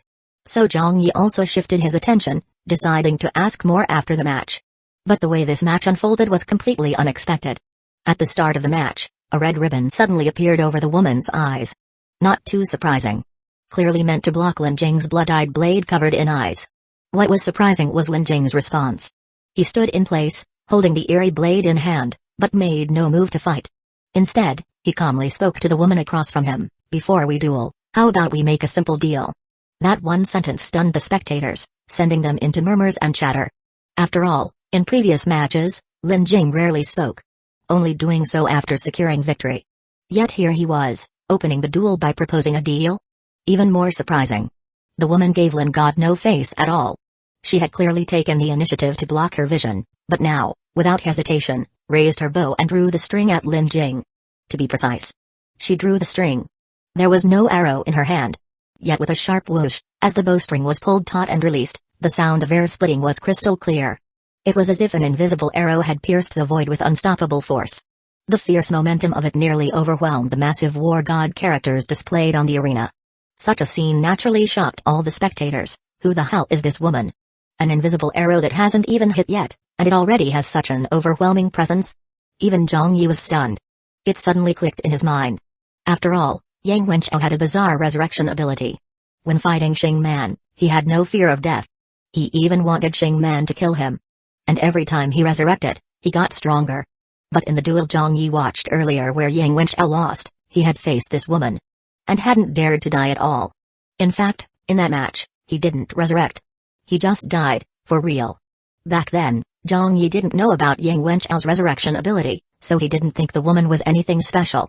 Just figured Yang Wenchao wasn't skilled enough. But thinking back now, for her to kill someone with a resurrection ability outright, yeah, that's kind of a big deal. But now that he thought about it, Zhang Yi couldn't help but feel anxious. Lin Jing wouldn't actually lose to this mysterious woman, right? If he lost, then the quick battle prize pool would vanish.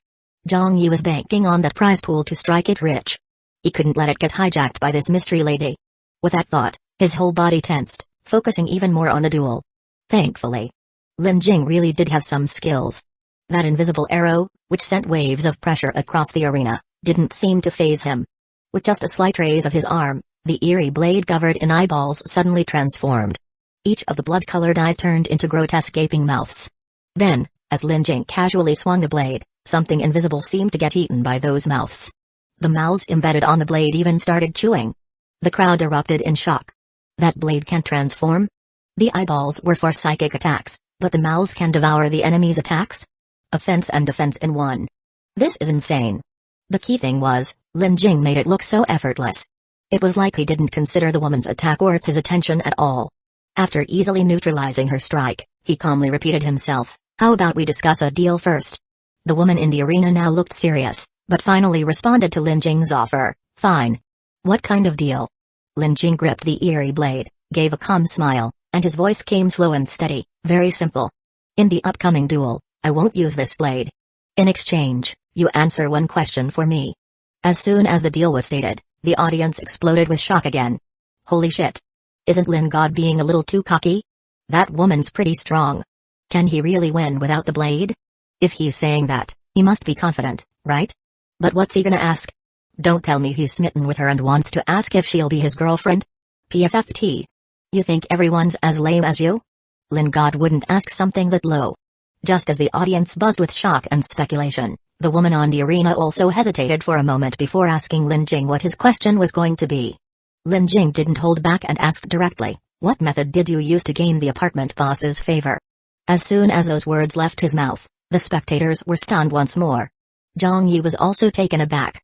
The apartment boss's favor? He remembered hearing that if you kill every player in an apartment, you gain the apartment boss's favor. Lin Jing definitely knew that. So what he was asking about was some other method of gaining the apartment boss's favor? Just as he was thinking that, Wan Xin's voice came from the side again, "That's right." Back then, Lin God concluded that this woman gained the apartment boss's favor through another method. The crystal chip she used to cross apartments was something she got from the apartment boss by other means. As Wan Xin spoke, the woman in the arena finally responded to Lin Jing. Her eyes were still covered with the red cloth, her voice was cool and distant, and her whole demeanor came off as rather aloof. "A verbal deal? Why should I trust you?" Lin Jing glanced across the audience, then smiled. Over 20,000 spectators, many of them influential figures from different zones. "I wouldn't stoop so low as to go back on my word in front of all these people." He paused for a moment, then added with a confident smirk, "Of course, more importantly, I'm certain I can beat you without using this blade." Chapter 80, Midnight Ring. Holy shit. As expected of the number one on the War God ranking, Lin Jing looked all upright and easygoing, but when it was time to be cocky, he could be pretty damn cocky too. Zhang Yi felt a lot more at ease hearing that. As long as the prize pool didn't get snatched last minute, that was good enough. The woman in the arena still looked grim and indifferent. After thinking for a moment, she asked again, "Should I really say the answer to this question in front of all these spectators?" Lin Jing chuckled again, "The audience paid me a whole bunch of spectating fees, it's only fair they get some info too." It was a generous-sounding statement and definitely earned him some audience points. The woman's expression shifted slightly. Finally, she said directly, "It's not actually as complicated as you think. My apartment, at the start of the game. That is, at 0:00 game time. In addition to the usual announcement prompts, there was another one called Midnight Ring. The announcement said that all players in my beginner apartment were pulled into a randomly triggered Midnight Ring event that went off at midnight. And in that Midnight Ring event, the 80 players in our apartment played a game called Drop the Handkerchief." As she said this, her shoulders gave a tiny shiver, like she was recalling something truly horrifying. After a brief pause, she continued, "That Drop the Handkerchief game was very similar to the one we played as kids. 80 people sat in a circle, one of them held a red handkerchief and started going around dropping it. When she said red handkerchief, she tapped the red cloth covering her eyes before continuing. The first player assigned to drop the handkerchief didn't know what was going on and didn't dare make a move. He held the handkerchief and ran in circles around everyone again and again, until somehow, he vanished. I didn't even see how he disappeared. The handkerchief fell behind another player, and that player didn't notice. After quite a while, there was a scream. That player had his head bitten off by the handkerchief, took off running like something was chasing him. What we saw was just a headless player holding the red handkerchief, running around us, screaming while he ran laps. Then he threw the red handkerchief behind another player. If the player it landed behind didn't pick it up immediately, a part of their body would get swallowed up. But they wouldn't die. They'd just scream and run around like crazy. At that point, everyone sitting in the circle was desperate. Breaking down. Begging like crazy, just hoping the person dropping the handkerchief wouldn't choose them. And through it all, we could hear that childhood nursery rhyme playing in our ears. Drop it, drop the handkerchief. Gently place it behind the little kid. Everybody, don't tell him. And when the handkerchief dropped, the song would change to quickly, quickly, catch him. Quickly, quickly, catch him. Holy shit. The spectators were dead silent at that moment. Zhang Yi couldn't help shivering, almost convinced someone was sneaking up behind him with a red handkerchief. What the HLL?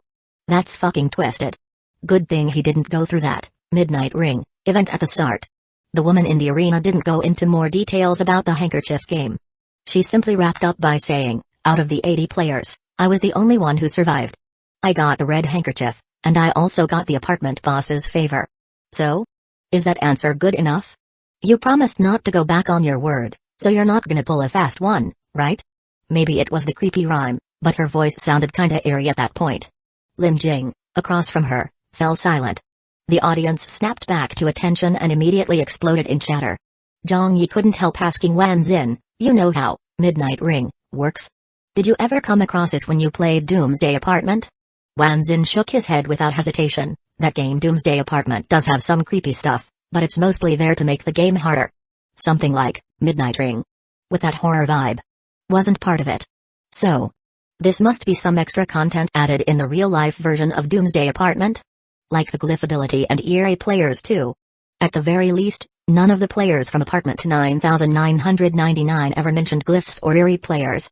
So yeah, real life and the game are a little different. Just then, Lin Jing finally responded. He flipped his hand and actually put away the eerie dagger. Which of course, got the crowd talking again. No way.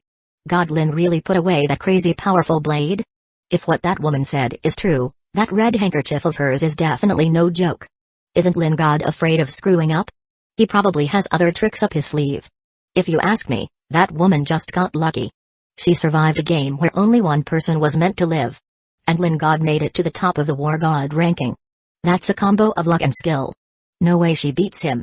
The audience still clearly favored Lin Jing. Zhang Yi also figured that if Lin Jing dared to stow the blade, he must be confident. And sure enough, once he put it away, the woman removed the red handkerchief from her eyes and tied it around her hair like a scrunchie. Her eyes were clear and cold, but also carried a fierce edge. This time, she raised her hand again. Faster than before. But Lin Jing didn't move an inch. He just smiled slightly. And right then, a pair of blood-red eyes appeared floating in the air in front of her. Her gaze locked with those crimson eyeballs. In that instant, her pupils nearly exploded. The crowd went wild again. Holy shit! So that creepy eyeball ability of Lin God's doesn't come from the dagger? Fuck. So he played a word game and totally tricked her. He didn't go back on his word at all. He really did put the blade away. Ha. I knew it. She only survived Midnight Ring, cause of pure luck. Girl's way too naive. Lin God just taught her a hard lesson about life, haha. Laughter and cheers filled the crowd. In a world where strength rules, no one thought Lin Jing was being shady. However, the woman staring into the blood-red eyeballs didn't freeze like his past opponents. Instead, the red ribbon tied around her hair suddenly floated upward without any wind, bursting with a bizarre red glow. Chapter 81, Big Shot Wager. Her eyes turned red, like they were being controlled. Red as blood, her pupils glowed while the red handkerchief floated like a strand of silk in her hair. Suddenly, a strange smile curled on her lips as she snarled wildly at Lin Jing, really gotta thank you. Mind control? Ha ha ha. Laughing maniacally, her body shot into motion, flashing across the massive arena, leaving behind blurred afterimages. Those afterimages darted so fast they dazzled the eye. Only that streak of red atop her head stayed sharp and vivid, slashing through the air like blood. The audience was stunned by the sudden turn of events. Holy shit. I knew this woman was off. Her change in behavior totally reminds me of Long Kua from Chinese Paladin.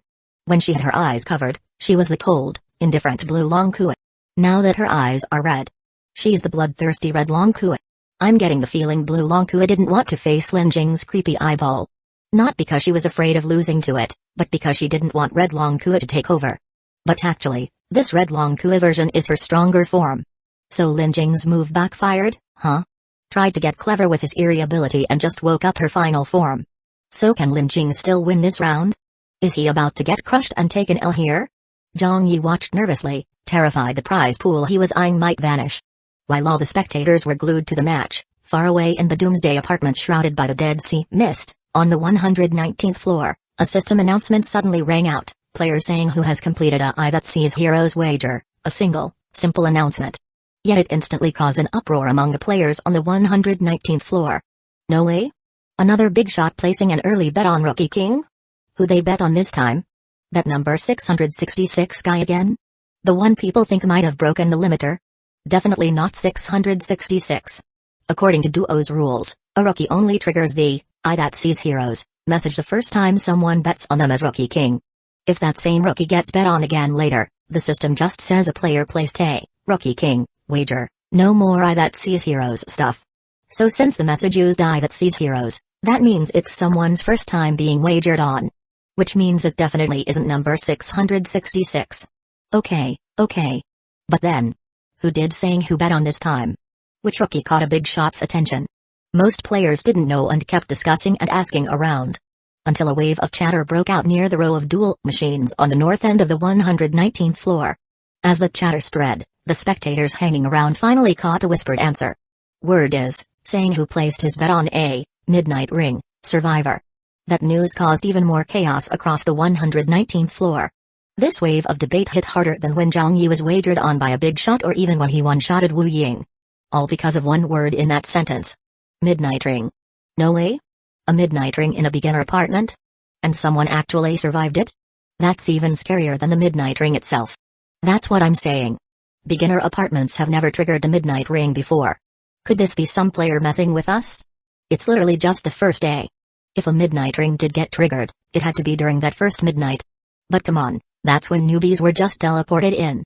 How would it even trigger then? It doesn't add up. Something's definitely off. This has to be fake news. Total rumor. Still, controversy breeds interest, breeds attention. Most players didn't believe it. But a few were determined to dig out the truth. They quickly crowded around the row of duel machines on the north side to figure it out. And it turned out, a veteran from the Duo organization had been spectating a quick battle match. The one who initiated the quick battle was the top player on the War God ranking in Area A985. And their opponent had claimed, on the battlefield, that they had survived a midnight ring. As players pieced that together, the debate started again. What? How could a newbie have a quick battle card during the early game? Why not? That number 666 guy used a golden tier duel machine too, didn't he? Probably some rookie cozying up to a reincarnationary and lucked into a golden duel machine. Are you kidding me? That's a golden tier duel machine. You don't just luck into one of those. That reincarnationary is definitely planning something. This is 100% setup. I'm telling you, this round's beginner apartment is gonna be wild. No kidding.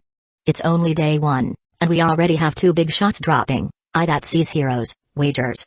As soon as that was said, another announcement hit the 119th floor. Player Chixu has completed a I that sees heroes wager. Holy shit. Another I that sees heroes wager? It's only day one, and we've already got 3 bets placed. 3 different rookies caught the eye of 3 different big shots. Wait. Chixu? Isn't he enemies with saying who? Don't tell me. Holy fuck. Did he bet on the one fighting the Midnight Ring survivor? The one in the quick battle match? No way, right? Just to mess with his rival, he made a spite bet? Personally, I think the Midnight Ring survivor clearly has more Rookie King potential. I mean, just surviving the Midnight Ring during the newbie phase. That's some god-tier luck right there.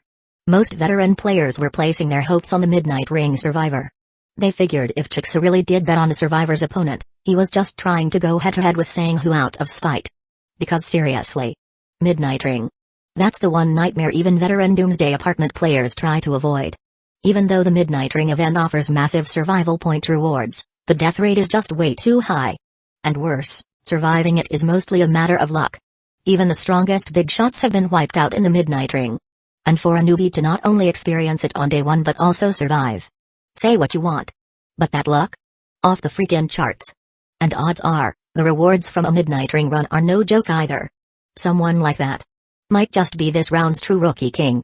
So even though all 3 big shots placed there, I that sees heroes wagers on day one, In the eyes of the veteran spectators, the wisest among them was clearly saying who. As for chicks betting on Lin Jing, that was just plain reckless. And the one who first wagered on Zhang Yi, Yuyumai. Who the hell knows what was going through her head? Maybe she was just betting on luck? However, just as more and more veteran players began paying close attention to the duel between Lin Jing and the Red Handkerchief Woman, and nearly everyone was leaning toward the Midnight Ring survivor, Lin Jing smacked them all in the face. At first, the Red Handkerchief Woman kept flashing around the massive arena. Everyone assumed she was just waiting for the right moment to strike. And as her speed kept increasing, some sharp-eyed spectators in the audience noticed. Wherever she moved, she left behind tiny red dots, barely visible to the naked eye. They looked like some sort of marking. As spectators, they had a full battlefield view and could even zoom in on areas. That's the only reason they spotted those little red dots. Meanwhile, Lin Jing, looking tense in the arena, didn't seem to notice a thing. Until suddenly, when the Red Handkerchief Woman looked like she'd finally gotten tired of running, she stopped, her lips curling into another eerie smile. Then, with a sound like whoosh, all the floating red dots suddenly erupted in a strange red glow. The glow connected dot to dot, forming lines of red light. Those weird red lines looked exactly like the laser traps you'd see in sci-fi movies. They surrounded Lin Jing completely, leaving no room to escape. A lot of Lin Jing's supporters were holding their breath in horror. And then, the red lines crisscrossing the entire arena began shifting and moving. Line after line converged and attacked Lin Jing. The spectators' hearts jumped to their throats. What happens if he gets touched by those red lines? Wan Xin was tense too, but calmly said, the red lines aren't moving fast. With Lin God's reflexes, dodging them won't be hard. It's just that he's way too passive in this setup. Zhang Yi was just as nervous. No way. Lin Jing might actually lose this one? Just then, the red lines suddenly shifted to even trickier angles. In a blink, several lines pierced straight through Lin Jing's body. Watching from outside the red line field, the Red Handkerchief Woman once again wore that twisted smile. But a moment later, the smile froze on her face. Because even after being pierced by the red lines, Lin Jing was perfectly fine. In the spectator zone, most new players couldn't figure out why. They just assumed Lin Jing was incredibly strong, with some kind of powerful ability. But on the 119th floor of the Doomsday apartment, the veteran players were in awe. This Lin Jing. He's not an eerie player. He's human. The eyeball he showed before has mind control abilities, and the mouth has devouring power. That means his flesh weaving is already at tier 2, and it's strong. With that level of ability, I thought for sure he'd already turned into an eerie player. But no. He's still a human player. For a human to reach this level on day 1. Damn. He's got Rookie King potential for sure. So now it looks like Chiksa wasn't making a dumb bet after all. Lin Jing really might have what it takes. This round's human side is looking good. Lin Jing, the Red Handkerchief Woman. And that 666 guy from earlier. He clearly doesn't have any glyph ability, definitely part of the human faction. Lin Jing and 666 aside, I don't think the Red Handkerchief Woman is necessarily human. Her primary form is human, sure. But she's unstable. Looks like she could fully become an eerie player at any moment. Honestly, she's just unlucky. If Lin Jing was an eerie, she'd have won for sure. Maybe even used the fight to complete her transformation. Too bad she hit a rare case scenario. Lin Jing turned out to be human. With a human player this strong, that Red Handkerchief Woman. While the veteran players were still caught in amazement, they saw the Red Handkerchief Woman's frozen smile twist into something crazed. The red lines in the arena started sweeping around like they'd gone berserk. Lin Jing was a bit surprised too. He hadn't used any defense at all. In fact, when the red lines pierced him, he thought the match was over. He never expected the whole red line trap she carefully set would be completely useless against him. He didn't understand why it didn't work, but that didn't stop him from seizing the chance. He suddenly leapt into the air. His black combat jacket, embroidered with the words War God, flared in the wind as he dove down from above. A sword light, sharp and brimming with righteous energy, slashed down from midair. At that moment, Zhang Yi was stunned. He had seen Lin Jing use a dagger before, so he assumed Lin Jing's ability was item-based mastery. But now Lin Jing was using a sword. And the sword aura he gave off was way stronger than when he used the blade. So that means this guy's real ability must be sword mastery. And maybe it's even more than just mastery. As that sword slashed down, the red lines running wild in the arena suddenly froze. Moments later, the glow faded and vanished. But just as that happened, the Red Handkerchief Woman suddenly smiled again. Lin Jing's expression instantly turned cautious. The spectators all thought this freaky woman was about to pull some new trick. But instead, she suddenly raised her right hand. The red handkerchief tied in her hair suddenly flew down and wrapped around her wrist. At that moment, a sharp-eyed spectator cried out, "Wait!" Her eyes turned back to normal.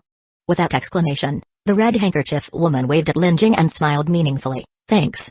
And with that, her figure vanished. At the same time, the system's victory announcement echoed above the arena. Lin Jing wins. The audience didn't really understand what happened, but one thing was clear. The woman seemed to have surrendered voluntarily. On the 119th floor of the Doomsday apartment, the veteran players saw it more clearly. She must have been struggling with whether or not to complete her transformation into an Eri. Maybe after watching Lin Jing, she thought, humans can be strong too? But Lin Jing's case is a total outlier. She could have secured Rookie King status if she just went full Eri. But if she keeps fighting it and suppressing her second form, no matter how lucky she is, she might end up fading into mediocrity. Then again, who knows? If her luck holds out, maybe she really can become a powerful human player. Either way, Lin Jing and the red handkerchief woman both have strong Rookie King potential. Sanghu and Chixa really earned the right to be called eyes that see heroes. Both their picks might win Rookie King. That rivalry's about to heat up. Meanwhile, what's 666 up to? Hasn't started his 11-win streak yet. Maybe he's off watching someone else's quick battle? Chapter 82, A Reincarnated Eri with Soul and Dignity. The veteran players' discussions, of course, didn't reach Zhang Yi. He didn't even know that not only had he been noticed by the Duo organization, but he was also the very first among this batch of newbies to be bet on as Rookie King by a big shot. And the big shot who placed the bet on him as Rookie King? Yuyomai. That name belonged to the VIP player who had fused apartments 1008 and 1010. From Zhang Yi's perspective, he only had the newbie view. Seeing the mysterious red handkerchief woman voluntarily surrender and Lin Jing secure his win streak, the audience broke into cheers and discussions. He let out a sigh of relief. At least the quick battle prize pool was safe. Still, there were a lot of questions swirling in his head. But when he asked Wan Xin couldn't answer them either. So he described the duel in detail to his blackened replica. Then asked, "Can you figure out how Lin Jing got pierced by those red threads from the red handkerchief woman and came out totally fine?" After all, he was planning to snipe Lin Jing's prize pool later. So the more clearly he understood Lin Jing's abilities, the better. Know your enemy, know yourself, and you'll never lose 100 battles. And then, the blackened replica mulled it over for a long time and gave an unexpected answer. "I suspect that Lin Jing might not have used any technique at all." Huh? Zhang Yi was stunned. Didn't use anything? But that red handkerchief woman made it seem like her red thread domain was super powerful. So what, was she throwing the match with Lin Jing? The blackened replica was momentarily thrown off by Zhang Yi's weird line of thinking. He quickly explained, "That's not it. What I mean is, the red handkerchief woman's ability might have been targeted specifically at Eri players. And Lin Jing isn't an Eri, so he was unharmed. For example, my Blood Mist Shroud glyph ability is super effective on human players. But it's almost useless against Eri players. Same with the Flesh Weaving glyph. It works better on humans. Against Eri players, even if it's not completely ineffective, its power is drastically reduced. That red thread domain the red handkerchief woman laid out was probably a power aimed specifically at Eri players. Because she thought Lin Jing was one. But she never expected. Lin Jing is actually human." At that line, the usually flat tone of the blackened replica actually revealed a hint of shock.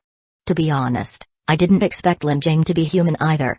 Based on your description, he should possess a second-tier flesh-weaving glyph ability. At this point in time. If he were an Eri player, that'd be normal. Probably just someone who'd been taken over by a powerful reincarnated Eri. But if he's a human player, then he's really powerful. Like top-tier among newbies powerful. Because human players can have multiple glyph abilities. Though in theory, getting a second glyph ability is harder than the first, and the risk of turning into an Eri increases. But that difficulty is relative. Someone like Lin Jing, who already has one glyph ability and even advanced it to second tier on day one. For him, getting a second glyph would probably come with no risks or challenges. The only question is, does he realize his situation clearly, and does he have access to a strong second glyph ability? So that's how it is. Sounds like Lin Jing has serious potential. Makes sense. He's ranked number 1 on the War God ranking in their region by a wide margin. Most of the other big names on Apartment 9999's War God ranking don't even challenge him. Which means, can Zhang Yi still snipe his quick battle prize pool? He didn't overthink it. He had a privilege exempt card anyway, so even if he failed, he'd chalk it up as experience. What really caught his attention was a term, reincarnated Eri. What's a reincarnated Eri? Is it really strong? The blackened replica shook his head. Reincarnated Eri is a term used specifically in the context of beginner apartments. In essence, it's not necessarily strong, but compared to regular Eris in beginner apartments, it is stronger. He went on to explain, because ordinary Eris in beginner apartments are tied to the apartment itself. In other words, when a beginner apartment is created, they come into existence. When the apartment is destroyed, they perish too. So these regular Eris want to take over human players and survive. But reincarnated Eris managed to escape that destruction. However, escaping didn't free them from the beginner apartment cycle. Instead, it bound them into a reincarnation loop within the beginner apartments. In short, a reincarnated Eri is an Eri that's gone through more than one round of the beginner apartment. So whether a reincarnated Eri is strong depends on how many times they've gone through the cycle. In general, the more cycles, the stronger they are. But high-cycle reincarnated Eris are rare. Because reincarnating with the apartment is risky. They could die during the transition when the apartment is created or destroyed.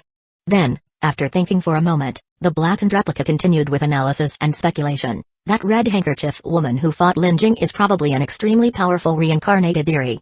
Because there's never been a precedent of midnight ring occurring during the newbie phase. That midnight ring she experienced when the beginner apartment was created was likely caused by a very powerful reincarnated Eri. Zhang Yi agreed. It was highly likely the red handkerchief woman was no longer a human player. After all, if she thought Lin Jing was an Eri player, then chances are she was one herself. But then why? Did she have two modes, like red Long Kui and blue Long Kui? Split personality? Zhang Yi didn't care much about the red handkerchief woman. After all, they had no real connection. What he thought of next was the white-clad woman. She was probably a powerful reincarnated Eri too. Thinking back, Zhang Yi had seen the white-clad woman crawl out of one TV screen after another in her apartment, just like Sadako. At the time, he only felt it was eerie and terrifying, assuming it was just a scare tactic used by an apartment resident to mess with players. But now that he thought about it, those screens she crawled out of, maybe they symbolized the beginner apartments she had reincarnated through. That wasn't a scary scene meant to frighten him. It was the reincarnation path she had walked. And back then, maybe even a single misstep could have caused her to fail her reincarnation and die right then and there. If you looked at it that way, the fact that she valued her hair so much, even chasing it across apartments, it probably had something to do with her reincarnation, right? Most people would stop thinking at this point. But Zhang Yi couldn't help going one step further. If Eris could reincarnate, what about humans? Could he arrange for a replica to reincarnate inside a beginner apartment? With that thought, he asked the blackened replica directly. The blackened replica was so stunned by his train of thought, it took him a while to formulate a reply. In theory, it's possible. But the risk is way too high. There's absolutely no need to do that. Reincarnated Eris only exist because they had no other choice. For example, some with only a few reincarnations probably failed to find a suitable host to invade, and didn't want to be destroyed, so they chose to reincarnate. As for those with many reincarnations, they've usually developed certain emotions that Eris shouldn't have. Normally, Eris are more than happy to parasitize humans. But there are some who develop higher-level emotions and believe that Eris should remain Eris. They shouldn't take over humans. Just like human players hate Eri players. That disgust stems from a kind of dignity of the soul, a high-level emotion. Most Eris don't have this kind of emotional capacity. But once they do gain that higher-level emotion, they become more like humans. Wanting to live as themselves, upright and proud, without parasitizing people. So that's how it was. Then, Zhang Yi quickly asked again, if a reincarnated Eri doesn't want to parasitize a human, how do they completely escape the beginner apartment? He didn't even wait for a response and just kept going on his own. The beginner apartment is controlled by the apartment boss. So does that mean, as long as they kill the apartment boss, there's a chance the reincarnated Eri can escape without having to parasitize someone? That was the only reason he could think of for why the white-clad woman had issued that quest. But again, the blackened replica was completely thrown by his logic path. Kill the apartment boss? Maybe some reincarnated Eris do believe it's a solution. But that naive idea is totally impossible to carry out. The entire beginner apartment is under the control of the apartment boss. Think about it. In that situation, who in the beginner apartment could possibly kill the apartment boss? Zhang Yi realized, yeah. It was basically impossible. He'd probably been set up with that quest from the white-clad woman. She said there'd be no penalty. But who knew? Maybe he'd end up throwing his life away. Damn it, is it even possible to bail on a quest like this? But he'd already happily made use of that golden tier duel machine. Maybe he could just ditch the quest after killing the apartment administrator? Just as he was mulling this over, he heard knocking at the door again. He was about to go check the peephole, but the blackened replica was faster. He raised a hand, and a floating eyeball appeared right at the peephole. Gotta say, that was pretty convenient. But then the blackened replica said, "No one's outside." And almost at the exact same time, from the living room's TV screen, a voice suddenly came out, "I'm right here." The voice sent chills down Zhang Yi's spine, his scalp tingled, and his pupils trembled. Because that voice. It was the voice of Ding Deng, the one he killed. What the fuck? How long had Ding Deng been offline? How the hell was he coming back from the dead? While Zhang Yi was still reeling from shock, he watched with wide eyes as Ding Deng's image actually appeared in the TV screen. A pair of cold, hateful eyes full of murderous intent locked onto him through the screen. Then Ding Deng's lips curled into an eerie smile. "Didn't expect this, huh, Zhang Yi? I'm here for revenge." And with that, the ghastly, corpse-pale figure lunged out from the screen. In that instant, Zhang Yi's sanity meter crashed. He nearly lost all reason. Instinctively, he was ready to fight back. But the one who lost it was only his number one replica. The real Zhang Yi, his main body, was observing all of this through the emotional links of his multiple replicas. And after everything he'd experienced, his real self had become pretty used to wild chaos. Compared to the frenzied replicas, the main body remained weirdly calm. That sense of being a detached observer gave him a strange intuition the moment this weird crisis exploded. So, just as the number one replica was about to reflexively attack Ding Deng, he didn't hesitate and immediately swapped its place with the mirror replica. Now, facing the vengeful Ding Deng leaping out of the screen. It was replica number 3, the mirror replica. Up until now, Zhang Yi had mostly used the mirror replica for fusion purposes. Because while the mirror replica would follow his commands, it couldn't be controlled directly by thought. So the moment it got swapped in and faced danger, the mirror replica instinctively launched an attack on Ding Deng. In the blink of an eye, frost mist invasion struck Ding Deng's body. But instead of being harmed, Ding Deng showed a sinister got you grin. And in the next second, as Ding Deng smiled, the mirror replica disappeared without warning. Yeah. It was dead. One shot killed. Zhang Yi didn't even know how this creepy Ding Deng attacked. But after instantly killing the mirror replica, Ding Deng's smile actually froze. It seemed the result wasn't what he wanted. His eyes sharpened, then suddenly turned toward Zhang Yi's real body in the bedroom. With a chilling voice, he sneered. So it was a replica, huh? And almost as soon as the words left his mouth, right in front of Zhang Yi's real body, hidden in the bedroom, that ghastly, pale, and eerie face of Ding Deng appeared. That face locked eyes with Zhang Yi, staring straight into his soul. They were so close. It was almost face to face. Ding Deng's now slim, almost skeletal fingertips reached out and tapped directly on Zhang Yi's chest. Right over his heart. A point-blank ultimate move. Fingertip aimed right at the heart. It felt like in the very next second, Zhang Yi would die on the spot. And the most critical thing was, this wasn't a replica. This was the real body. At that moment, even the relatively calm main body clearly experienced a brief flash of panic. Almost instinctively, he wanted to resist. In fact, any normal person would have reflexively fought back at this point. But Zhang Yi, relying on that strange premonition from moments ago, and the explosive potential from this brush with death, forcefully restrained that instinctive reaction. He just stood there, back pressed against the wardrobe, not moving a single inch. Just like that. 1 second. 2 seconds. 3 seconds. A few brief moments, but they felt like pure torture. The blackened replica also flashed into the room. But even he didn't act rashly or attack Ding Deng. Then, Ding Deng slowly pulled back from being so close to Zhang Yi. After stepping back a few paces, his eyes still locked tightly onto Zhang Yi's. The smile was gone. His voice, too, became void of emotion, flat as still water. "You recognized me?" Only now did Zhang Yi truly let out a deep sigh of relief in his heart. It felt like surviving a brush with death. But outwardly, he remained composed, and calmly replied to this Ding Deng, "You're the apartment administrator." Chapter 83, The apartment administrator who just can't leave well enough alone. Yes. The apartment administrator. The moment Zhang Yi saw Ding Deng, he knew. That wasn't the real Ding Deng. Ding Deng was already dead, and his name on the member list hadn't reappeared. So, once he figured that out, the relatively calm main body of Zhang Yi quickly thought it over. Who could be impersonating Ding Deng? The first person that came to mind, of course, was the white-clad woman. After all, she had crawled out of his TV screen before. But the white-clad woman didn't seem to have any motive for doing this. Just to scare him? Or even if, for some unknown reason, she did have a motive. She had no connection with Ding Ding whatsoever. They were two beings who had never even met. Why would she think of using Ding Ding to scare him?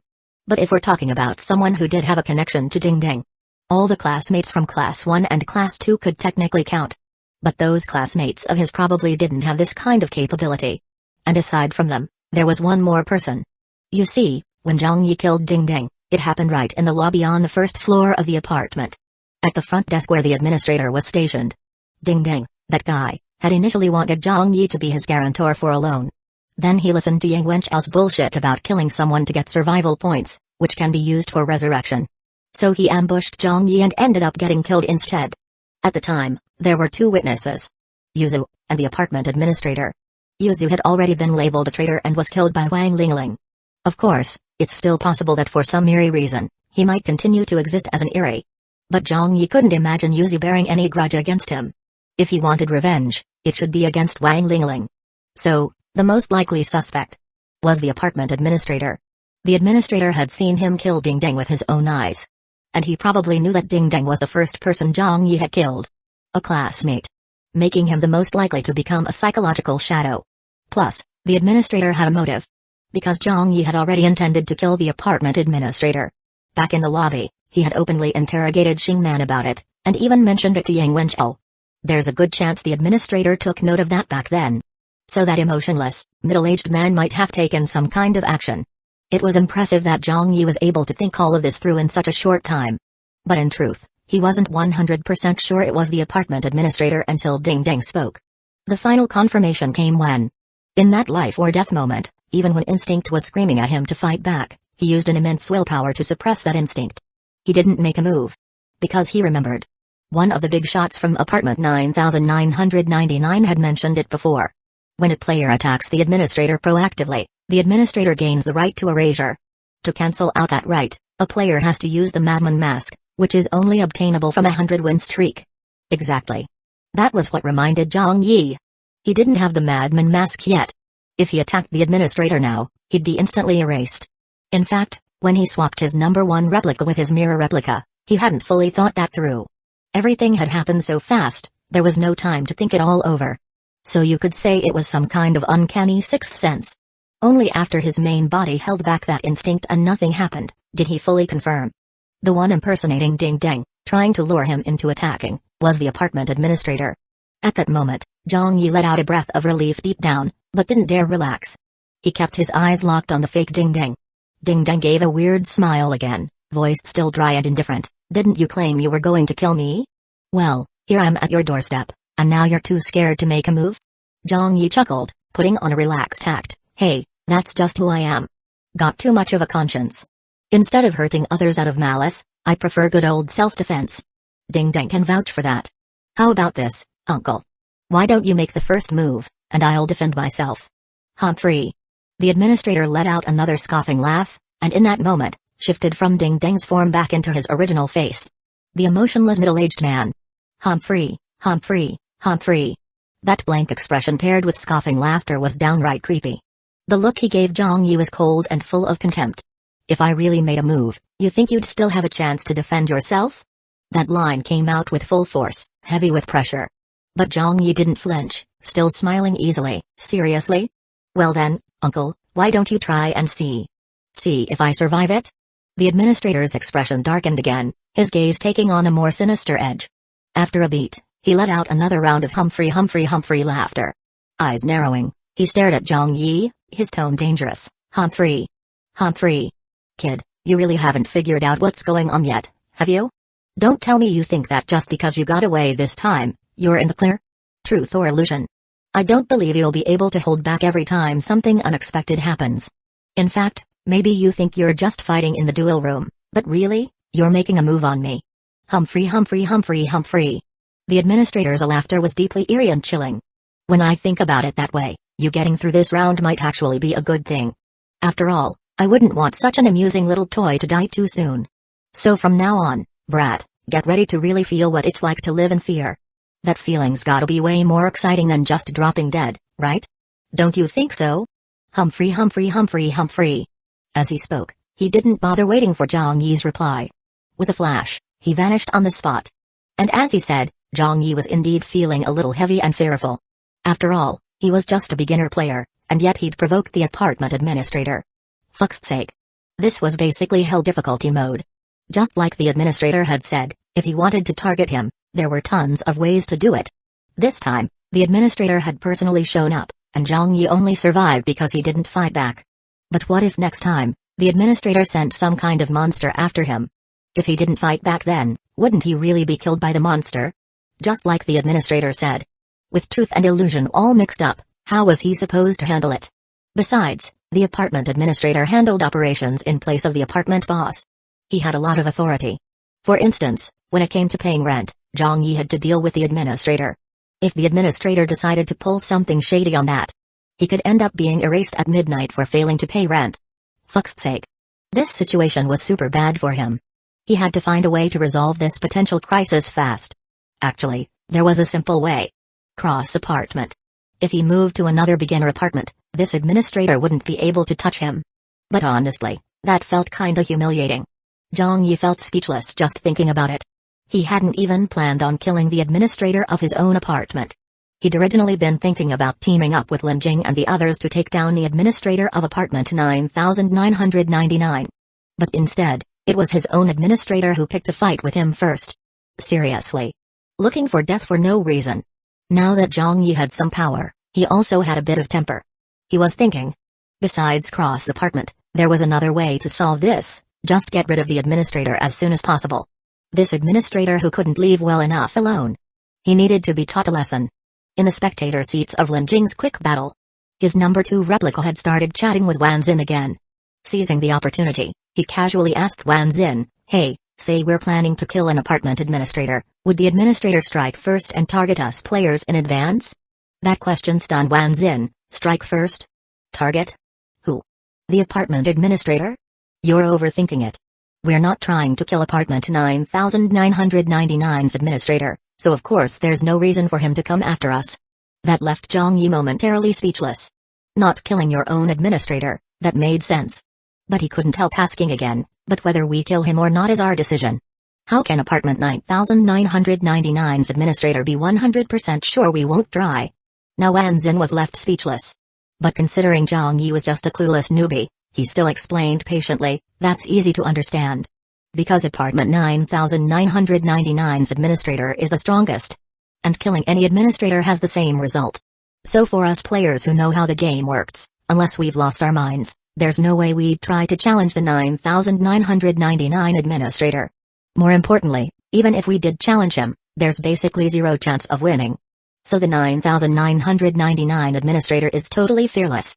He has no reason to target or strike back in advance. Okay, now Zhang Yi got it. The 9999 administrator was super powerful, so he wasn't worried about players attacking him, and therefore didn't preemptively retaliate. But his own administrator from apartment 1010? Just your average dude. Acting all arrogant, picking a fight with him. But in reality? Just scared. So the problem he was facing. Big shots in apartment 9999 didn't have to deal with that. No wonder all the elites went to apartment 9999. Definitely saved them a ton of trouble. Thinking about that, Zhang Yi suddenly remembered, I heard that if you make it onto the War God ranking, you can get your own place in apartment 9999? But how do you get on the War God ranking? I already got a 10-win streak and I'm still just nameless Black Iron. Wan Xin raised an eyebrow. You get on the War God ranking through your match record. As long as your record beats the person ranked 100, you'll replace them and make it onto the board. There's also another way. Through challenge mode, you can directly challenge someone on the War God ranking. But that kind of challenge can be declined. As for how to upgrade from Stubborn Bronze, there are 3 requirements. First, get a 10-win streak. Second, pay either 1 million game coins, or 100 duel points. Third, go to the first floor lobby and complete a title upgrade trial. It's pretty simple. With your strength, you should clear it in no time. The first and third points weren't hard. But the second one? Paying 1 million game coins? What the hell? He was already dirt poor and still had to pay to use the duel room. Zhang Yi cursed silently, then asked again, so, if I, as nameless Black Iron, challenge a Stubborn Bronze on the War God ranking, can I still get on the ranking with the nameless Black Iron title? Wan Xin looked speechless but still broke it down for him. Technically yes, but I really wouldn't recommend it. First off, the guy you challenge is on the War God ranking. He's not gonna bother with someone like you. It's like an elephant ignoring an ant. These big shots don't have time for nonsense. Second, there are rewards for making it onto the War God ranking. If you do it as nameless Black Iron, the benefits aren't as good as if you go up as stubborn Bronze. Besides, everyone who makes it onto the board pretty much meets the upgrade conditions, so they all go up as stubborn Bronze. Man, these elites sure are loaded. Zhang Yi was strapped for cash right now, and coughing up that million really hurt. He thought about it and then leaned in to whisper in Wan Xin's ear, "Brother Wan, we've got a bit of a connection now, right? Can you hook me up with one of the War God ranking guys from apartment 9999? Maybe help me challenge one through the back door?" Wan Xin looked totally speechless. What connection? They just chatted in the group a few times, that's it. Still, he gave Zhang Yi a pointed reminder, "Did you forget the difference between challenge mode and matchmaking mode? In matchmaking mode, you're paired with someone at similar strength. That's why you're doing well. But in challenge mode, you're only level 3 with around 80 combat power. And you want to challenge someone from the War God ranking? You kidding me?" Yeah. Zhang Yi had nearly forgotten that part. So he asked, "Then what's the lowest combat power among the War God ranking guys?" Wan Xin's face suddenly turned weird. After a long pause, he finally snapped, "Lowest one's your big bro here. Over 400 combat power." Huh? Awkward. Zhang Yi quickly forced a laugh to smooth things over. "Haha, oh wow, Brother Wan, you're on the War God ranking too? Sorry, I only looked at the top names, didn't pay attention to the bottom ones." Wan Xin. Zhang Yi realized that sounded like a burn, so he quickly tried to fix it. No, I mean, Brother Wan, you're amazing. You're ranked last in level, but still made the combat power board. I think you're only level 8, right? When you hit level 10, I bet you'll instantly dominate the War God ranking and scare everyone silly."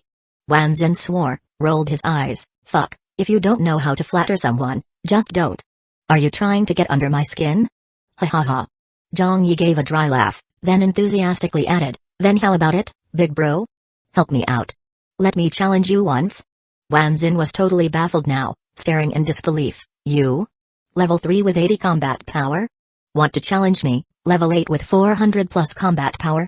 You serious right now? I just want to get a feel for how strong War God ranking guys are." Wan Xin thought about it and figured, whatever. But then he glanced at Lin Jing's duel and said, "I bought 10 rounds of spectating. Got 4 or 5 left." Zhang Yi's spectating session had ended. With the administrator now targeting him, he was feeling the pressure and didn't want to waste any time, so he suggested to Wan Xin, "Each of Lin God's duels takes like 3 or 4 minutes. 4 or 5 rounds means 20 minutes tops. I'll go get a few more wins during the next 15 minutes, then come back and challenge you. How's that sound?" Right then, Wan Xin really took on the big bro role, nodded calmly, "Sure, go ahead. I'm curious to see how many wins you can rack up in the next 15 minutes. Chapter 84, A Wild and Audacious Thought. 15 minutes. Zhang Yi wanted to go straight for a 20-win streak, maybe even 30. But he was also a bit worried. If the duo organization shamelessly kept sending veteran players with glyph abilities just to target him, it probably wouldn't be so easy to handle. Over on his number 2 replica's side, he didn't waste a second and immediately launched the 11-win streak matchmaking. His main body, meanwhile, was still deeply worried about being directly targeted by the administrator. His room 2025 clearly wasn't safe anymore. So deep down, a bold idea began to take shape in Zhang Yi's mind. Only thing was, bold ideas were always for his replicas. His main body was still a bit of a coward. After a moment of contemplation, Zhang Yi had his number 1 replica take the blackened replica and leave room 2025 together. And in the short distance between room 2025 and room 2064, he was ambushed 3 times.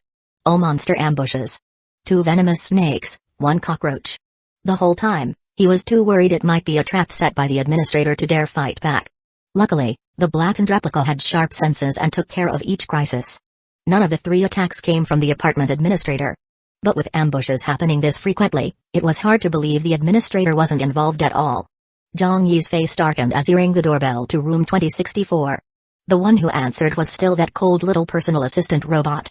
Before Zhang Yi could even speak, the little bot flatly stated, "The owner has not requested any apartment services. Unauthorized individuals, please leave." Zhang Yi glanced toward the living room but didn't see the white-clad woman. He tried explaining to the robot that he was her friend and had something to discuss. But the robot showed no trace of emotion, repeating the same line, "Please leave." Zhang Yi was helpless and just about to walk away in defeat. When suddenly, the blackened replica standing beside him suddenly transformed into the white-clad woman.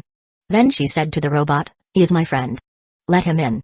The personal assistant robot hesitated for a second, then nodded, opened the door, and let Zhang Yi in. Even as he followed this white-clad woman into room 2064, Zhang Yi was completely dumbfounded. Holy shit! His blackened replica was actually the white-clad woman in disguise? Wait. This wasn't right? Zhang Yi was filled with dread. But the blackened replica seemed to pick up on his thoughts and calmly said, "No." Then he shot a glance at the pint-sized personal assistant robot and added meaningfully, "These personal assistant robots usually have pretty low intelligence." Zhang Yi got it. So it wasn't that the white-clad woman had been disguising herself as his blackened replica all along. It was just that, right then and there, the blackened replica had changed into the white-clad woman in front of the dumb robot. But Zhang Yi was still confused. "But your glyph abilities don't include something like that, do they?" The blackened replica responded calmly, "You don't need glyph abilities for that. Most Eerie players have the ability to change their voice, appearance, and form. Didn't the apartment administrator just easily disguise himself as Ding Dang?" "Oh, right. So." Zhang Yi swallowed nervously. "All Eerie players can turn into me?" The blackened replica didn't understand why Zhang Yi was so shocked. He corrected him matter-of-factly, "Not just you. They can impersonate anyone. In fact, Eerie players can create customized disguise masks for human players to use." Hearing that, Zhang Yi swallowed hard again, horrified. "You're saying the disguise masks found in treasure chests all look like bald guys? But the ones made by Eerie players can look like anything. Not just bald guys?" The blackened replica nodded, "Correct. Disguise masks created by Eerie players are also known as human skin masks. Human players can custom order human skin masks in any appearance they want. They can be fictional or modeled after real people. Both are possible." He made it sound so casual. But Zhang Yi couldn't help getting more and more excited. His infinite replication ability really was fucking insane. It seemed like, under this exterior ability, anything that looked exactly like him would be classified as one of his replicas. Which meant, what Zhang Yi had just been thinking was, if the administrator hadn't disguised himself as Ding Dang when he came to the door, but had come disguised as him, Zhang Yi, then what would have happened? Could he have triggered replica fusion with the administrator, and forcibly locked him down for 3 minutes? Holy shit! What would it feel like to fuse with the apartment administrator? The mental image was insane. He didn't dare keep thinking about it. And taking this logic even further, Zhang Yi couldn't help imagining. Killing the apartment boss through normal means might be impossible. But what if the apartment boss went insane and disguised himself as Zhang Yi? Then, would the exterior ability also classify the boss as one of his replicas? Then, replica fusion, or maybe by then he'd even have an even crazier skill like replica self-destruct. And he uses a replica skill on the apartment boss. Boom, boss gone? Let's go even more ridiculous. What if, right at game time he lured the apartment boss into taking on his form, then straight up used fusion on him? Fuck's sake, wouldn't that mean he kills the apartment boss and his main body skyrockets instantly? Ha ha ha ha ha. Zhang Yi couldn't help admiring himself. Man, he really had guts. Most people wouldn't even dream of something this beautiful. And here he was, just casually thinking it up. Where the hell did he get this kind of confidence? Definitely not from Fish Liang. It was the true weight of the exterior ability. Zhang Yi seriously suspected that this so-called exterior was essentially a bug tier. If what he imagined really worked, then it was way too broken. And the blackened replica had just said something about being able to make fixed appearance human skin masks. So if this bug really existed, couldn't he mass-produce masks of his own face and sell them in bulk? And the players who used those masks, once they looked like him, would they also be identified as his replicas? Fuck. This idea was just too wild. Zhang Yi's expression was completely stunned. The blackened replica looked confused and was about to say something, when his expression suddenly shifted, and his gaze turned toward the TV screen in the living room. At the same time, the white-clad woman's voice came from the screen, "You've really gotten gutsy, haven't you? Daring to disguise yourself as me and sneak into my apartment." As she spoke, a white silhouette emerged from the screen. She glared at Zhang Yi with those beautiful eyes, then looked over at the one disguised as her, and coldly asked, "That one's your new replica?" Zhang Yi quickly shot a glance at the blackened replica, who then reverted from the white-clad woman's appearance back to looking like Zhang Yi. And the moment he returned to his true form, the white-clad woman's eyes were clearly surprised. A second later, She stared at the blackened replica and gasped, You're that creepy thing from my blood mist space? You're still alive? The blackened replica nodded obediently. A layer of blood mist then spread around his body, and he calmly replied, Yeah. I'm still alive. How is that possible? The white-clad woman murmured, then looked back at Zhang Yi, her gaze complicated. At this moment, Zhang Yi himself was starting to doubt. He'd originally thought this blackened version of the mirror replica was so unique because the replica reflection mirror was special. But now he felt this uniqueness might not come from the mirror at all. It might come from himself. Right, the blackened replica had even said he could get stronger by following him. Just as Zhang Yi was deep in thought, the white-clad woman's lazy voice interrupted him. So, you came all the way here. What do you want from me? Zhang Yi snapped out of it and sighed, Didn't I take that quest to kill the administrator? But now, before I even got the madman mask, I've already been targeted by the administrator. I wanted to ask if you had any good ways to help me avoid being countered or harassed by him. For example, can the administrator just barge into this room of yours without permission? The white-clad woman looked surprised. You want to live with me? Why did that sound so weird? Zhang Yi quickly shook his head. No, I mean, do you have any safe place you can offer me? Like that little forest of yours. There were tons of bedsheets there. Shouldn't they be connected to different spaces? Is there a safe, secure one that could shield me from the administrator, just so I can lay low for a while? The white-clad woman stared at him and thought for a moment. Not long after, she seemed to think of a possible place. But after giving Zhang Yi a quick once-over, she raised an eyebrow and said, You're talking about your main body, right? Aren't you worried I'll pull some trick on you and get you killed? That Zhang Yi had indeed considered. But at this point, he had more information in hand, and facing the white-clad woman, he was a lot more composed. He even smiled a bit, relaxed and confident. Come on, we have at least one task-based connection. Because of that bond, you don't really have a reason to harm me. On the contrary. Zhang Yi raised an eyebrow and said with mock mystery, You probably really want to get out of this beginner apartment, don't you? The white-clad woman stared at him for a few seconds, then chuckled coldly, her tone odd. Looks like you've learned a few things. Then take a guess. If I chose you as a parasitic host right now, what do you think your chances of survival would be? TSK, an SSS dare ability. Even among all the beginner apartments I've reincarnated through, that's a rare one. She smiled in that strange way, like she really had her eye on Zhang Yi. But Zhang Yi wasn't scared at all. He grinned right back, rare, but not unheard of. If you didn't choose to parasitize someone even with an SSS tier, then I've got even less reason to be afraid. The white-clad woman laughed again. She could tell this kid was actually super cautious about his life. Even now, he'd come in a replica, not his real body. Which meant he definitely wasn't as chill and fearless as he seemed. Still, under these circumstances, the fact that he was willing to show up in a replica for a face-to-face talk was already a big show of trust. So the white-clad woman didn't give him a hard time. She simply said, That little forest of mine. There are indeed 1 or 2 safe zones. You can use one for now. But only for today. The administrator holds the apartment permissions. If you want to survive the next you'd better leave this apartment altogether. For example, apartment 9999 would be a pretty solid choice. Zhang Yi nodded. He already had plans in that direction. After thanking her, he added, About that shelter you mentioned. Can I use a replica to check it out ahead of time? The white-clad woman nodded and prepared to take him to her little forest. Just then, Zhang Yi had a sudden brainwave and blurted, My blackened replica just told me all Eri can easily change their appearance and form. So that means you can turn into me too? The white-clad woman nodded. Of course. Then, Zhang Yi tried to act casual, as if just asking out of curiosity, Could you do a quick demo? The white-clad woman didn't think much of it. She raised an eyebrow and transformed into his appearance.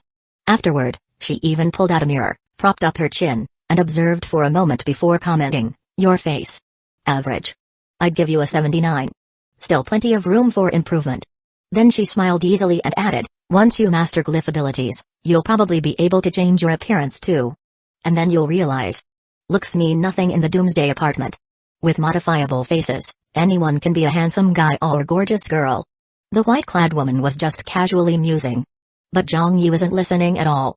Because at that moment, his focus was entirely on his main body. And right now, his main body had as many as 8 skill-operable replicas. 4 of them were replicas he'd personally created. Number 1 through number 4. 2 more, 1 was the mirror replica, 1 was the blackened replica in room 2064. The last 2. One was his current opponent on the 11-win streak battlefield of number 2 replica. And the other was the white-clad woman. Disguised as him. Holy shit. Back in room 2025, Zhang Yi's main body couldn't help but yell out loud. Fuck's sake. That crazy idea of his had actually come true.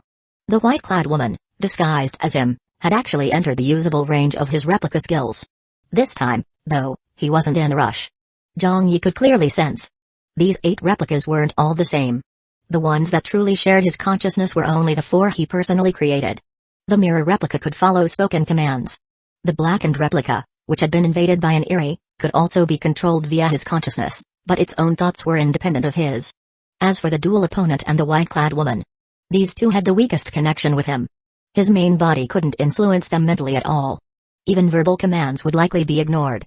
The only thing he could do was activate replica skills on them. Whether or not he'd be able to fuse with them at 0000 was still unknown. After realizing all this, Zhang Yi didn't actually use any replica skills on the white-clad woman. After all, she had only taken on his appearance because he suggested it. If anything weird happened now, she might get suspicious.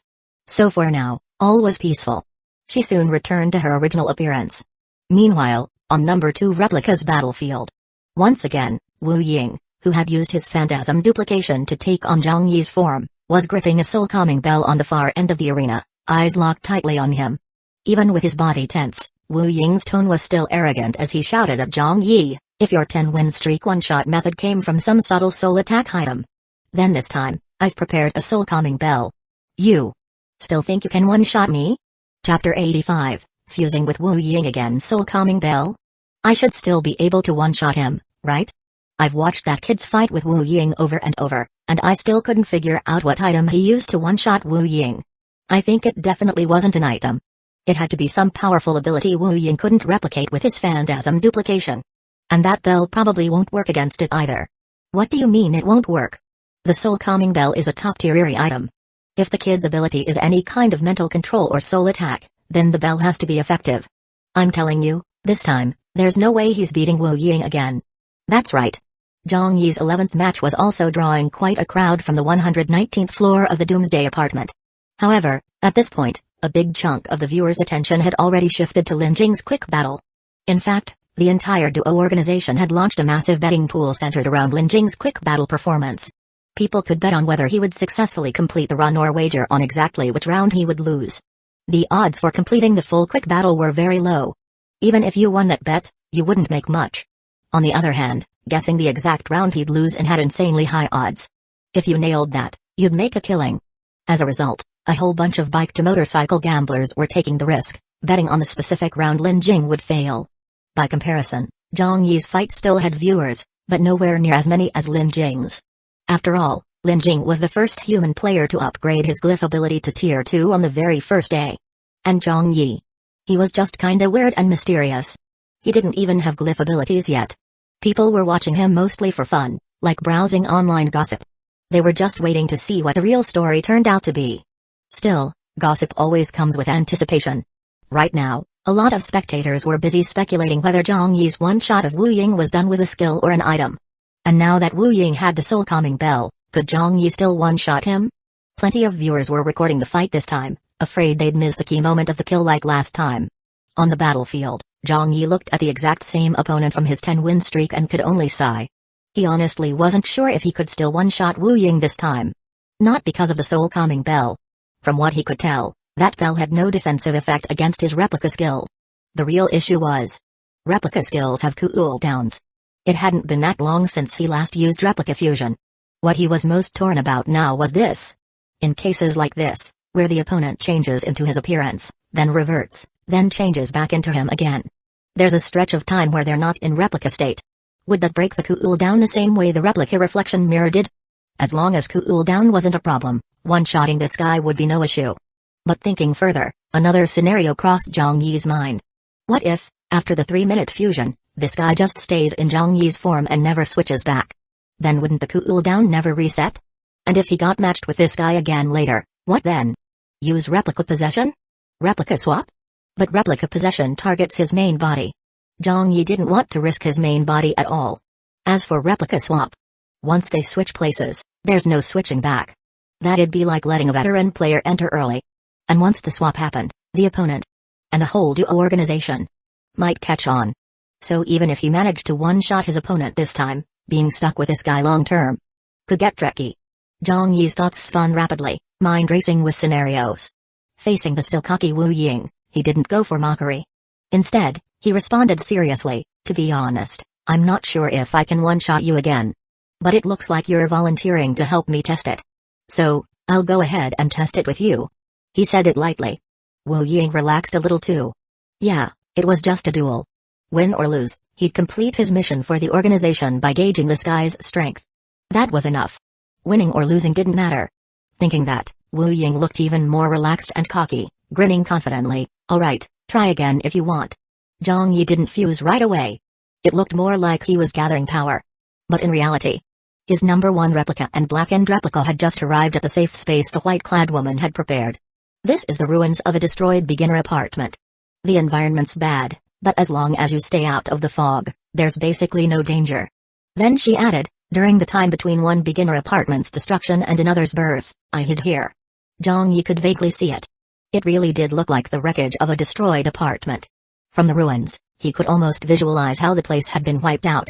Like a giant hand had pressed down on the rooftop. The entire building had been reduced to dust. What had been a tall tower was now flat ground. A three-dimensional space turned into a two-dimensional one. Even on the flattened ruins, you could still vaguely see remnants of what was once the rooftop, a central area of some unknown black material, and an outer ring like a long corridor with marble floors. Inside the ring, there were even traces of destroyed operation consoles. Zhang Yi couldn't help but ask, in these apartment ruins, there shouldn't be any rule restrictions anymore, right? The white-clad woman nodded. "Of course not. No one manages this place.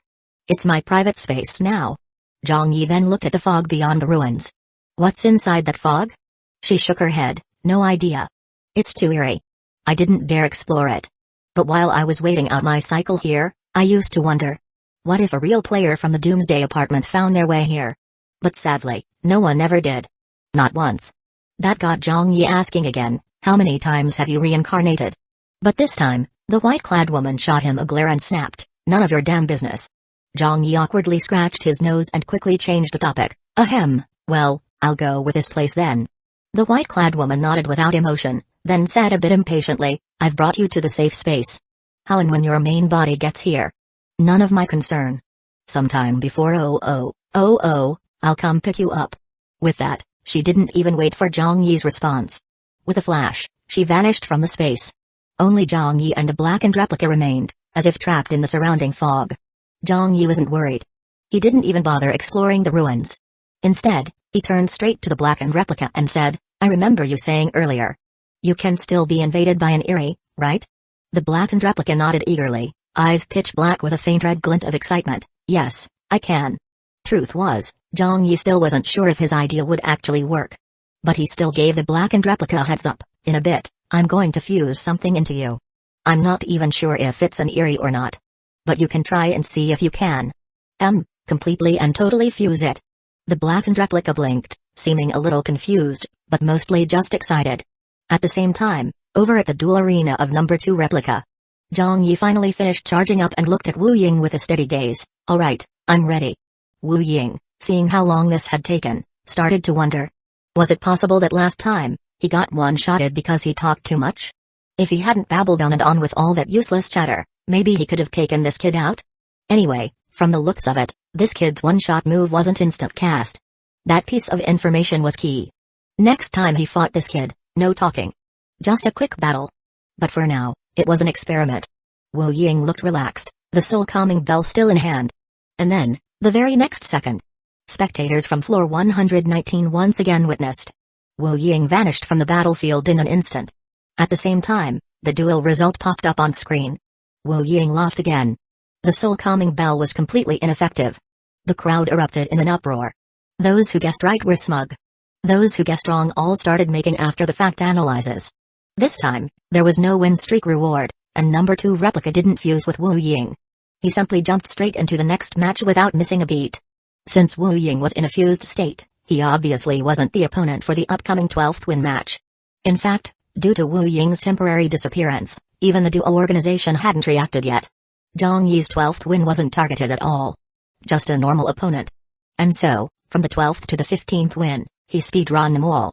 And in just that short 3-minute span, over at the apartment ruins, the blackened replica did indeed sense something different. He blinked and said to Zhang Yi, "I got stronger." Zhang Yi tensed up and quickly asked for confirmation. "What about it?" "That thing I fused into you. Can you completely absorb it?" The blackened replica raised a hand, and a severed hand floated in the air before him. This time, a new glyph pattern appeared on the hand. This glyph looked like 3 bold strokes from a calligraphy brush. 1 vertical stroke in the center, and 2 slightly curved strokes to the sides, pointing downward. Overall, it resembled a bizarre downward-pointing arrow. The blackened replica's eyes lit up slightly as he spoke slowly. "Phantasm parasitism, Tier 3. Upon being killed, parasitize the opponent's shadow, replicating their full strength. Tier 3 allows you to store up to 6 phantasms, which you can switch between at will. It's like having 6 different identities, each with unique power and skills. Of course, the weaknesses are obvious. First, you have to be killed by the target to parasitize their phantasm. If the opponent has a lethal move, you might just die outright. No parasitism possible. So every death for parasitism attempt carries the risk of true death. Second, the process of parasitizing and replicating a shadow varies in time depending on the opponent's strength. If the replication takes too long, you might get taken out mid-process. All in all, it's a high-risk, high-reward glyph ability with decent practicality. As he explained, he seemed pretty satisfied. As for Zhang Yi's question, he added a beat later, "Completely absorbed? I thought it was fully fused just now." But before he even finished that sentence, he suddenly froze, then blurted, "Ah. Wait. Just a second ago, I really thought it was completely fused. The ability felt totally mine. I even had full control over all 6 stored phantasms from that glyph. But now, suddenly it's all gone. All of it." The blackened replica looked at Zhang Yi with a genuinely wronged expression. Zhang Yi was speechless. Unwilling to give up, he asked again, "What does it feel like when you're being invaded by an Eri? Didn't you feel anything like that during the fusion?" Now the blackened replica seemed to get what Zhang Yi was thinking. But he shook his head helplessly. "It's different. Fusing with that thing felt nothing like being invaded by an Eri. During the fusion, I felt no discomfort whatsoever. I couldn't sense anything off or partial about it. In my perception, it was a full fusion. There was no resistance, no weirdness. So in the end, Zhang Yi's wild idea had just been wishful thinking. It couldn't actually be done. Then what should he do about this opponent that kept clinging to him? From his main body's perception, this opponent hadn't cancelled the replication. He was still in Zhang Yi's form. Which meant, if he matched with this guy again, his replica fusion cooldown probably wouldn't refresh. Meanwhile, Wu Ying had no clue what Zhang Yi was thinking. He thought he'd successfully completed his mission for the organization. When he regained consciousness, the first thing he did was report, "I'm still in that kid's form." The data panel is perfectly visible. As he said that, he directly posted Zhang Yi's data panel in the group chat. Zhang Yi, level 3, stamina 8.2, energy 8.2, combat power 80, survival points 0, ability, hard work pays off, S, skills, absolute focus, A, combat stance, A. The panel immediately sparked a wave of discussion among the duo organization members. "Xingzhou, are you kidding me? That guy should have had an ice-type ability. This panel's way too average. There's no way it's real. If this garbage stat line can become Rookie King, I'll take my head off and let you kick it around like a soccer ball. It's true. The stats were way too ordinary." Wu Ying quickly followed up. "When I was copying him, he briefly had dual abilities, and his combat power spiked to over 400. But that must have been some kind of item effect. Only lasted 3 minutes, and that item seems reusable. That's probably how he keeps his win streak going, and how he one-shotted me so cleanly." "Xingzhou, if that's the case, that'd have to be a top-tier Eri item, right? But he doesn't even have glyph abilities. How's he using something that strong over and over? Also, if he has such an item, why hasn't any Eri latched onto him yet?" "Wu Ying, I think it's weird too, but based on my duplication, he definitely doesn't have a glyph ability." Zi sang Heoyan, "Could it be a hidden glyph ability?" Tong sang, "What nonsense is that? Hidden glyph abilities don't transfer through Eri transformations. Unless you're telling me this guy somehow awakened a hidden glyph while only having an S-tier ability?"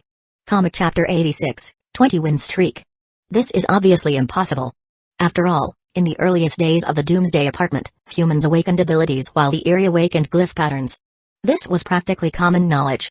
Humans couldn't possess glyph pattern abilities, and the Eri couldn't possess ability powers. And because glyph pattern abilities were generally stronger than abilities, human players had always been at a severe disadvantage. It wasn't until humans discovered a way to wield glyph pattern abilities that the tide slowly began to turn. But essentially, humans acquiring glyph pattern abilities was an act of plunder from the Eerie. However, the hidden glyph pattern abilities that the Eerie possessed could not be plundered. So it was widely believed that human players could never possess hidden glyph pattern abilities. Hidden abilities, on the other hand, were possible. So-called hidden abilities were those that didn't appear on the data panel. As long as one didn't expose it on their own, no amount of advanced detection would uncover it. So-called hidden glyph patterns, on the other hand, were glyph pattern abilities that didn't manifest as tattoos. Likewise, if not voluntarily exposed, no investigative method could detect them. And after Tong Sang said that, Zi Sang Heian immediately changed his tune and replied, "So, could it be a hidden ability? That guy has two abilities. One as your hard work pays off and another hidden ability?" This theory, while also outrageous, at least made logical sense. Other members chimed in with their own speculations, but generally speaking, during the beginner phase without strong skills as support, abilities are usually weaker than glyph pattern abilities. And Wu Ying's Phantasoparasitism is a tier 3 skill. What kind of hidden ability could one-shot him? Kama, and the odds of a hidden ability occurring are already insanely low, and you're saying he has both a hidden ability and a visible one? That's about as likely as an Eerie possessing multiple glyph pattern abilities. Practically zero, anyway, no matter how you explain it, it's messed up. But isn't there saying? Eliminate all impossibilities, and whatever remains, no matter how unbelievable, must be the truth. Wu Ying looked at the group's speculations and started to doubt himself. Could he really have run into a freak with both a visible ability and a hidden ability? To be able to one-shot him, just how overpowered would that hidden ability have to be? SSS tier dark type or special type? If that were the case, then this guy might actually have a shot at the Rookie King title. But deep down, he still felt something was off. Just then, he saw the group admin at him. "Duo, group admin, bring the memory scroll to floor 366 at Wu Ying." Wu Ying quickly replied in agreement. Then he left the dual machine on the 119th floor and took the elevator to floor 366. The entire 366th floor was filled with apartment rooms. Wu Ying didn't pick, he didn't even look at the room numbers and just randomly entered one. Inside, the spacious room was silver and white with a futuristic tech decor. The whole room was empty, and even speaking seemed to echo. At the end of the room, embedded in the wall, was a silver-white dual machine with a sleek tech design. Wu Ying walked straight up to the dual machine and reported, "Boss, I brought the memory scroll." The dual machine, originally powered off, made a caw sound. Then, a shadowy figure appeared on the screen and spoke in a deep voice, "Unroll it." Wu Ying knew exactly how to use the memory scroll. He slowly took a deep breath, spread his arms, and completely dropped his guard. A silver-white scroll flew out from his body. Wu Ying then bit his finger and smeared blood on the memory scroll. Images from his memory began to appear on the scroll. Starting from when he planted the memory scroll, to entering the dual machine and matching with Zhang Yi. There was quite a wait during this period. Then came the entire process inside the dual arena. Then, getting mysteriously one-shotted by Zhang Yi. And after the one-shot, came the key part. However, from the moment he got one-shotted, the memory scroll showed a full 3 minutes of blank footage. This bizarre phenomenon left Wu Ying completely stunned. Under the guidance of the shadowy figure on the screen, he replayed the moment he got one-shotted. The next 3 minutes were still blank. This time, Wu Ying's eyes went wide with disbelief. How is this possible? Was I dead during those 3 minutes? But when I use Phantasoparasitism, I'm also technically in a death state. And memories from that time can still be successfully recorded into the memory scroll. So why are these 3 minutes missing? His face looked like he'd seen a ghost, and he was even worried that Duo might suspect his loyalty. Just as he was about to pledge his allegiance again and swear he didn't tamper with the memory scroll, Duo beat him to it and displayed another image on the dual machine screen. It was footage of Wu Ying inside the dual machine. At first, it looked just like what was recorded in the memory scroll. But when the moment came, when he got one-shotted by Zhang Yi, Wu Ying's physical body actually disappeared from inside the dual machine. That scene shocked Wu Ying even more. It practically made him question reality itself. He swallowed hard and stared at the dual machine screen in disbelief. This? I actually disappeared during the duel? This can't be some hidden ability. Even an SSS tier ability couldn't possibly affect my physical body inside the dual machine just through a virtual match. Besides, that kid's in the beginner apartment, and I'm in the Doomsday apartment. He was able to affect my physical body from that far away? How is that any different from slapping someone on the other side of the world through a screen and a network cable? This is impossible. Absolutely impossible. Wu Ying was truly doubting his entire existence. At that moment, he was still disguised as Zhang Yi, his entire face scrunched up. Confused, horrified, even a little mentally unhinged. After a long pause, a light bulb went off in his head, and he reached a conclusion. I got it. Someone must have tampered with my duel machine. That's gotta be it. That kid must have turned a member of the duo organization, then had them tamper with my duel machine. That's why I randomly disconnected for 3 minutes during the duel. But even as Wu Ying said it, he himself found it unbelievable. After all, over here in the Doomsday apartment, there had never been any reported cases of tampering with a duel machine. If someone really had that kind of skill, why waste it helping a rookie all the way over in the beginner apartment? But then again, was there any other explanation? No matter how he tried to explain it, it just didn't make sense. Wu Ying was seriously questioning his life. And the screen shifted again, returning to that black shadow. The shadow didn't voice any opinion and simply said in a deep voice, keep matching. Use my duel machine this time. Wu Ying adjusted his mood, let out a slow breath, and said heavily, third match. My goal is to get one-shotted again, right? Yes. Zhang Yi matched with Wu Ying for the third time during his 20-win streak. He immediately felt something was off. Because this time, after Wu Ying returned, he had stayed in Zhang Yi's form the whole time. That meant the cooldown for replica fusion hadn't been refreshed. This time, if he wanted to beat Wu Ying using replica skills again, he had two ideas. One was to use replica possession and replica swap. But that came with big risks. Replica possession would mean possessing the main body. He didn't want to risk his real self. Replica swap would bring an old player into the beginner apartment early, which was even riskier.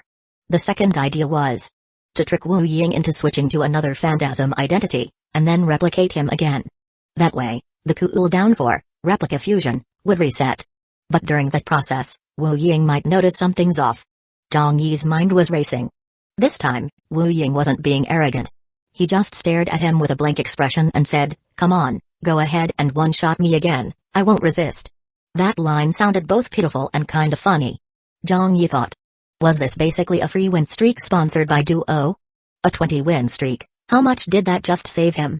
But seeing Wu Ying's attitude of throwing the match, another idea popped into his head. So, his number 2 replica in the duel arena pretended to gather power. Meanwhile, number 1 replica in the apartment ruins used the phantom lantern to create a mirror replica for the blackened replica. Then, he fused the mirror replica into the number 2 replica currently in the duel. And then, the number 2 replica raised a hand, and the whole duel arena was instantly engulfed in a blood mist shroud. The next moment, multiple foggy white phantoms surged directly into Wu Ying's body. Then, Wu Ying vanished from the stage. Above the arena, the system announced Zhang Yi as the winner of the match. And in Zhang Yi's mind, that familiar notification rang out again. Ding. Congratulations on winning the match. You've received 500,000 game coins from the duel wager. Ding. Congratulations on achieving a 20-win streak in random matchmaking. Please select your win streak reward. That's right. He won easily again. He didn't use Idea 1 or Idea 2 at all. He didn't even use a replica skill. He fused a blackened replica and beat Wu Ying with sheer skill. Of course, the key here was Wu Ying acted like he was throwing the match and didn't resist at all, letting Zhang Yi one-shot him. Even so, Zhang Yi's legitimate one-shot win over Wu Ying wasn't simple. After all, Wu Ying's phantasm ability made normal methods ineffective for a real kill. Relying on Zhang Yi's current lack of glyph pattern abilities, even if he killed Wu Ying, he would have ended up parasitized by him. So, he fused the mirror replica of the blackened replica and used a glyph pattern ability to truly finish Wu Ying off. He didn't even give him the chance to parasite a shadow. A kill of this level should also be enough to break through Yang Wenchao's resurrection. Zhang Yi chuckled lightly and started choosing his 20-win reward. 3 cards appeared. He casually picked the third. Once selected, the 3 rewards revealed themselves in turn. The first card flipped over, and Zhang Yi's eyes went wide instantly. On it was written, Skill Upgrade Card, upgrades a skill, no higher than A tier after upgrade. Holy shit. This card. He wanted it so badly. Replica Fusion was only D tier. How great would it be to upgrade it to C tier? He'd be able to fuse more replicas at once. The cooldown would probably shorten too. What a pity he didn't get this one. Then the second card flipped. Ability Upgrade Card, upgrades an ability, final rank cannot exceed A tier. At first glance, this one seemed even more valuable. After all, the ability rank capped a skill's potential. But think about it. Anyone strong enough to get a 20-win streak probably already had an ability beyond A tier. This card might be kind of meh for top-tier players. But for regular players, it would be an insanely valuable treasure. For trading, the currency would probably have to be survival points or survival stones. Anyway, Zhang Yi didn't get it, so he wasn't too bothered. Then the third card. The one he got. Flipped over, and his eyes lit up. Body Enlightenment Fruit, used to potentially awaken a new ability or gain a new skill, no higher than A tier. This reward was extremely valuable to normal players. After all, it could give them a second ability.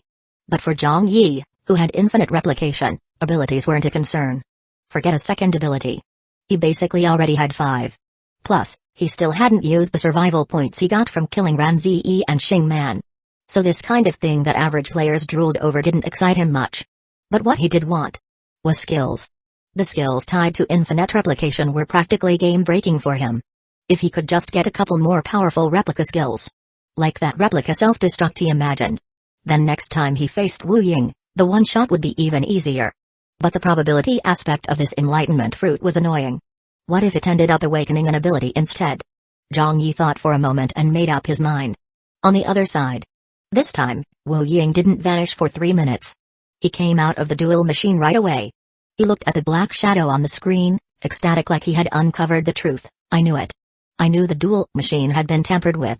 This time, after switching machines, I didn't experience the 3-minute blackout. But, as he spoke, he suddenly froze, his pupils dilating again. That kid. He actually has glyph pattern abilities. But when I parasitized his shadow and replicated him, I didn't sense any glyph pattern ability. The black shadow on the screen rumbled, because when you replicated him, he didn't have glyph pattern abilities yet. Wu Ying paused for a moment, then quickly deduced, so he got them sometime between the 10-win streak and the 20-win streak? But that can't be right, can it? He was in duels the whole time. How did he get a glyph pattern ability? And this glyph pattern ability actually killed me for real. That makes no sense. As he kept saying it made no sense, his eyes grew more and more stunned. Because by now, it was clear. This rookie wasn't just weird. The strength he showed was definitely enough to contend for the Rookie King title. Just as that thought hit him, Wu Ying saw. The duel machine embedded in the wall before him suddenly shifted, transforming into a humanoid mech puppet and stepping out from the wall. Chapter 87, Trading the Enlightenment Fruit. But Wu Ying, watching this scene, wasn't all that shocked. Because he recognized this mech puppet. To be precise, every member of the duo organization recognized it. Because this thing that could switch between a duel machine and a mech puppet was their boss, Duo. And sometimes, this kind of mech puppet could appear in multiple places at once. For example, on this entire 366th floor where Wu Ying had arrived, every single room had one of these dual machines. Of course, in some rooms, the dual machine might already have taken the form of a mech puppet to carry out some organization task. Duo was a massive and mysterious organization. The organization's leader called themselves Duo and always appeared in the form of a mech puppet. At the same time, the organization was run collectively by a large number of mech puppets. Naturally, both outside the organization and within, there were 2 circulating theories. One theory said that all those mech puppets were just replicas of the boss Duo. The other theory claimed that all members outsiders encountered were just regular members, and the unknown core members of Duo were actually these mech puppets. All mech puppets looked identical and called themselves Duo. But in reality, they were controlled by different players. And those hidden behind the mesh were the real core members of Duo. Both theories were plausible. After all, there was a clear pattern in how Duo members cycled. Every so often, a few strong members of the organization would all disappear at the same time. And this disappearance always aligned with the time when beginner players finished their trial period and entered the Doomsday apartment. So every new batch arriving at the Doomsday apartment also marked the Duo organization's recruitment period. To replenish those missing veteran players. This periodic loss of veteran players and fixed recruitment cycle seemed to back up the idea of core members. So many Duo members were ambitious, working hard to improve their strength to one day become core members. Whether it was true or not, all these mech puppets presented themselves as Duo.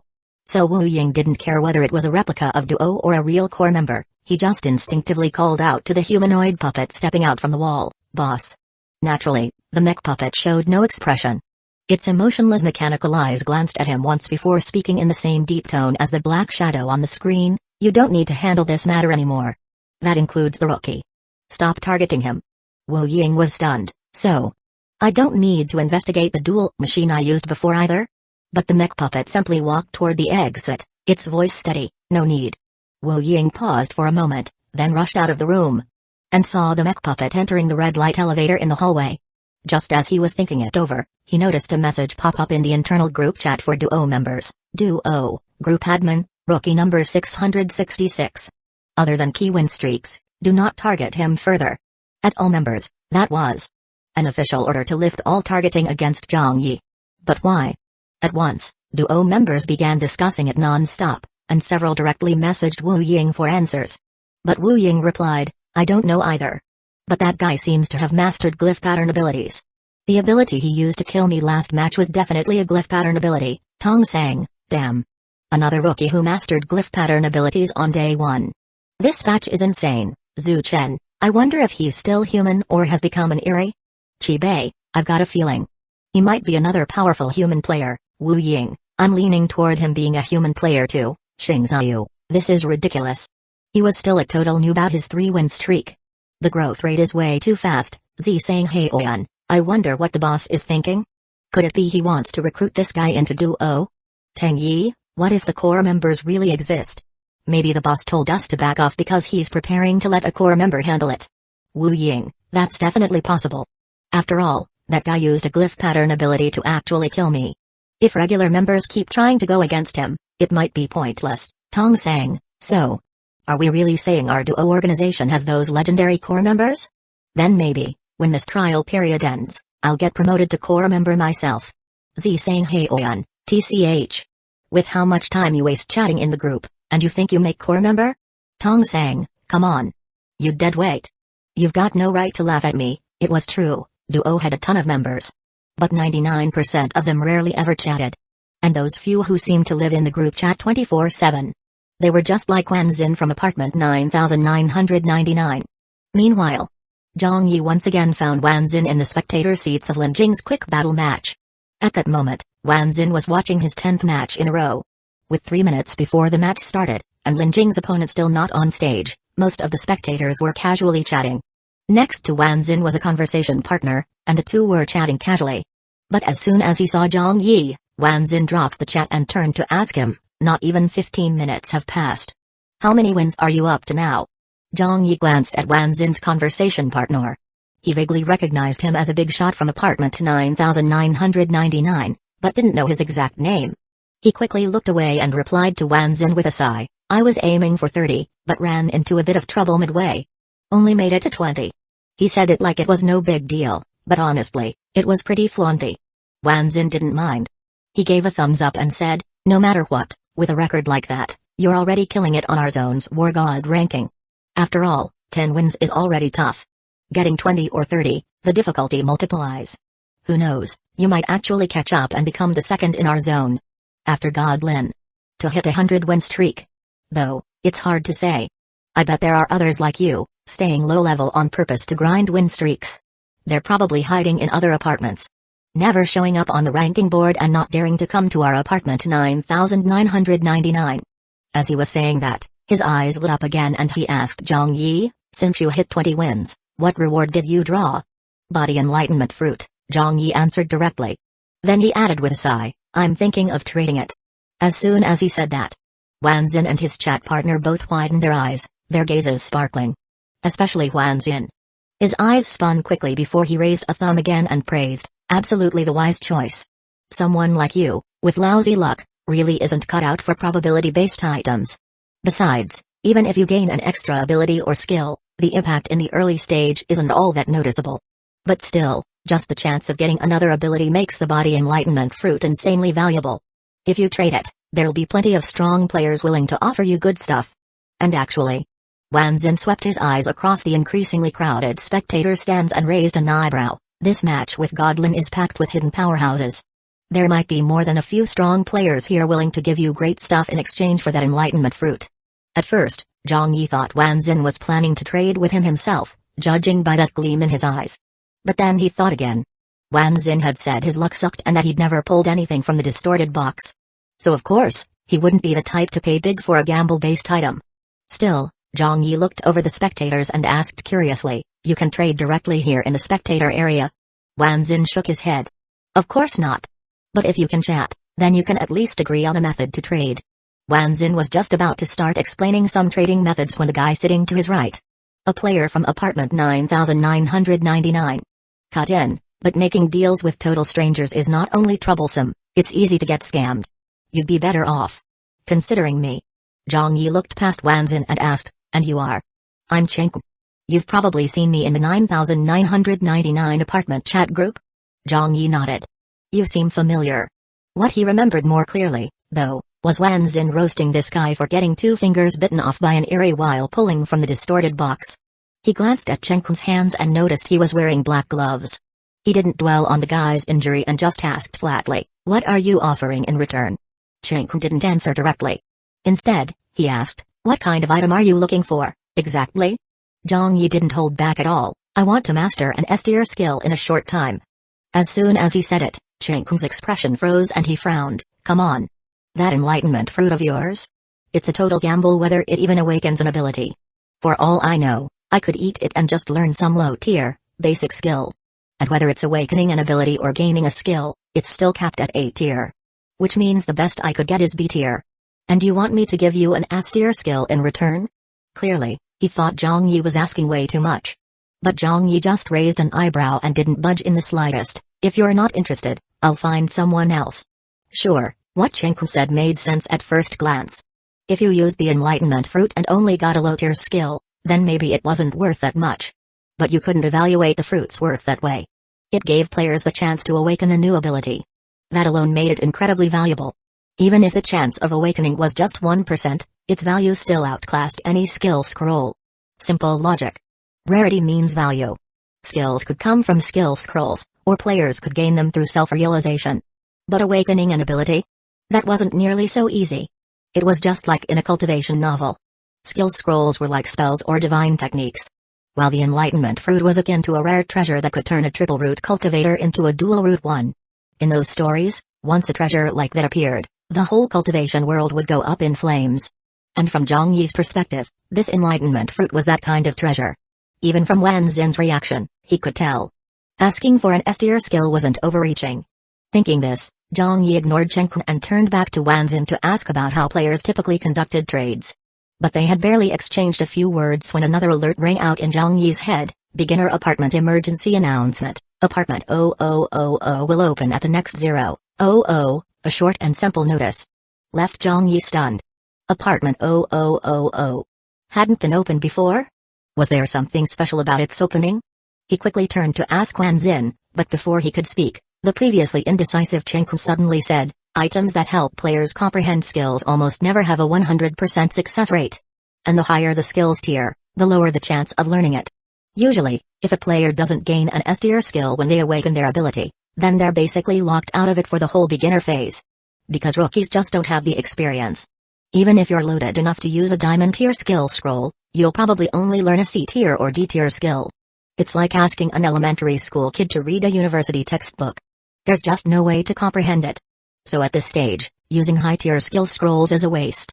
If you don't believe me, ask Wanzin, or any of your other trusted friends. Zhang Yi looked at Wanzin. Without even needing to say anything, Wanzin nodded. It's true. If you insist on trading the enlightenment fruit for an S-tier skill, the value lines up. But the issue is, you're only level 3 right now. You probably haven't used the training room or enlightenment room much yet. As for those high-end, insane enlightenment facilities, you've probably never even heard of them. So at this stage, using a high-tier skill scroll really would be a waste. I see. Zhang Yi was just about to ask more about those top-tier enlightenment places. But Cheng jumped in again, clearly eager. If it's a skill you need urgently, I can give you 2 golden-tier skill scrolls. Each can unlock up to B-tier skills. That's the best match for where you're at right now. Any higher would just be wasted. Golden-tier skill scrolls. Neither the golden tier dual machine exchange list nor the high-end mall sold items of that tier. In other words, golden tier items could only be bought from roaming vendors in the apartment using survival points. So yeah, golden tier items were already rare. But Zhang Yi still wasn't satisfied, not enough. Cheng wasn't surprised. He calmly continued, I can add more. What else do you want? Zhang Yi raised 5 fingers, 5 golden tier attribute fruits. Stamina and energy, 5 of each.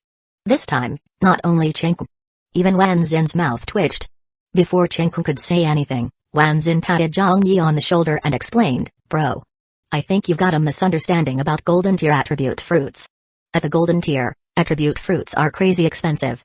Even compared to other items of the same tier. Not even skill scrolls come close in price. If you don't believe me, go ask any of the top dogs in the spectator stands. There's no way anyone's dumb enough to accept that kind of trade." "I see." Zhang Yi had just been testing the waters anyway, so he quickly adjusted his offer. "Alright then.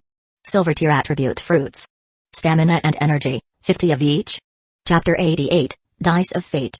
Hearing that, Wanzin's mouth twitched again. But soon, he frowned and said, "Don't tell me you don't know? Attribute fruits of the same tier only work up to 5. The 6th one does nothing.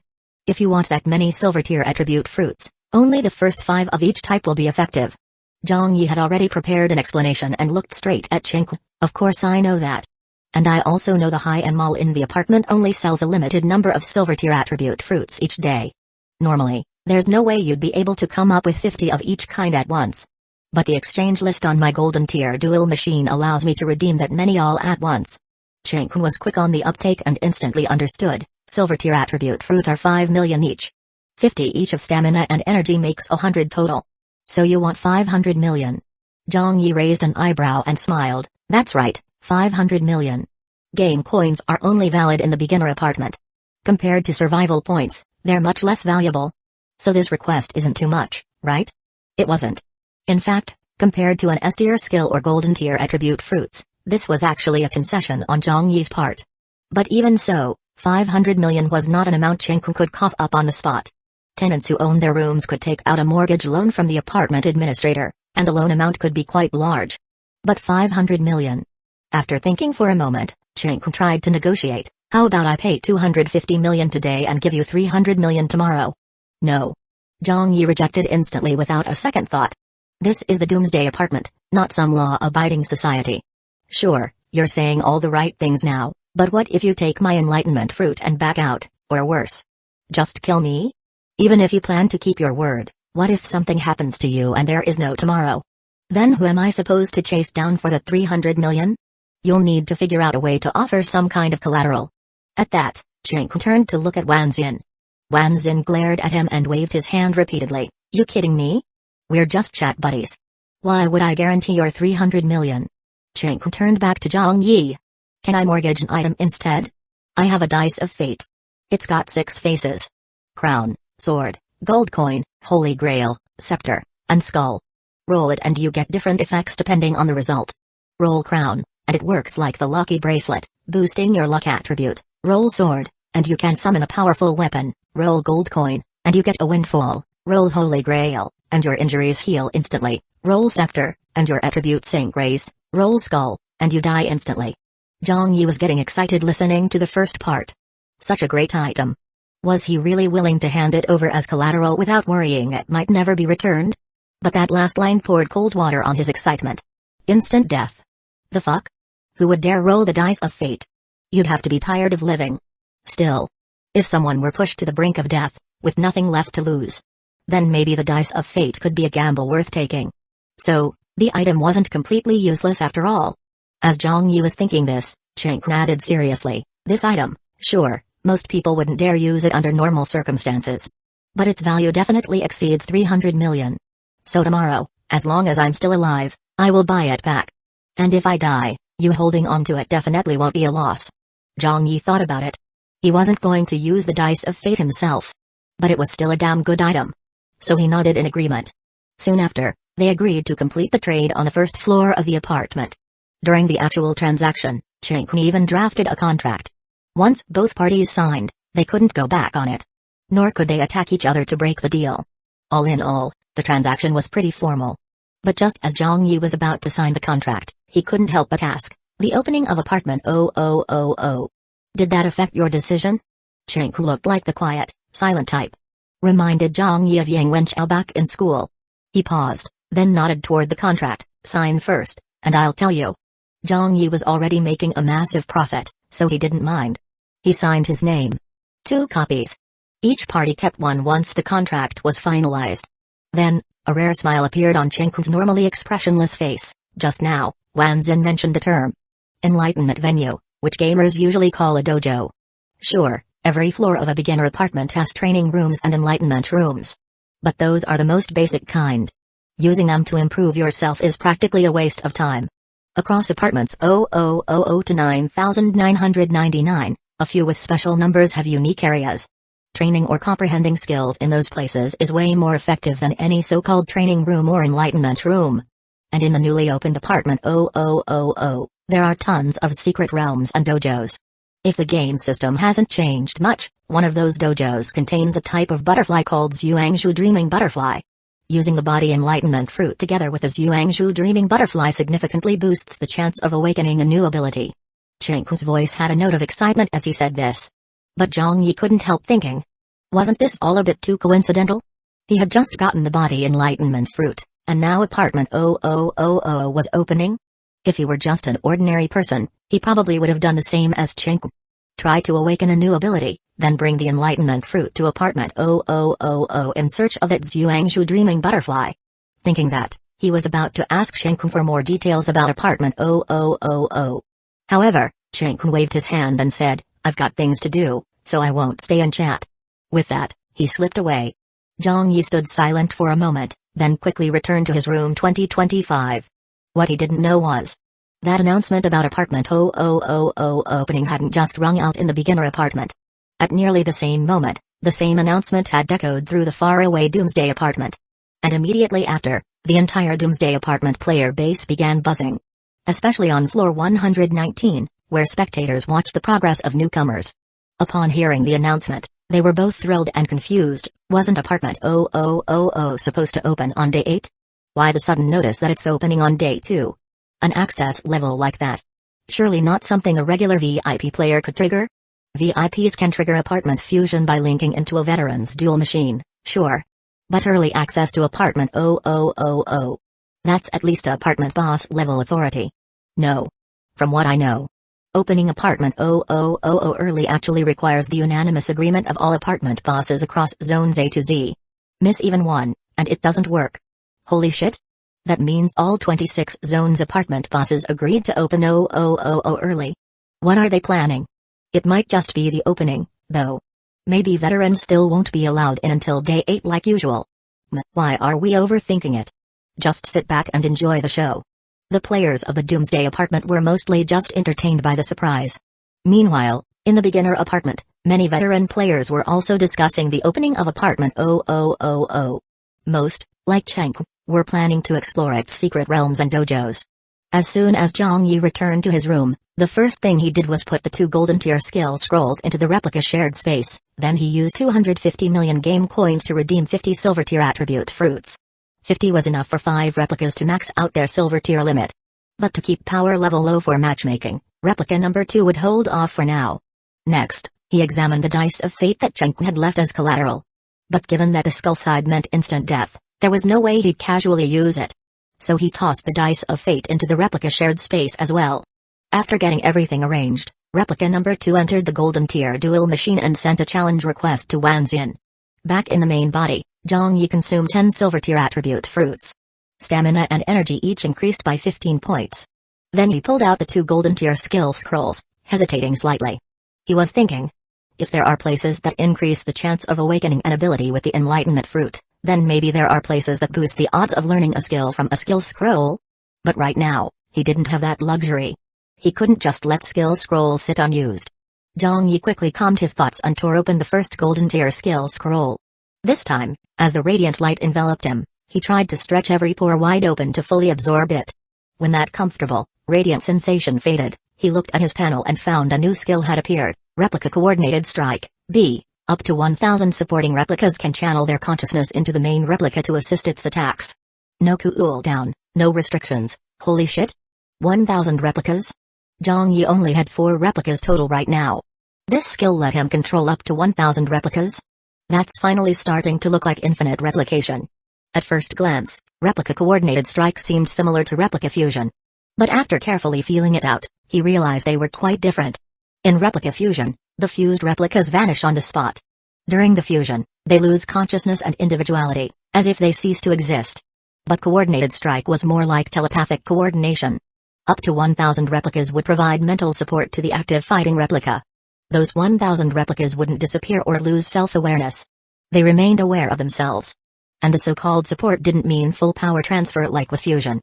Each replica provided about 10% attribute support. But talent, skills and the like couldn't be shared this way. For example, if replica number 3 supported replica number 2 wouldn't gain number 3's ice-type abilities or skills, just about 10% of number 3's stats. This skill wasn't as good as replica fusion early on. After all, he only had 4 replicas right now. 3 replicas supporting 1 meant just a 30% stat boost. But this B-tier skill fully deserved its rank. First off, it had no cooldown. As long as the other replicas were free, they could lend support anytime, anywhere. Second, in the future, when Zhang Yi had hundreds or even 1,000 replicas. With 1,000 replicas assisting? That's basically a 100 times attribute buff. Now that was like a small fry being possessed by a god. He'd basically go from ordinary human to full-on superhero. Just thinking about it had Zhang Yi buzzing with excitement. He almost wanted to summon 1,000 replicas on the spot and go full Superman mode. But he quickly calmed down. Thinking further, maybe he shouldn't aim too hard for an S-tier skill right now. It wasn't just about whether he could comprehend it. Some skills might not even show their full power in the early stages. Take this B-tier skill. It was strong, yes, but with so few replicas, he couldn't unleash its true potential. Having sorted out his thoughts on skill tiers, Zhang Yi refocused. Feeling clear-headed and refreshed, he tore open the second golden tier skill scroll. He was already quite practiced by now. Bathed in the radiant glow, he focused wholeheartedly on the experience. And when it was over, he checked his data panel. And his eyes lit up with joy. 2 golden tier skill scrolls, and he had learned 2 B-tier skills. And the second one was incredibly important to him. Replica substitution, B, as long as a replica exists, the main body will not die. If the main body is killed, priority X, a surviving replica will take the death in its place. Defaults to the lowest combat power replica, perfect? This skill didn't increase his combat power. But it solved his biggest fear. What was he most afraid of right now? That his main body would die. Even with all his replicas, if the main body died, everything would vanish. But now, as long as one replica remained alive, his main body wouldn't die. Of course, there were extreme scenarios. Like if some overpowered entity crushed all his replicas instantly. Then yeah, he'd still die. So Zhang Yi immediately warned himself not to get too cocky. Meanwhile, replica number 1 turned to the blackened replica and asked, "Hey, in the apartment's mechanics, does death have priority levels?" The blackened replica nodded, "Of course. Even hell has 18 levels in the legends. So of course, death comes in grades too. Like those reincarnated Eri, they rely on low-tier deaths to complete the cycle. And that whole reincarnation process inside the apartment relies on a similar concept. Using a low-grade death, a fake death, and then resurrection. My newly awakened 4th glyph pattern ability, Phantasoparasitism, also requires a low-tier death to begin parasitizing a target. Zhang Yi had experienced this firsthand. In his first fight with Wu Ying, he had clearly killed him. But Wu Ying had parasitized his shadow. In the third fight, he used the blackened replica's ability and truly killed Wu Ying. At that time, Wu Ying didn't trigger Phantasoparasitism. What got Zhang Yi thinking was, his new skill, replica substitution, included the phrase priority X after death. So, are death grades ranked like abilities? From F up to SSS? He deliberately didn't mention X tier, and then asked curiously, and that thing I keep hearing about. Erasure. What grade of death is that? Chapter 89, Death Tiers. Anyway, of all the deaths he currently knew of, erasure was probably the highest tier. He just didn't know if it was SSS tier, or if it had already reached X tier. However, the blackened replica didn't give a clear answer either. Some items or skills do mention a priority when it comes to death, and there really have been classifications from F to SSS tier death. But between players, there's no way to split death that precisely, and usually we don't describe death using F to SSS tiers. Instead, there's a separate system. A set of death evaluation standards. The lowest level is called pseudo-death of the flesh, which should correspond to F to E tier deaths.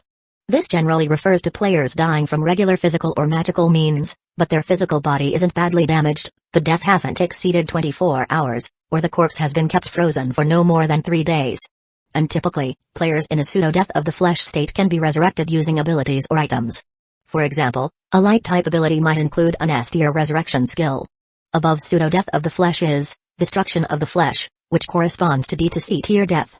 This kind of death usually also comes from regular physical or magical attacks, but the body is extensively damaged, and standard resurrection spells struggle to bring them back. Still, resurrection is possible in these cases too. You'd need an SS-tier resurrection skill, plus an item to reconstruct the body. But SS-tier skills are already extremely rare, and resurrection skills are even harder to come by. Plus, items that can reconstruct a body are usually hard to find. Items to reconstruct the body are hard to find? Then maybe it's just that SS-tier skills aren't strong enough. If it were SSS tier or X tier, maybe grabbing a random lotus root would be enough to rebuild the body? Zhang Yi silently threw in a light jab in his head. The blackened replica continued, whether it's pseudo-death of the flesh, or destruction of the flesh, there's actually a simpler form of resurrection. Eerie transformation, continuing life in the form of an eerie. But while eerie transformation seems easy, it actually requires an intense obsession and sense of purpose, and the side effects are severe. Above these two tiers of bodily death is a higher level death called annihilation of the eerie soul, corresponding to beta A tier deaths. Annihilation of the eerie soul generally results from high-level soul attacks or eerie abilities.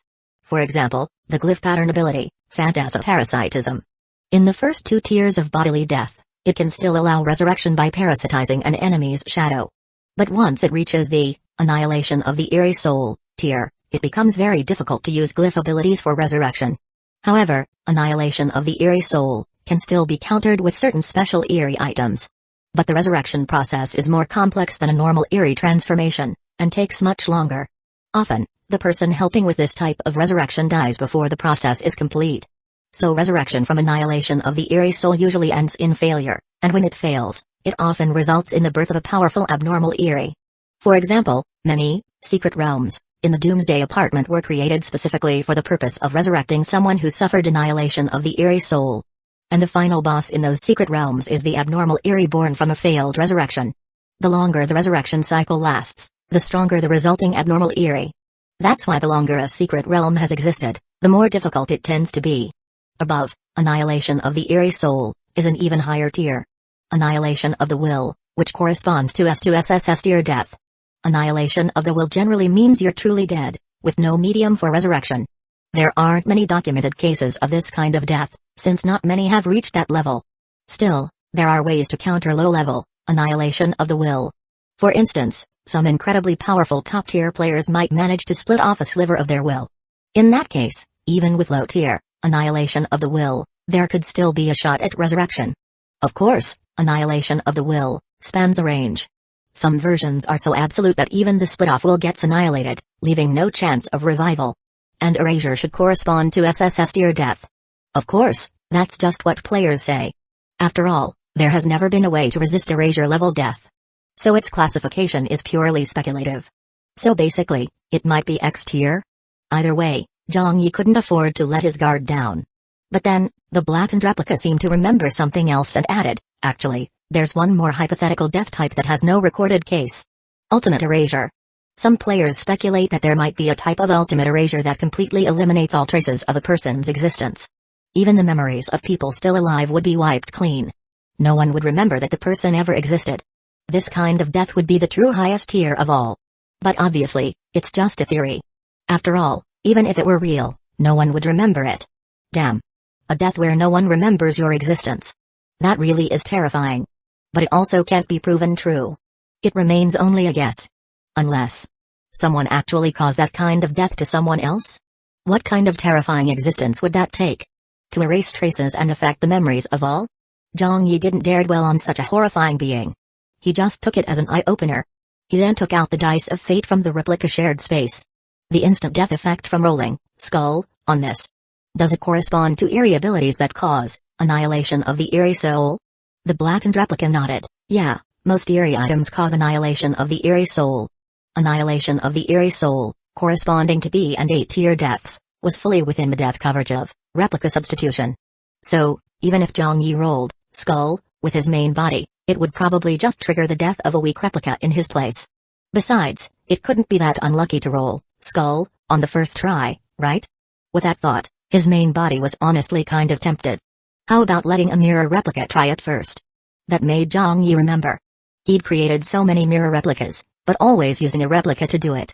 His main body had never once made a replica of himself.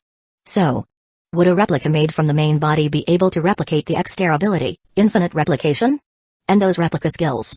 If they could be copied, then when using replica fusion, With a mirror replica, how would the cooldown work? With that in mind, Zhang Yi decided to try it for the first time. He had his main body step in front of the replica reflection mirror.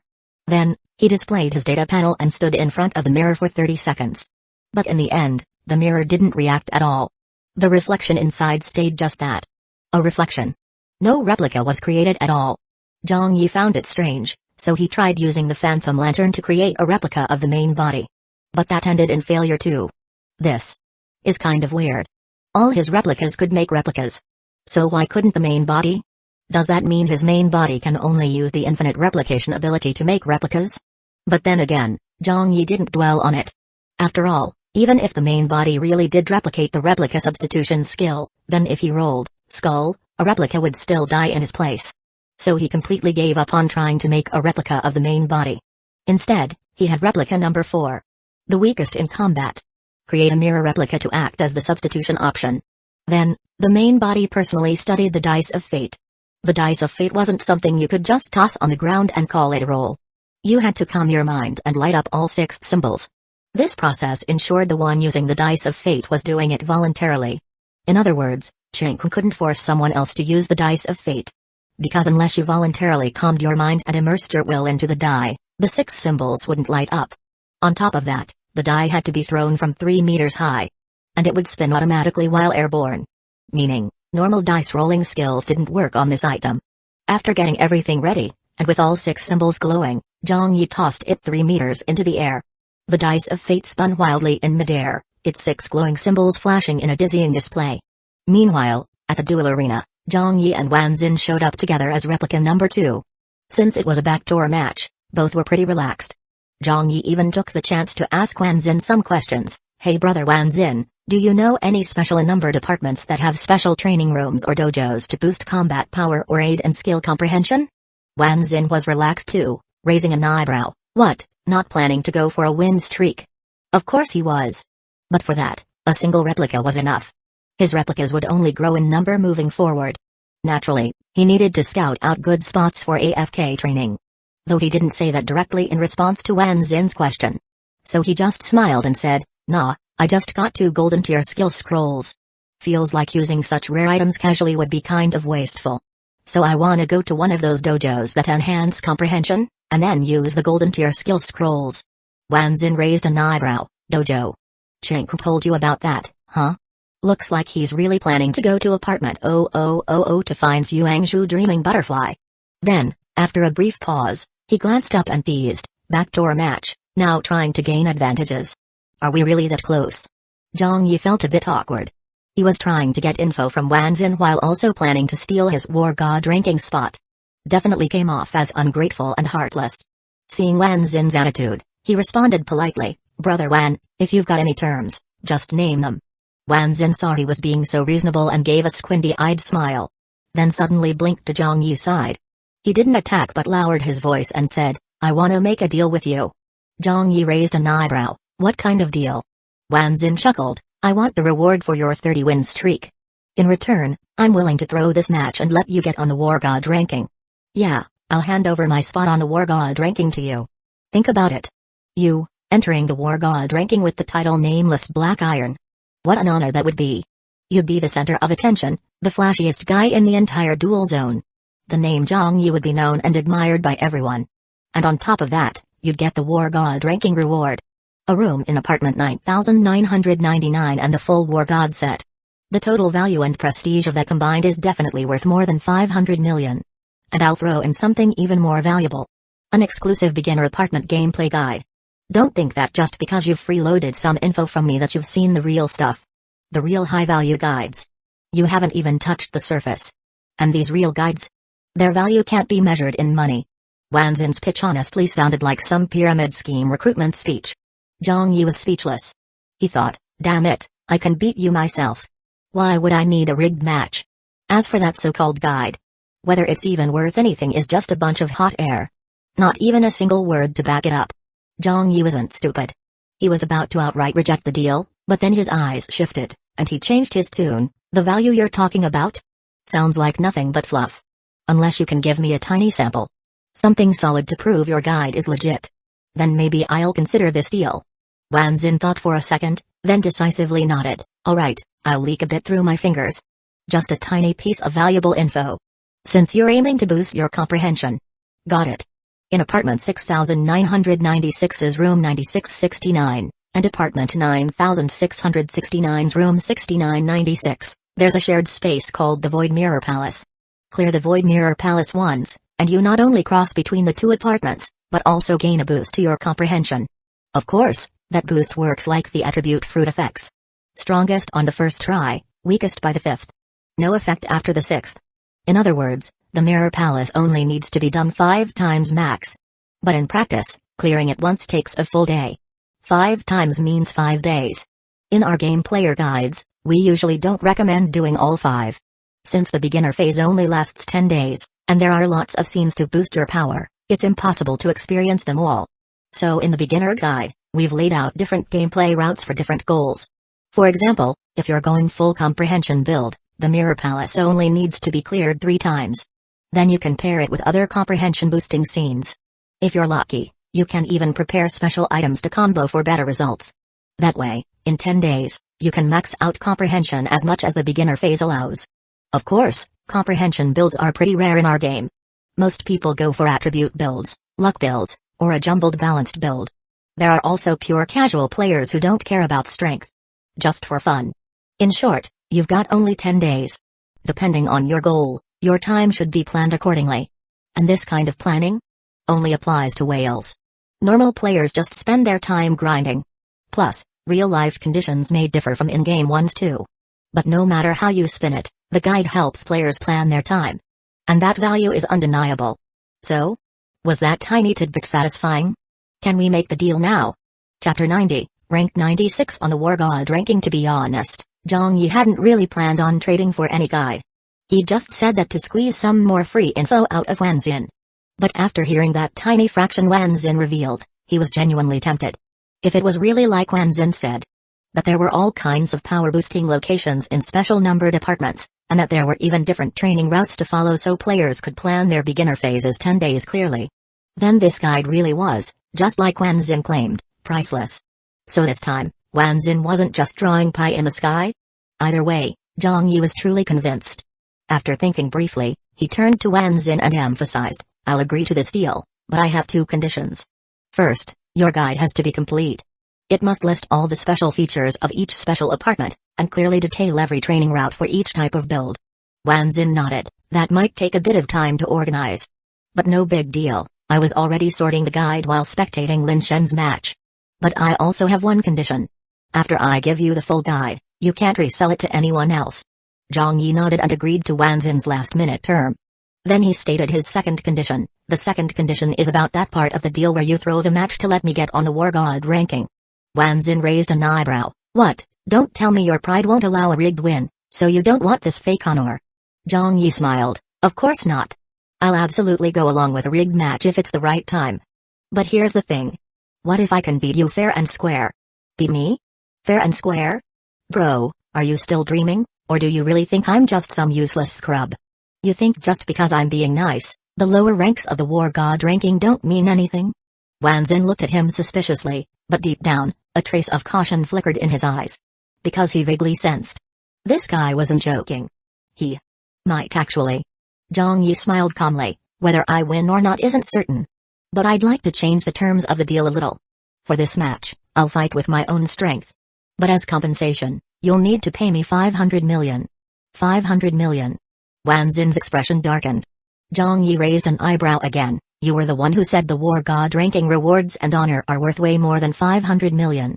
So now, if I choose to fight you head-on, I'm giving up the value you were offering me. Asking for 500 million in return isn't unreasonable, right? That might be true. But in Wanzin's case, it wasn't so simple. After all, he already had a feeling. He wouldn't be able to hold on to his War God ranking spot much longer.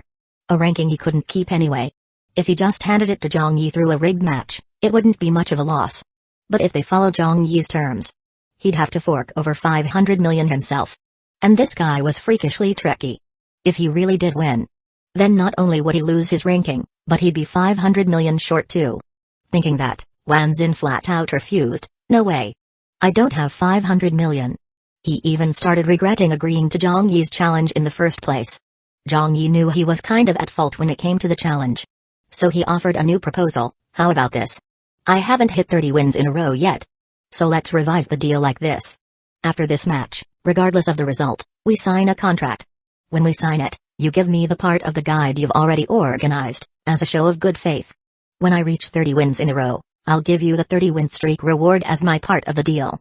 But you must finish compiling the entire guide and hand it over to me by the end of today. Also, for the 500 million, you'll pay me 100 million each day for the first 5 days of the beginner apartment, as an installment plan. Fair enough, right? You're taking on the risk that I might not get 30 wins. And I'm taking on the risk that you might not survive the next 5 days. Strictly speaking, my risk is higher. After all, you said it yourself. Your luck's pretty bad. You might not even last 5 days. PFFT, PFFT, PFFT. Wanzin spat a few times and glared hard at him. Who the fuck said I can't last 5 days? I'm super steady, alright? Forget 5 days.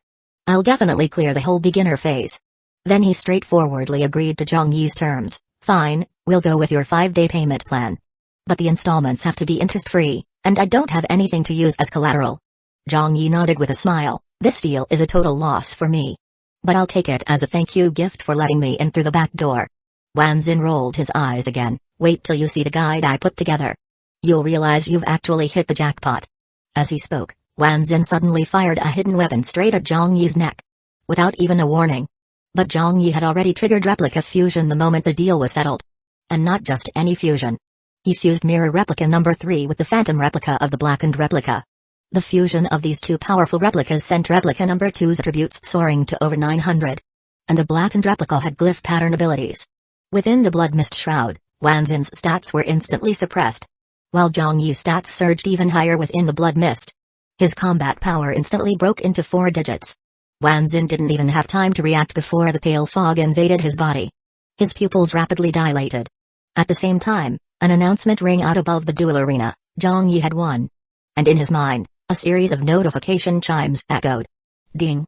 Congratulations on winning this duel. You've received 1 million game coins in wagered survival points. Ding. Congratulations on defeating the number 96 ranked player on the War God ranking. Your rank has been updated to number 96. Ding. Congratulations on making your first appearance on the War God ranking. You've earned the following rewards. 1. 1 apartment room on the 20th floor of apartment 9999, nameless black iron tier. 2. 1 full set of the War God outfit, nameless black iron tier. 3. 1 announcement card, claimable daily. 4. 1 privilege exempt card, claimable daily. 5. Exclusive War God version duel arena, comes with special permissions like setting spectating fees and spectating blacklists. At the same time, the War God ranking of the entire A985 duel zone automatically updated its 96th position to rank 96. Zhang Yi, nameless black iron, 100%, nameless black iron was the title, and 100% was the win rate. His win rate didn't stand out much on the War God ranking. But that title was completely unique on the list. So almost instantly, in the first floor lobby of the duel zone, a ton of players took notice. Holy shit. The 96th spot on the War God ranking just changed. PFFT. It's normal for the tail end ranks to change. It's happened plenty of times. No, this one's different. The new rank 96 actually has a title nameless black iron. Can you believe that? What? No way. How did nameless black iron make it onto the War God ranking? Didn't you see the next 4 down? Ranks 97 to 100. Are all stubborn bronze? If I had to guess, someone probably used challenge mode to defeat a ranked War God and replaced his position. That usually means some whale paid for a rigged match. But if you're gonna rig it, at least try to make it look good. Upgrade your title or something. I bet he didn't meet the 10-win streak requirement to promote to stubborn bronze. Still, this dude must be nuts. Even if he bought his way onto the War God ranking, so what? The matches you get on the ranking are cross-zone against other ranked War Gods. His next match is basically guaranteed to be a loss. But if his combat power is too low, can other zones even match him with someone appropriate? Why not? The forest's big. You'll find all kinds of birds. I'm sure the other zones have rigged matches too. Ugh, I really don't get what these people are thinking. Sure enough, Zhang Yi making it onto the War God ranking caused a stir. But it was nothing like how Anzin had described it. Most players took one look and assumed it was obviously a rigged match. And most of the chatter was full of sarcasm, mockery, and cold ridicule. Still, none of that reached Zhang Yi through his private duel machine. And even if it had, he wouldn't have cared. While replica number 2 was organizing the War God ranking rewards, over on the main body's side, the dice of fate hadn't been unlucky enough to roll, skull, for instant death. Instead, it landed on the crown, which meant a temporary luck boost. The crown symbol lit up on the dice, and its glow turned into shimmering particles that merged into his body. Visually, it looked kind of eerie. But afterward, Zhang Yi didn't feel any major changes. So did the luck boost actually do anything? The white-clad woman had warned him before not to rely on luck-based items. But it's not like he aimed for crown this time either. Still, now that the boost was in effect, plus the fact that he had just maxed out on silver tier attribute fruit, gaining plus 15 to both stamina and energy, Zhang Yi thought for a moment, then created a brand new replica. And this time, he used the replica mutation skill during creation. Soon, a fresh face appeared in his vision. A youthful, delicate-looking teenage boy. This was his 5th replica. Looked about 14 or 15 years old, clear eyes, well-defined features, total model student vibes. Zhang Yi felt a bit weirded out by the appearance, so he switched to replica number 5's perspective and checked the data panel. Kushing, level 0, stamina 10, energy 10, combat power 100, survival points 0, ability, dark element affinity, SS, skills, shadow form, S, shadow puppet, S, shadow curse, S, holy shit. This luck boost actually worked. This 5th replica started with high base stats and even came with an SS tier ability. And 3 S tier skills right out of the gate. And all 3 were solid too. Shadow form, S, transform the body into shadow. In shadow state, immune to all detection methods, immune to all physical attacks, dark resistance plus 80%, light resistance minus 80%, immunity to physical attacks was nice, but total immunity to detection? That was insane. With stealth effects like that, you could go wherever you wanted without being found. But wait, what's with minus 80% light resistance? Getting hit by light abilities means taking 80% more damage? So this skill's basically countered by light abilities. Actually, not just this skill. The whole dark affinity ability seemed countered by light. Even the next skill, Shadow Puppet, had that weakness. Shadow Puppet, S, nurture a shadow puppet in darkness. Can be summoned at any time to assist in combat. The puppet's strength is based on its nurture time. Maximum attributes can reach 10,000 times the main body. If exposed to sunlight or light abilities, nurture time resets and must begin anew. Extreme dark environments or eerie zones accelerate puppet nurture speed. Whoa. A puppet that could reach 10,000 times the main body's stats? Sounds wild. But think it through. This skill's like one of those legendary techniques in cultivation novels, like the draw sword technique. The beauty of draw sword lies in storing sword intent over time. The longer the charge, the stronger the strike. Same thing here. How long would it even take to reach 10,000 times stats? That cap might be there, but reaching it is a whole different story. Luckily, it seems the puppet can still be summoned during nurturing. As long as it's not exposed to sunlight or hit by light skills, the timer won't reset. That's actually pretty reasonable. Then there was the third skill. Shadow Curse, which worked in tandem with Shadow Puppet.